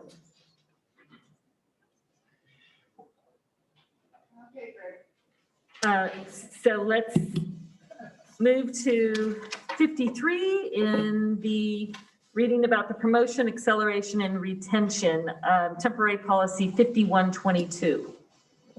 Thank you again. So similar to 52, 53 is also a temporary board policy. It's also a mandated legal update. It's also going to expire at the end of the 21-22 school year. Item 53, T5122, promotion, acceleration, retention, focuses on changing current board policy around retention. So again, the team of doctors, Carrie Johnson, Megar Bass, are here to help assist with questions. We're happy to answer those and then recommend approval. Trustees, do we have any questions? If not, I do. Okay, trustee. Different than normal, the retention? Is this a different policy than normal? Yes. That way. So can someone tell me the difference? Is that not, can't parents choose to retain their children? So I'll start. It's changing the timelines from what our current board policy is for retention. So I'll ask other details that you would want to share. Thank you very much. So one of the parts of the legislation is this is not supposed to replace the current process we have. It's a supplement to it. And so the timelines that Dr. Merwin is referring to is within 30 calendar days of a parent requesting for them to retain, for the school to retain their student. Then we have to meet with them, have a teacher, administrator, meet with the parents, explain all the implications of retaining a student, looking at the data. And then within 10 days of that meeting, actually come back with a finding. Basically, either way, we're supposed to provide supports and interventions for the student, whether the decision is made to retain the student or not retain the student. Thank you. I think it's actually important that we clarify that and share that out so that parents have an understanding when we're doing something like this. So thank you. Go ahead. My question again is, do the teachers know about this? Because part of the conference is supposed to be with a teacher. Doesn't say it has to be with their teacher from last year, but is this going to be a flood of teachers when they come back saying, seeing, oh, you got a list of kids that want to be retained? Again, is this something, obviously Joy's on vacation, but I'm looking at Greg. So he kind of knows what's going on. And Well, it's more likely to be maybe K-8, but mostly elementary. Right. Because in secondary, you would, or at least in high school, you would just repeat a single class. Right. The other thing is timing on this. Again, if the parents don't know this is an option and we're getting close to 3.5 weeks before school starts, and we don't have a decision yet, or we haven't had this meeting and everything, are they going to start the next grade and then have to be pulled out and switch classes? Or do we just, is that really, I don't know. Is that kind of what we're faced with if that's the situation? So as you put, it's all about communication. It's communicating with the site administrators, which we'll do tomorrow, about these changes. Then also communicating to our teachers, our classified staff, and our parents and students. So that's part of what we're going to do after this board policy is approved. Hopefully approved, then we will work out the logistics of doing that. And also I would like to hand it off to Dr. Irvis, who will actually has an additional comment. Parents have always had the ability to request a meeting to discuss retention. So that piece has always been in place. It's the timeline that's the change. So in general, by the end of last year and the beginning of this year, parents will have talked to teachers and staff to let them know that they're pondering a retention, and the meetings would have been scheduled. So it's not a change in that part, it's a change in the timelines. Just then for further clarification, unlike the other policies where there is no choice, the parent can request, there's all these meetings, they can be denied that option, correct? It's just the timelines of when they can have this. Yeah, usually That's what I got out of it. So Yeah, Trustee Volk, because usually it's 21 days before the end of the previous school year. So that's when our parents can request, we hold a meeting. There's an appeal process if they're unsatisfied with the result, but now it's the whole thing has changed it to, they could ask now and we would have to entertain it. Our current board policy says we wouldn't entertain that past our deadline. And so that's kind of the big change with this, so. But so unlike grades where they say they want the credit, we have to do it and for any class that they ask for, whereas this, the timeline's changed, but we can deny it if we say we don't think it's the appropriate thing for the student. And it would be assumed that our conversations in this consultation meeting would address some of the very things that Trustee McNicholas was talking about. If this meeting is happening when school's already begun, that's a pretty compelling reason to not move forward with retention and to look for other means of supporting the student rather than retaining the student. So. I also don't see an expiration on you said these were all temporary and would expire, but Don't see that on this one. Should it be there or are we just ignoring it? It's above where it says CUSD WIG 1. It's the last line, no financial impact. And they all expire June 30th. But it's not on the policy itself. Unless I'm missing it. Right. It's not in the policy. So we're going to need to, when you make the motion, add that to the bottom of the policy so that we're just crystal clear and then that can go. So I'd ask that that be part of the motion. I also think, I can't remember, Brad, but there are very few of these that we deal with in general. Yeah, we get not very many that appeal. The principals have the conversations with some families, you know, that we don't even know about, but then there's just a very few that are appealed to us. So we're keeping our fingers crossed. It's not going to be as many as we're worried about. Yeah. When the legislation was, back to President Bullock's, when the legislation was at one point that you then were going, if the parent requested, then they got the retention, we may have gotten more, but that changed along the way. So I think that we would have had a greater flood of people if there was no conversation, no nothing, parent request, and that's it. But thank goodness that's not what happened. There's a whole lot of research saying that we shouldn't be retaining children. So it'll be our strong belief to really have those tight conversations with families. Okay, any further questions? So can we approve this on first reading? I would like to make that motion.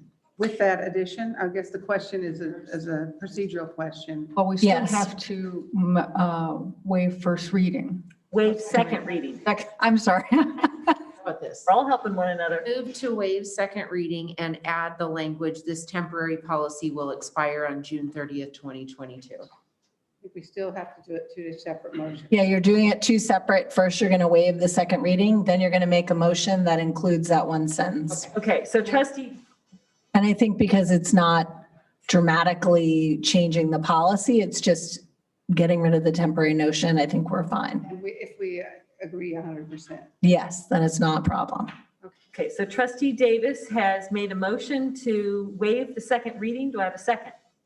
Trustee Brunstein.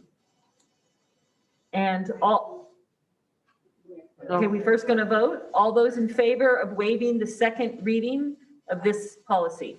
Aye. Any nays or opposed? Okay, 7-0. So I would move to approve the policy with the change of making it expire June, what was it, 30th, 2022. Okay, so we have a motion by trustee Jones to approve this first reading with the addition of the June 30th, 2022 expiration. And do I have a second? Trustee Davis? And all those in favor? Aye. Any opposed? 7-0, it passes. And now we have the first reading of the temporary board policy T6146.1, high school graduation requirements. Recognize Gregory Merwin, Chief Academic Officer, Education and Support Services, to present this item. Thank you so much. So here we are again with another temporary board policy, item 54. This one is one we saw quite a few times last year, actually. So T6146.1, high school graduation requirements, coming back this time as a temporary board policy due to the legal update from the state. This is required by the state. This expires at the end of the 21-22 school year, and I just double checked that is in the actual policy for this one. So thank you for pointing that out.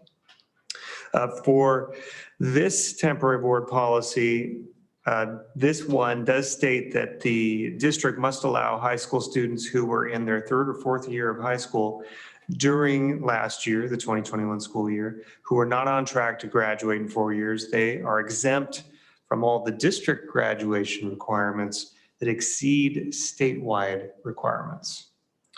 So Doctors Carrie Johnson and Megan Gervais are here to answer any specific questions, and then we recommend approval this evening.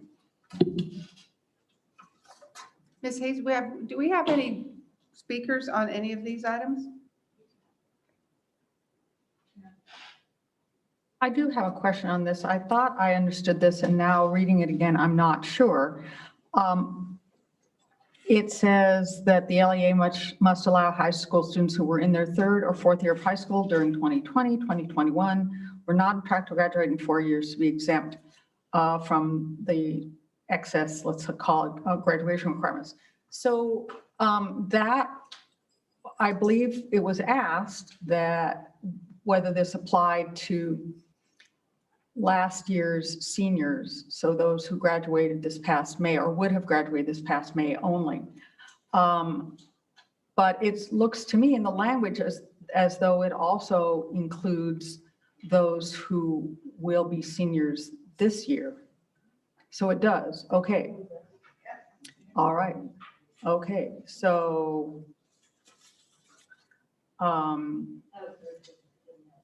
okay, that being the case, we might want to expire this a bit after June 30th, 2022, because we might want to allow anybody taking summer school or credit recovery over the summer to benefit from it.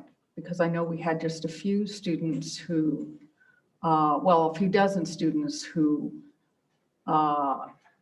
didn't qualify just in June or in May, but they will qualify this week or next or whatever it is. So what if we were to extend that to July 31st? Does that make sense? I don't think the law covers that last month, because if it's the class, it's either our current seniors or our current juniors, and they would then be advised of these new requirements now, and they'd have to at least meet those to graduate in June.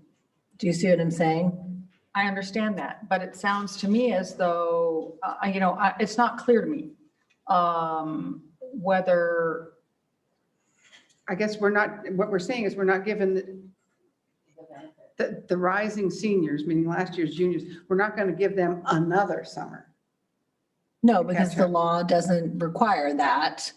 And we'll be back to the other requirements, right? So they have this one chance at the 160 credits versus the 220 Does credits. credit recovery also expire at the end of the school year, or does sometimes you do credit recovery for a few more days after the school year and then you could graduate with late graduation or something like that? Because credit recovery requires credentialed teachers to be providing that instruction when they're finished with their year, the during school year credit recovery ends and those students are shifted to summer school. I have a question. So Governor Newsom, in his infinite wisdom, passed this on July 1st, 2021. And it applies to the junior, so that's this last year, okay? And it applied to the third and fourth year, so the juniors and the seniors. So really, the seniors aren't benefiting because they already graduated after he put this in. Am I reading this right? So it really only impacts the juniors that were juniors last year that are about to become our seniors this year. Is that correct? So we actually had some late grads that were in summer school, and the summer We're school. graduating this Friday? Correct. Yeah, Yes. okay. And so we actually, some academic advisors and administrators met with all those students who were within reach of the 130 credits and got them into the right courses that they needed to reach the 130 if that's the path that they wanted to take. And it was about 90 90 students students. are now graduates. Okay, but that's because we pushed realizing then, that's before this July 1st approval of Newsom's. No, I think This is the that's legislature, not Newsom. Assembly Bill 104.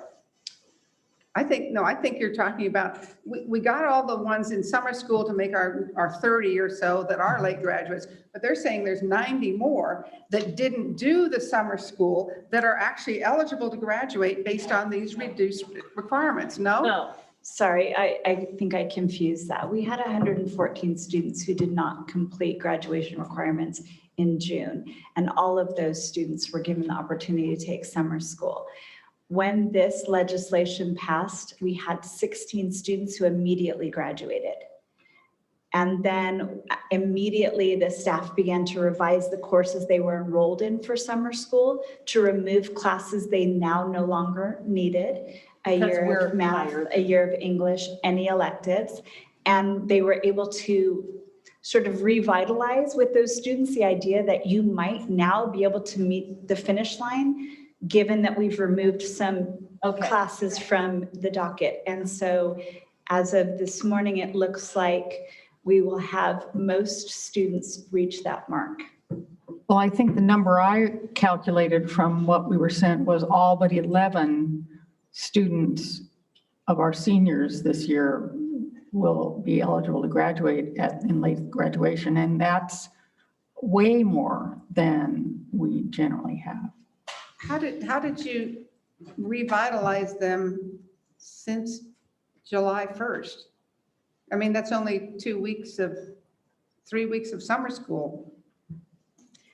We had a team of administrators and academic advisors that reached out to every student that could be positively impacted by this change and explain what it meant for them and immediately alter the courses that they were taking to be able to meet this new benchmark.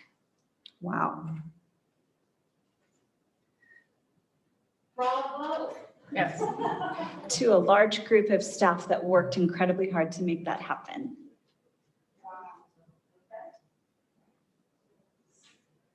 So do we have any further questions, or are we ready to request a second? What's our final number of students that were not able to reach graduation yet? 11? Well, I'm not sure if it's 90 and plus 16 or if it's 114 minus the. So the discrepancy are students with IEPs in class or ATP that could have had reduced graduation requirements applied, but chose to continue with their education in their 5th year of high school, which was an option. So they registered. That's a success down the road, potentially, still. Okay, do I hear a motion for waiving a second reading on agenda item 54, high school graduation requirements? So moved. Second. Okay, that was moved by trustee McNicholas and seconded by trustee Jones. And all those in favor? Aye. Aye. Any opposed? Moved to waive second reading, 7-0. Do I have a motion to? And this will be shared out and principals will be aware that, and counselors will be aware that families know that the juniors, now current seniors, have options.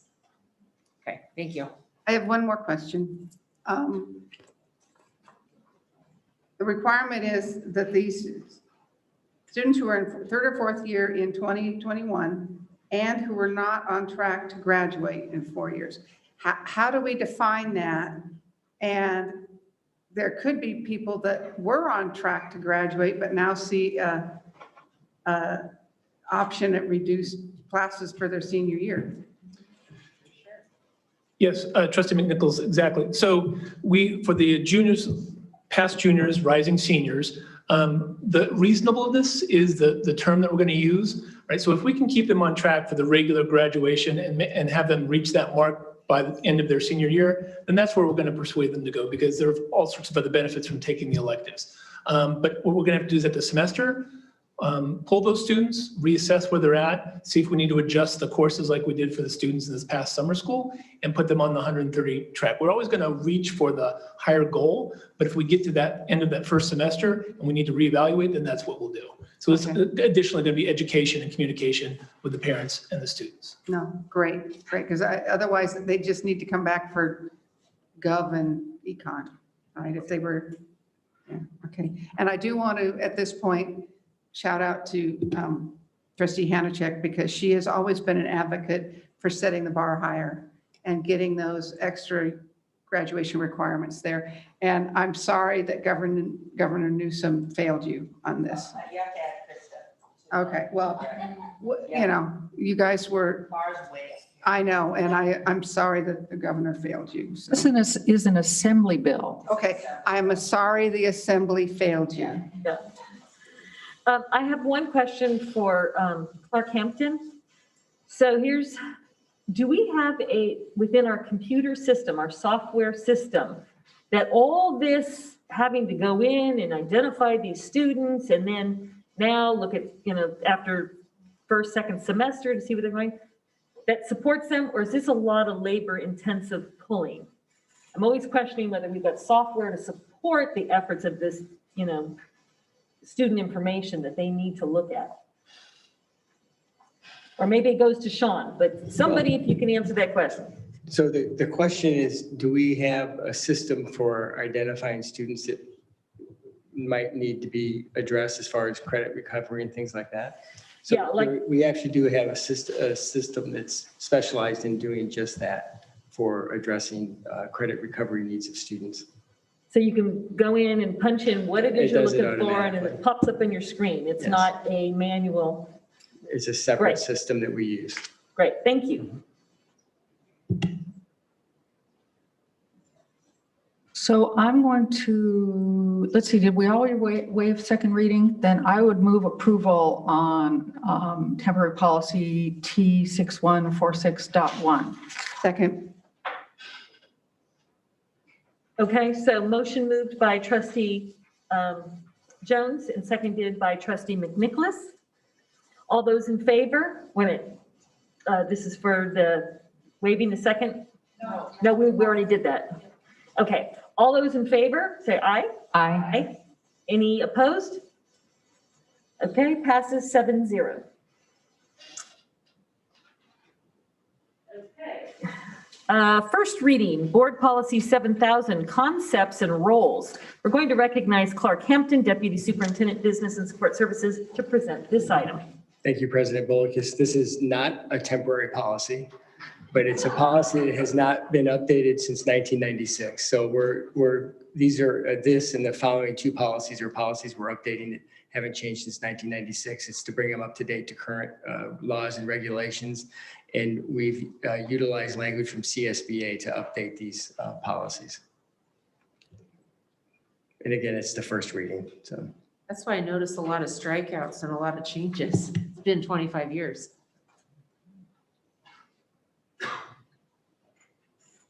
I have a question. When you state that, it aligns us with CSBA and as well as other districts, is that because CSBA has said other districts, or have we actually been in contact with other districts?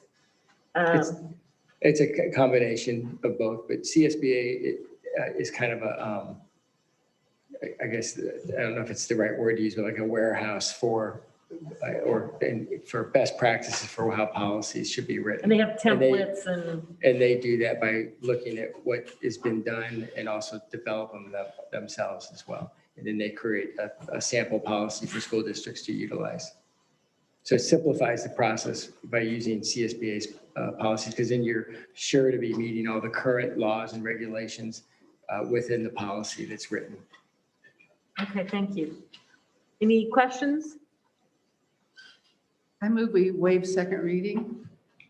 I'll second it.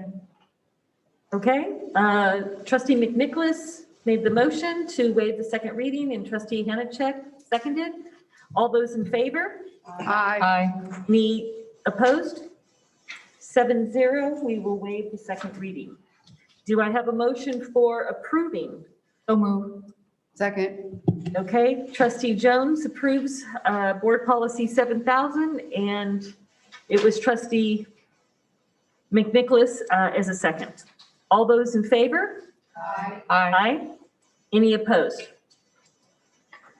Okay, board policy 7000 passes 7-0. Our next item on the agenda is 56, and it is a first reading of Board Policy 7111, evaluating existing buildings. And we would like to recognize Clark Hampton Deputy Superintendent Business and Support Services to present this item. Thank you. This is similar as the last item, except that, as you mentioned, it's for evaluating existing buildings, and it's hasn't been updated since 1996, and it brings it up to date. Trustees, did you have any questions in reviewing this one? I would move the item. I'll second, but I have, do we want to try waiving first reading or? I'll move second reading. I probably said first reading. I'll second that. I do have one sort of comment, and that is I very much appreciate what CSBDA does on providing these updated policies, but I also think it isn't necessary that we are like slaves to CSBA's wording. And I just hope that we will never just accept something because it's what CSBA provided. Sometimes. Correct. And we do have policies that are adjusted to the school district's board's liking. And we do take CSBA's policies and try to put them within the similar wording that the school district uses, rather than just using it. And that we've seen that before, where sometimes they might use board and we use trustees, and then vice versa and things like that. And so we try to get them aligned with the terminology we use. Okay, so the motion for waiving the second reading was by trustee Hanachek and seconded by trustee Jones. All those in favor? Aye. Any opposed? Second reading is waived 7-0. Now I would move approval of Board Policy 7111, evaluating existing buildings. Second. Okay, I have a motion by trustee Jones and I have a second by trustee Bronstein. Oh, was it Hanachek? Okay. I was trying to spread the wealth here. All of those in favor? Aye. Any opposed? Okay, it passes 7-0 to accept 7111 board policy.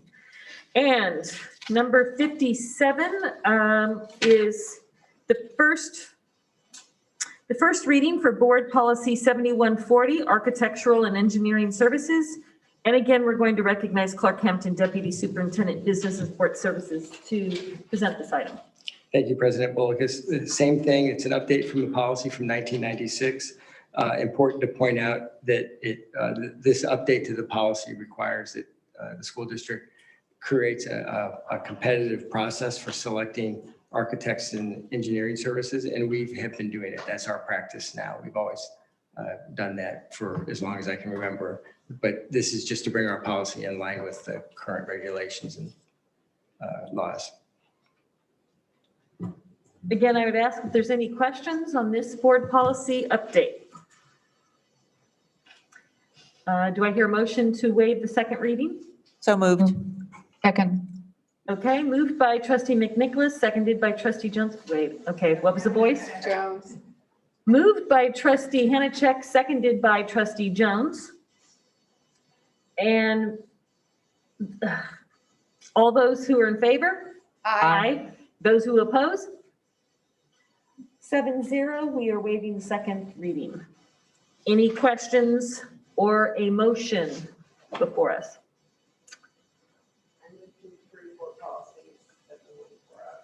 A second. Okay, moved by trustee Bronstein and seconded by trustee Hanachek. All those in favor of approving board policy 7111? Nope, 7140? Aye. Any opposed? It moves, is it approved 7-0? So at 11:15, I'm going to ask the board to vote to extend the meeting because the next policy will take some time and I don't want to interrupt the work. So if we could say 11:15, because we have this one last policy and then we have 3, 23, and 24. 3/23/24 I'll move plus. we extend the meeting till 11:30. Second. Okay, so trustee McNicholas seconded. Trustee McNicholas made the motion and seconded by trustee Bronstein. All those in favor? Aye. Any opposed? 7-0, we will extend to 11:30. Okay, the first reading of this board policy 6158, independent study, we're recognizing Gregory Merwin, Chief Academic Officer, Education Support Services, to present this item. Thank you. Thank you very much, President Boulikas, trustees, Superintendent Vital Brulti. We saved the best board policy for last. Just kidding, Clark. Presenting item 58, and this one is on independent study. This was signed in by Governor Newsom on July 8th. This is a legal update and a requirement, and this is not a temporary policy change. This is actual permanent policy change. The highlights of this adjusting our current policies as required by the state include daily, live, and synchronous instruction, procedures for tiered re-engagement, transition plans, notification to parents and guardians, and student parent educator conferences. And again, these revisions are not temporary. So we are very fortunate tonight to have Principal Doherty with us this evening to help answer questions and assist with any of your wonderings, as I'm sure you have many. And then after that, staff recommends approval. Okay, trustees, I know we have plenty of questions, and who would like to go first? I can. Because Martha's are probably going to be long. Okay, trustee Jones. My first question is, I think, a simple one, and that does this also apply to charter schools? But I'll leave that. And my second question is, I understand the daily live instruction. What I'm not sure about is what that must constitute. So let's say you had a combo class and you were teaching a 4-5 combo. Could you have daily live instruction for the 4th graders for a couple of hours and then they go away and you have the 5th graders for a couple of hours, or something along those lines? So those are my two questions. And yes, it does apply to charters. There are some parts that do not, but overall, yes, it applies to charters. So if a student wants to, go to charter school, they would have the same program that we have here in our district too. So it applies to district and charters. And yes, for the daily synchronous instruction, yes, if you have a combo class, you could instruct just for even 15 minutes. There is no time frame in the bill. So it doesn't say how long the synchronous instruction has to be. So it could be 5 minutes. It could be 5 minutes. Okay. So it's one check-in. Yes, for high school, we're looking at as homeroom. We've had that before at Cal Prep. So it's more of a homeroom where you check in, and there's different requirements by grade level. So kindergarten through 3rd grade is daily synchronous instruction. In 4th through 8, they have both. They have daily interaction and weekly synchronous instruction. And for high school, they just have weekly synchronous instruction, instruction. There'll be a quiz on this at the end. Good thing you know it, because you're going to be living it. Yes. Is there any other trustee, or would you like to go ahead, Martha? Well, sure. I think most of my questions were answered, but again, I think it's good for discussion. My questions were the same. The difference between daily synchronous instruction, that's like classroom. Synchronous instruction is classroom. So it's a whole group. It doesn't say that daily interaction cannot be that way, but daily interaction is, it could be a phone call or just a teacher talking to a student. The intent of this is daily interaction with the teacher and a pupil. And that could be a check-in, but it has to be live. It can't be a text message or an email. But it could be a Zoom. Could be a Zoom. Or Yes. a phone call. Yes. Or an in-person meeting. Yes. Okay, now, does that, when you say a whole group. Does it have to be the whole group or can be, like Gila said, fourth grade and then third grade? Or just one reading group, for example, or some group of kids, not all of them. This is my favorite saying right now. The bill is silent on a lot of things. So it does not define that. Okay. So in the absence of defining it, districts and charters are defining that individually. So on a daily basis for interaction, yes, it could be a check-in, and it can also be, what's interesting, the daily interaction can be between a teacher and a student or a classified person and a student.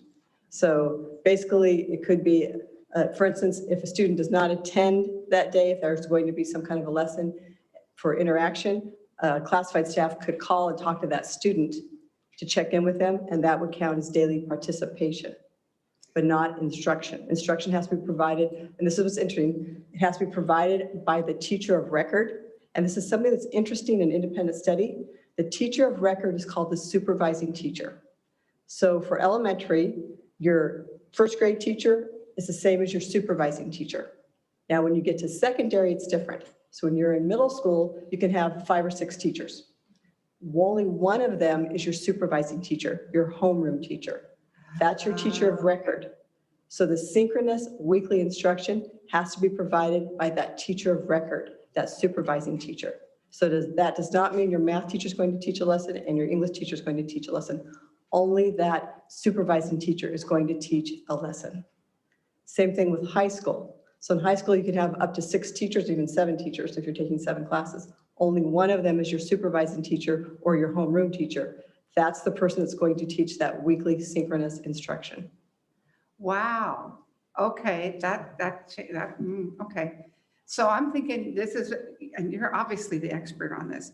It's a homeroom style construction then. So that synchronous instruction, any of the other subjects could be totally online or assigned and then corrected or check in.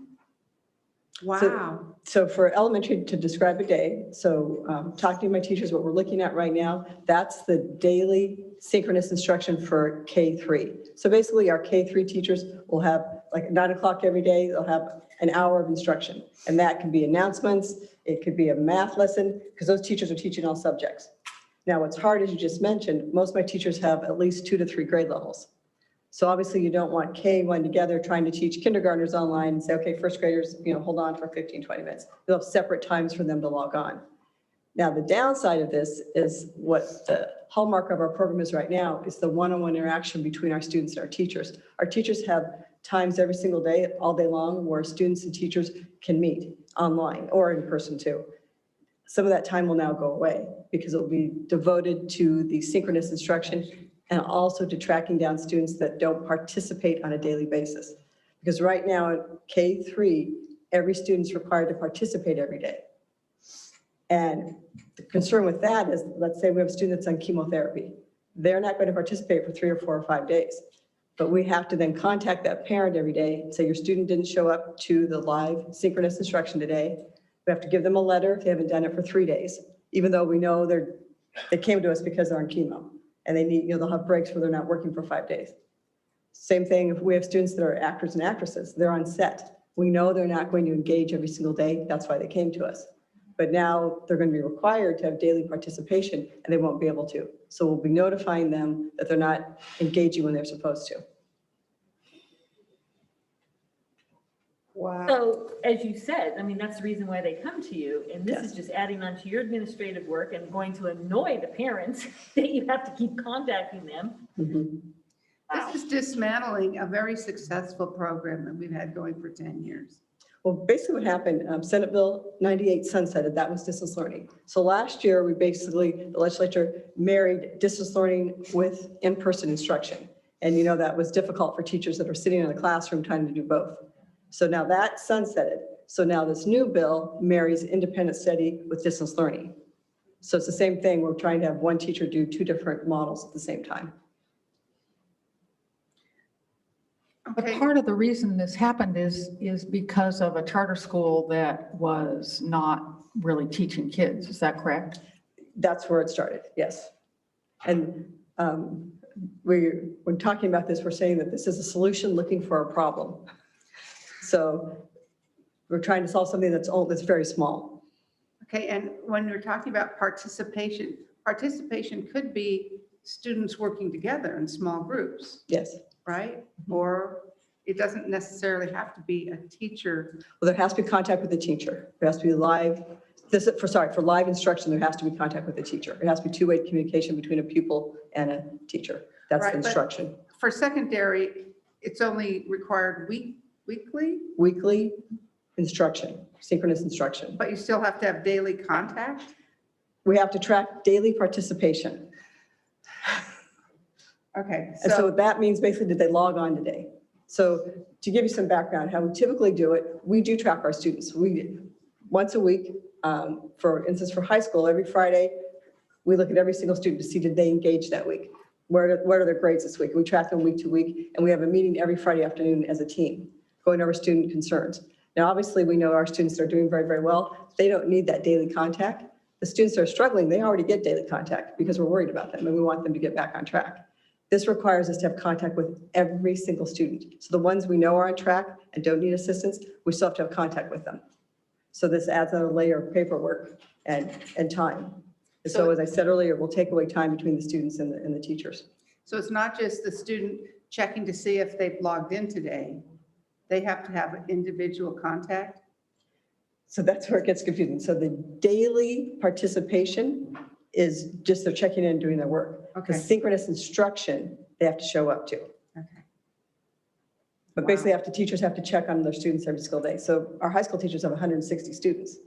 So they can run a report that just shows a student logged on, but it does take time then. So then we have to record that, who logged on today and who didn't. So now it's just a paperwork that we have to do now. And because I think that's the crux of this, is how it works with us, is with the daily, the synchronous and the daily interaction. Most of the other requirements, as far as meeting with the parents and setting up a contract and understanding the requirements, that's pretty much something we do already, isn't it? Yes, what's different, if you read the fine print, it will say in there that before a parent signs the contract to place their student in independent study, there has to be a meeting with everyone that signs the master agreement. So that means there has to be a meeting with all of the students' teachers. Right now, we have information meetings. That's what I conduct ever since last February on. I conduct monthly information meetings for parents that want to learn about our program. But it's me, the teacher, and our academic advisor. It's not all of our teachers. So now we have to hold a meeting with all of the teachers that the parents can attend to ask questions. We'll do that when the teachers come back, but obviously they don't come back until the Friday before school starts. So we can't have the meeting until then. I'm still holding information meetings, but now we have to have that meeting before, quote, they can enroll in our program, where they can ask teachers questions. And since we don't know what classes a student's going to take, we have to have all the teachers there. And do we know the numbers of students that will be in your school next year? Well, as of right now, we're about 350. Okay, and what were we last year? A little over 400. Okay. But typically by now, like, we don't have as many students enrolled because as I said, we've had information meetings since February.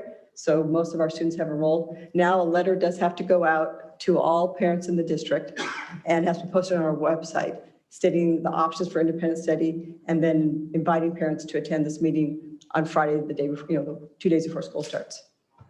And once again, I'll have information meetings continuing in August. So parents can come to those also. It's just all the teachers will not be at those meetings because they're not back at work yet. Okay, one more, and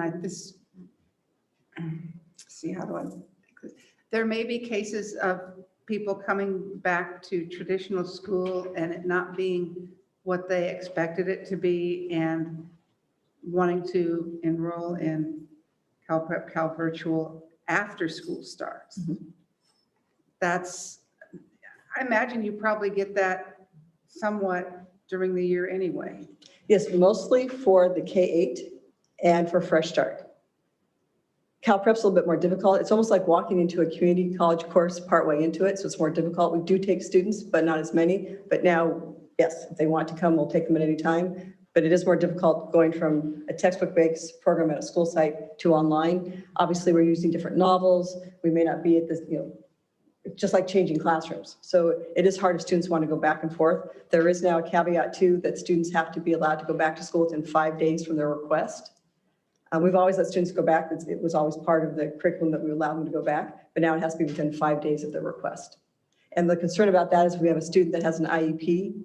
So to be able to schedule that IEP and get them back in school within 5 days. Wow, okay. And isn't there's also the caveat that everything you, and this is probably true anyway, you offer anything at CalPrep that all of our traditional comprehensive high schools offer. So you're referring to the part that says A through G courses, correct? Yeah. So we don't offer all of the courses. We offer 55. There's no way we could offer every, like AP French and they're staffing wise, we cannot offer that many. Yeah. It says students have to have access to the A through G courses in the district. So our students do. They can take up to 2 classes at their high school. Now the question will be, what if they want to take 3 at their high school and 3 with us? With independent study law, you can't be split that way. One school has to have the majority of the students' classes. That's who gets the attendance. So that's not clear in the law how we will handle that. Okay. I have a question, and it's not necessarily you, Jolie, but do we know what these legislators were trying to accomplish with this and why we weren't able to grandfather, all the wonderful programs we already have? I haven't heard, and I'm Well, obviously, I was not in the room when they had the discussions. I've talked to a lot of people, so I can tell you what the impression is, that yes, they were concerned with some programs that did not track students. They heard a lot of stories where last year students did not do any work at all and no one tracked them down, no one was calling them. And so they wanted to put accountability in place. Overall, obviously, we've always had a lot of accountability in our programs, a lot. But they're going after the bad actors that did not have accountability in their programs. I just think it's sad that they didn't allow grandfathering, if you already have a program, and then to make us go through this. And sadly, this isn't temporary. There's only a couple things that are temporary, like having to put this notice on our website. So those things are temporary, but the other parts are not. And I think when we tried to lobby, there were just brick walls. Is all I could say. Like it's not going to move, not going to change. Don't even bother. And we tried and tried. So, and I know Jolene, myself, others but it wouldn't make a difference. It was just really too bad. Yeah, there are several state organizations that actually wrote a letter. And that was very unusual for that many organizations to come together to disagree on one bill, and it did not make a difference. I don't remember when Trustee McNicholas first got wind of it, but she's been talking about this for months and sending emails and saying, we need to find out. This is, she had a bad feeling about it. I had a bad feeling about it. It was right. Well, I think that part of it is that they tried to combine independent study with distance learning and trying to solve everybody's problems with distance learning. And that's not a good match. And that's the concern too. We don't want to frustrate parents because there are parents obviously that want a full day of bell schedule online. And then the other parents that want independent study. And so now we're trying to put the two together. So I think it's going to frustrate both sides because it's not going to be a pure independent study. It's not going to be pure distance learning. Yeah. Well, and I think what a great opportunity for us to live in this and then help our legislators and everybody know what's not working and what has to change and lobby again. Try again to get back to what we think is better for kids. One of the other things that I'd heard that if some districts, if they aren't able to put together a program, they can go to their county board of education and kind of pawn this off on them. That's not the way to get. Or they can ask a neighboring district too. So could we have said, we're doing independent study. If you went live synchronous, we're going to have you call OCDE, or we're going to have you find someplace else to go. They knew we had the brilliant Jolie who would figure it out for us. I don't like to turn anybody away. I don't want to give anybody any other reason to leave our district. So I don't want to do that, but I just hate to dilute a wonderful program. So understanding that we have to live with this, we don't really have a choice. Do I have a motion for I will move, Not having the second reading? yes, so moved. Okay, moved by trustee Jones and seconded by trustee Bronstein to eliminate, what is the word I'm looking for? Second reading? Waive, thank you, the second reading. All those in favor? Aye. Aye. All those opposed? 7-0 approved to waive the second reading. And do I have a motion to now pass Board Policy 6158? So moved.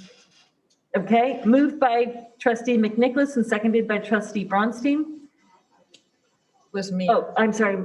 It was moved by trustee Jones, seconded by trustee Bronstein. All those in favor, say aye. Aye. Aye. Any opposed?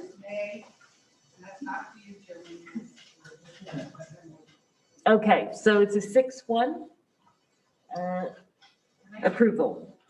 Okay, so trustees, we're going back to the consent calendar. We're going to start with number 3. And since my old sheet was not the updated, I lost my notes as to who pulled the item. Thank you. Trustee Hanachek? Yes, thank you. Looks like you have a new system. I was just reading about that you don't have to go through that. Okay, so I think this kind of jogged my memory here. It's been a while, I think, looking at item number 1 on page 1, Atkinson, and they appear again on 4. Not right away, but I'd like to have an accounting of our bench, our legal teams that we use. You know how the routine usually is, what we ask for. It has been a while since we've done that. What their disciplines are, and maybe we need some trend data because I'm sure it'll be a little bit bumped with COVID.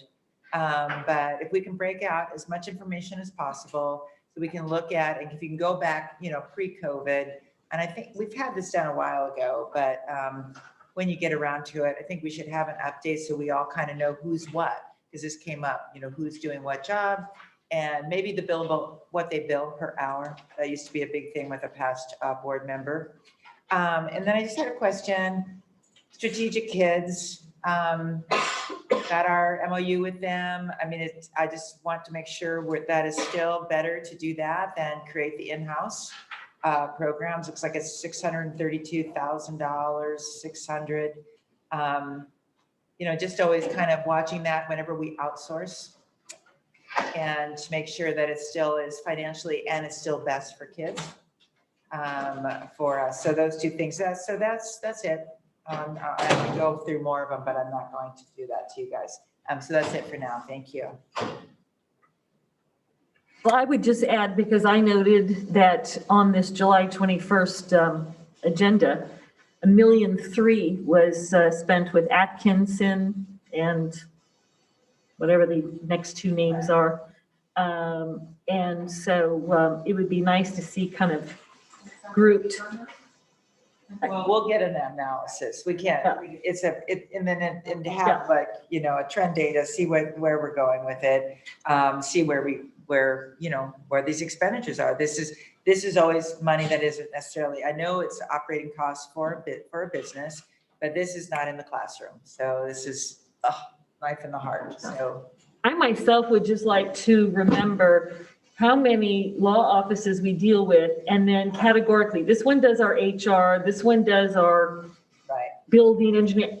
I don't really know that, and I would love to have that on a piece of paper. We have that chart and are happy to provide the bench. I think, Mr. Hampton, what would be the work just to pull the legal? It's an easy We can analysis.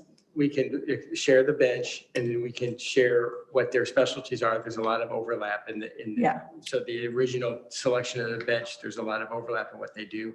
And we can also share the expenditures that are reflected here over the past year or as far back as you would like. yeah, let's go back at least a couple of years. A couple of before years COVID. by department, things like that. That's how we track it. It's Okay. by function and department. Okay. Was that the only thing? Was there any other? I'll move the item. Okay, so trustee Hanachek will move item 3. Do I have a second? Second. Trustee McNicholas. And I believe this is a roll call, is it not? With consent? Since it's an individual item, you can just call for the vote. Okay. All those in favor? Aye. Aye. And anyone opposed?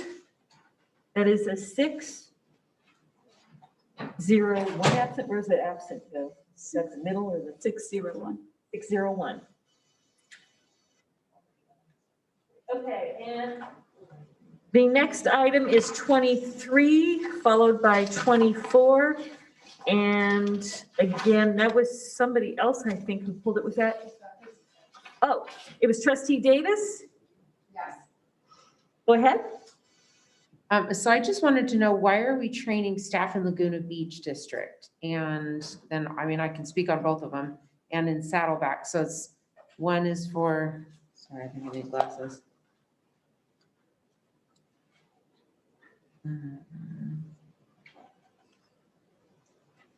See how many days it was, but I know that in the Saddleback, it was for 40 days, 45 days, and it, I don't know. I mean, Trustee Davis, I'm happy to clarify. This is actually one of our specialists going to, it's the same specialist going to Saddleback Valley and Laguna Beach to provide instruction to students, because they don't have the same type of specialists that we do. So this is an employee from our district going to provide instruction in orientation and mobility for students who are visually impaired for these other districts. We used to be the same SELPA, where we would provide these services, and we just have outstanding staff here that are able to provide the service. These districts need that service, so that we have a reimbursement agreement with them, so that this employee goes over to them, provides the instruction to their students for these specific number of days, and then there's this personnel reimbursement agreement. So how come it says there's no financial impact as opposed to stating like we receive income on both? I think because we're not paying out, or it's like they're funding. It's not a negative. It's a financial wash. Yeah, there's no negative, there's no positive, because the agreement is just a reimbursement for the time of the employee. Because Okay, so it's a wash in that way. we Right. still pay the employee. and they're gone from. And they're our district. now We get reimbursed for. reimbursing for Okay. these days of instruction that it's the Right, and employee's providing. And I understood that that was also, that it also included benefits, which is a huge part of that, right? But the only thing I was just wondering is, we're fine to have them gone from our district for 45 days, because yes, they're paying their salary, but yet we're not having those services for 45 days. That's a lot. It's only, 180 days and we're taking 45. Yeah, actually, because this is a very specialized, the orientation mobility is very specialized, and does not need the full 180 days for us. This has been an agreement for many, many years, and it works well within the employee's calendar, and it doesn't impact negatively our services. Think of it as economy of scale, right? Because we only need half, they need quarter and quarter. So it works out for everybody. Yeah, and that was my other question. My main question was how we're navigating without that person. But if it does work that way, that's perfect. Thank you. Trustee Davis, would you like to move both 23 and 24? So moved. Do I have a second? Second. Seconded by Trustee McNicholas. All those in favor? Aye. Any opposed? Approve on Agenda 23 personnel reimbursement with the agreement with Laguna Beach, and also number 24 with Saddleback Valley. 7-0 vote on both. May I have a motion, or there is no further business. I have a motion to adjourn. That was motion by Trustee Davis, seconded by Trustee Jones. All those in favor? Aye. Any opposed? Motion carries 7-0 to adjourn the meeting. The time is now 11:14 p.m. Thank you.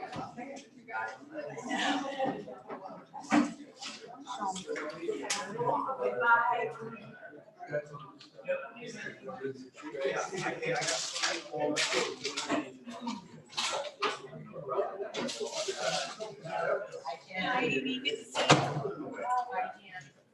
How are you?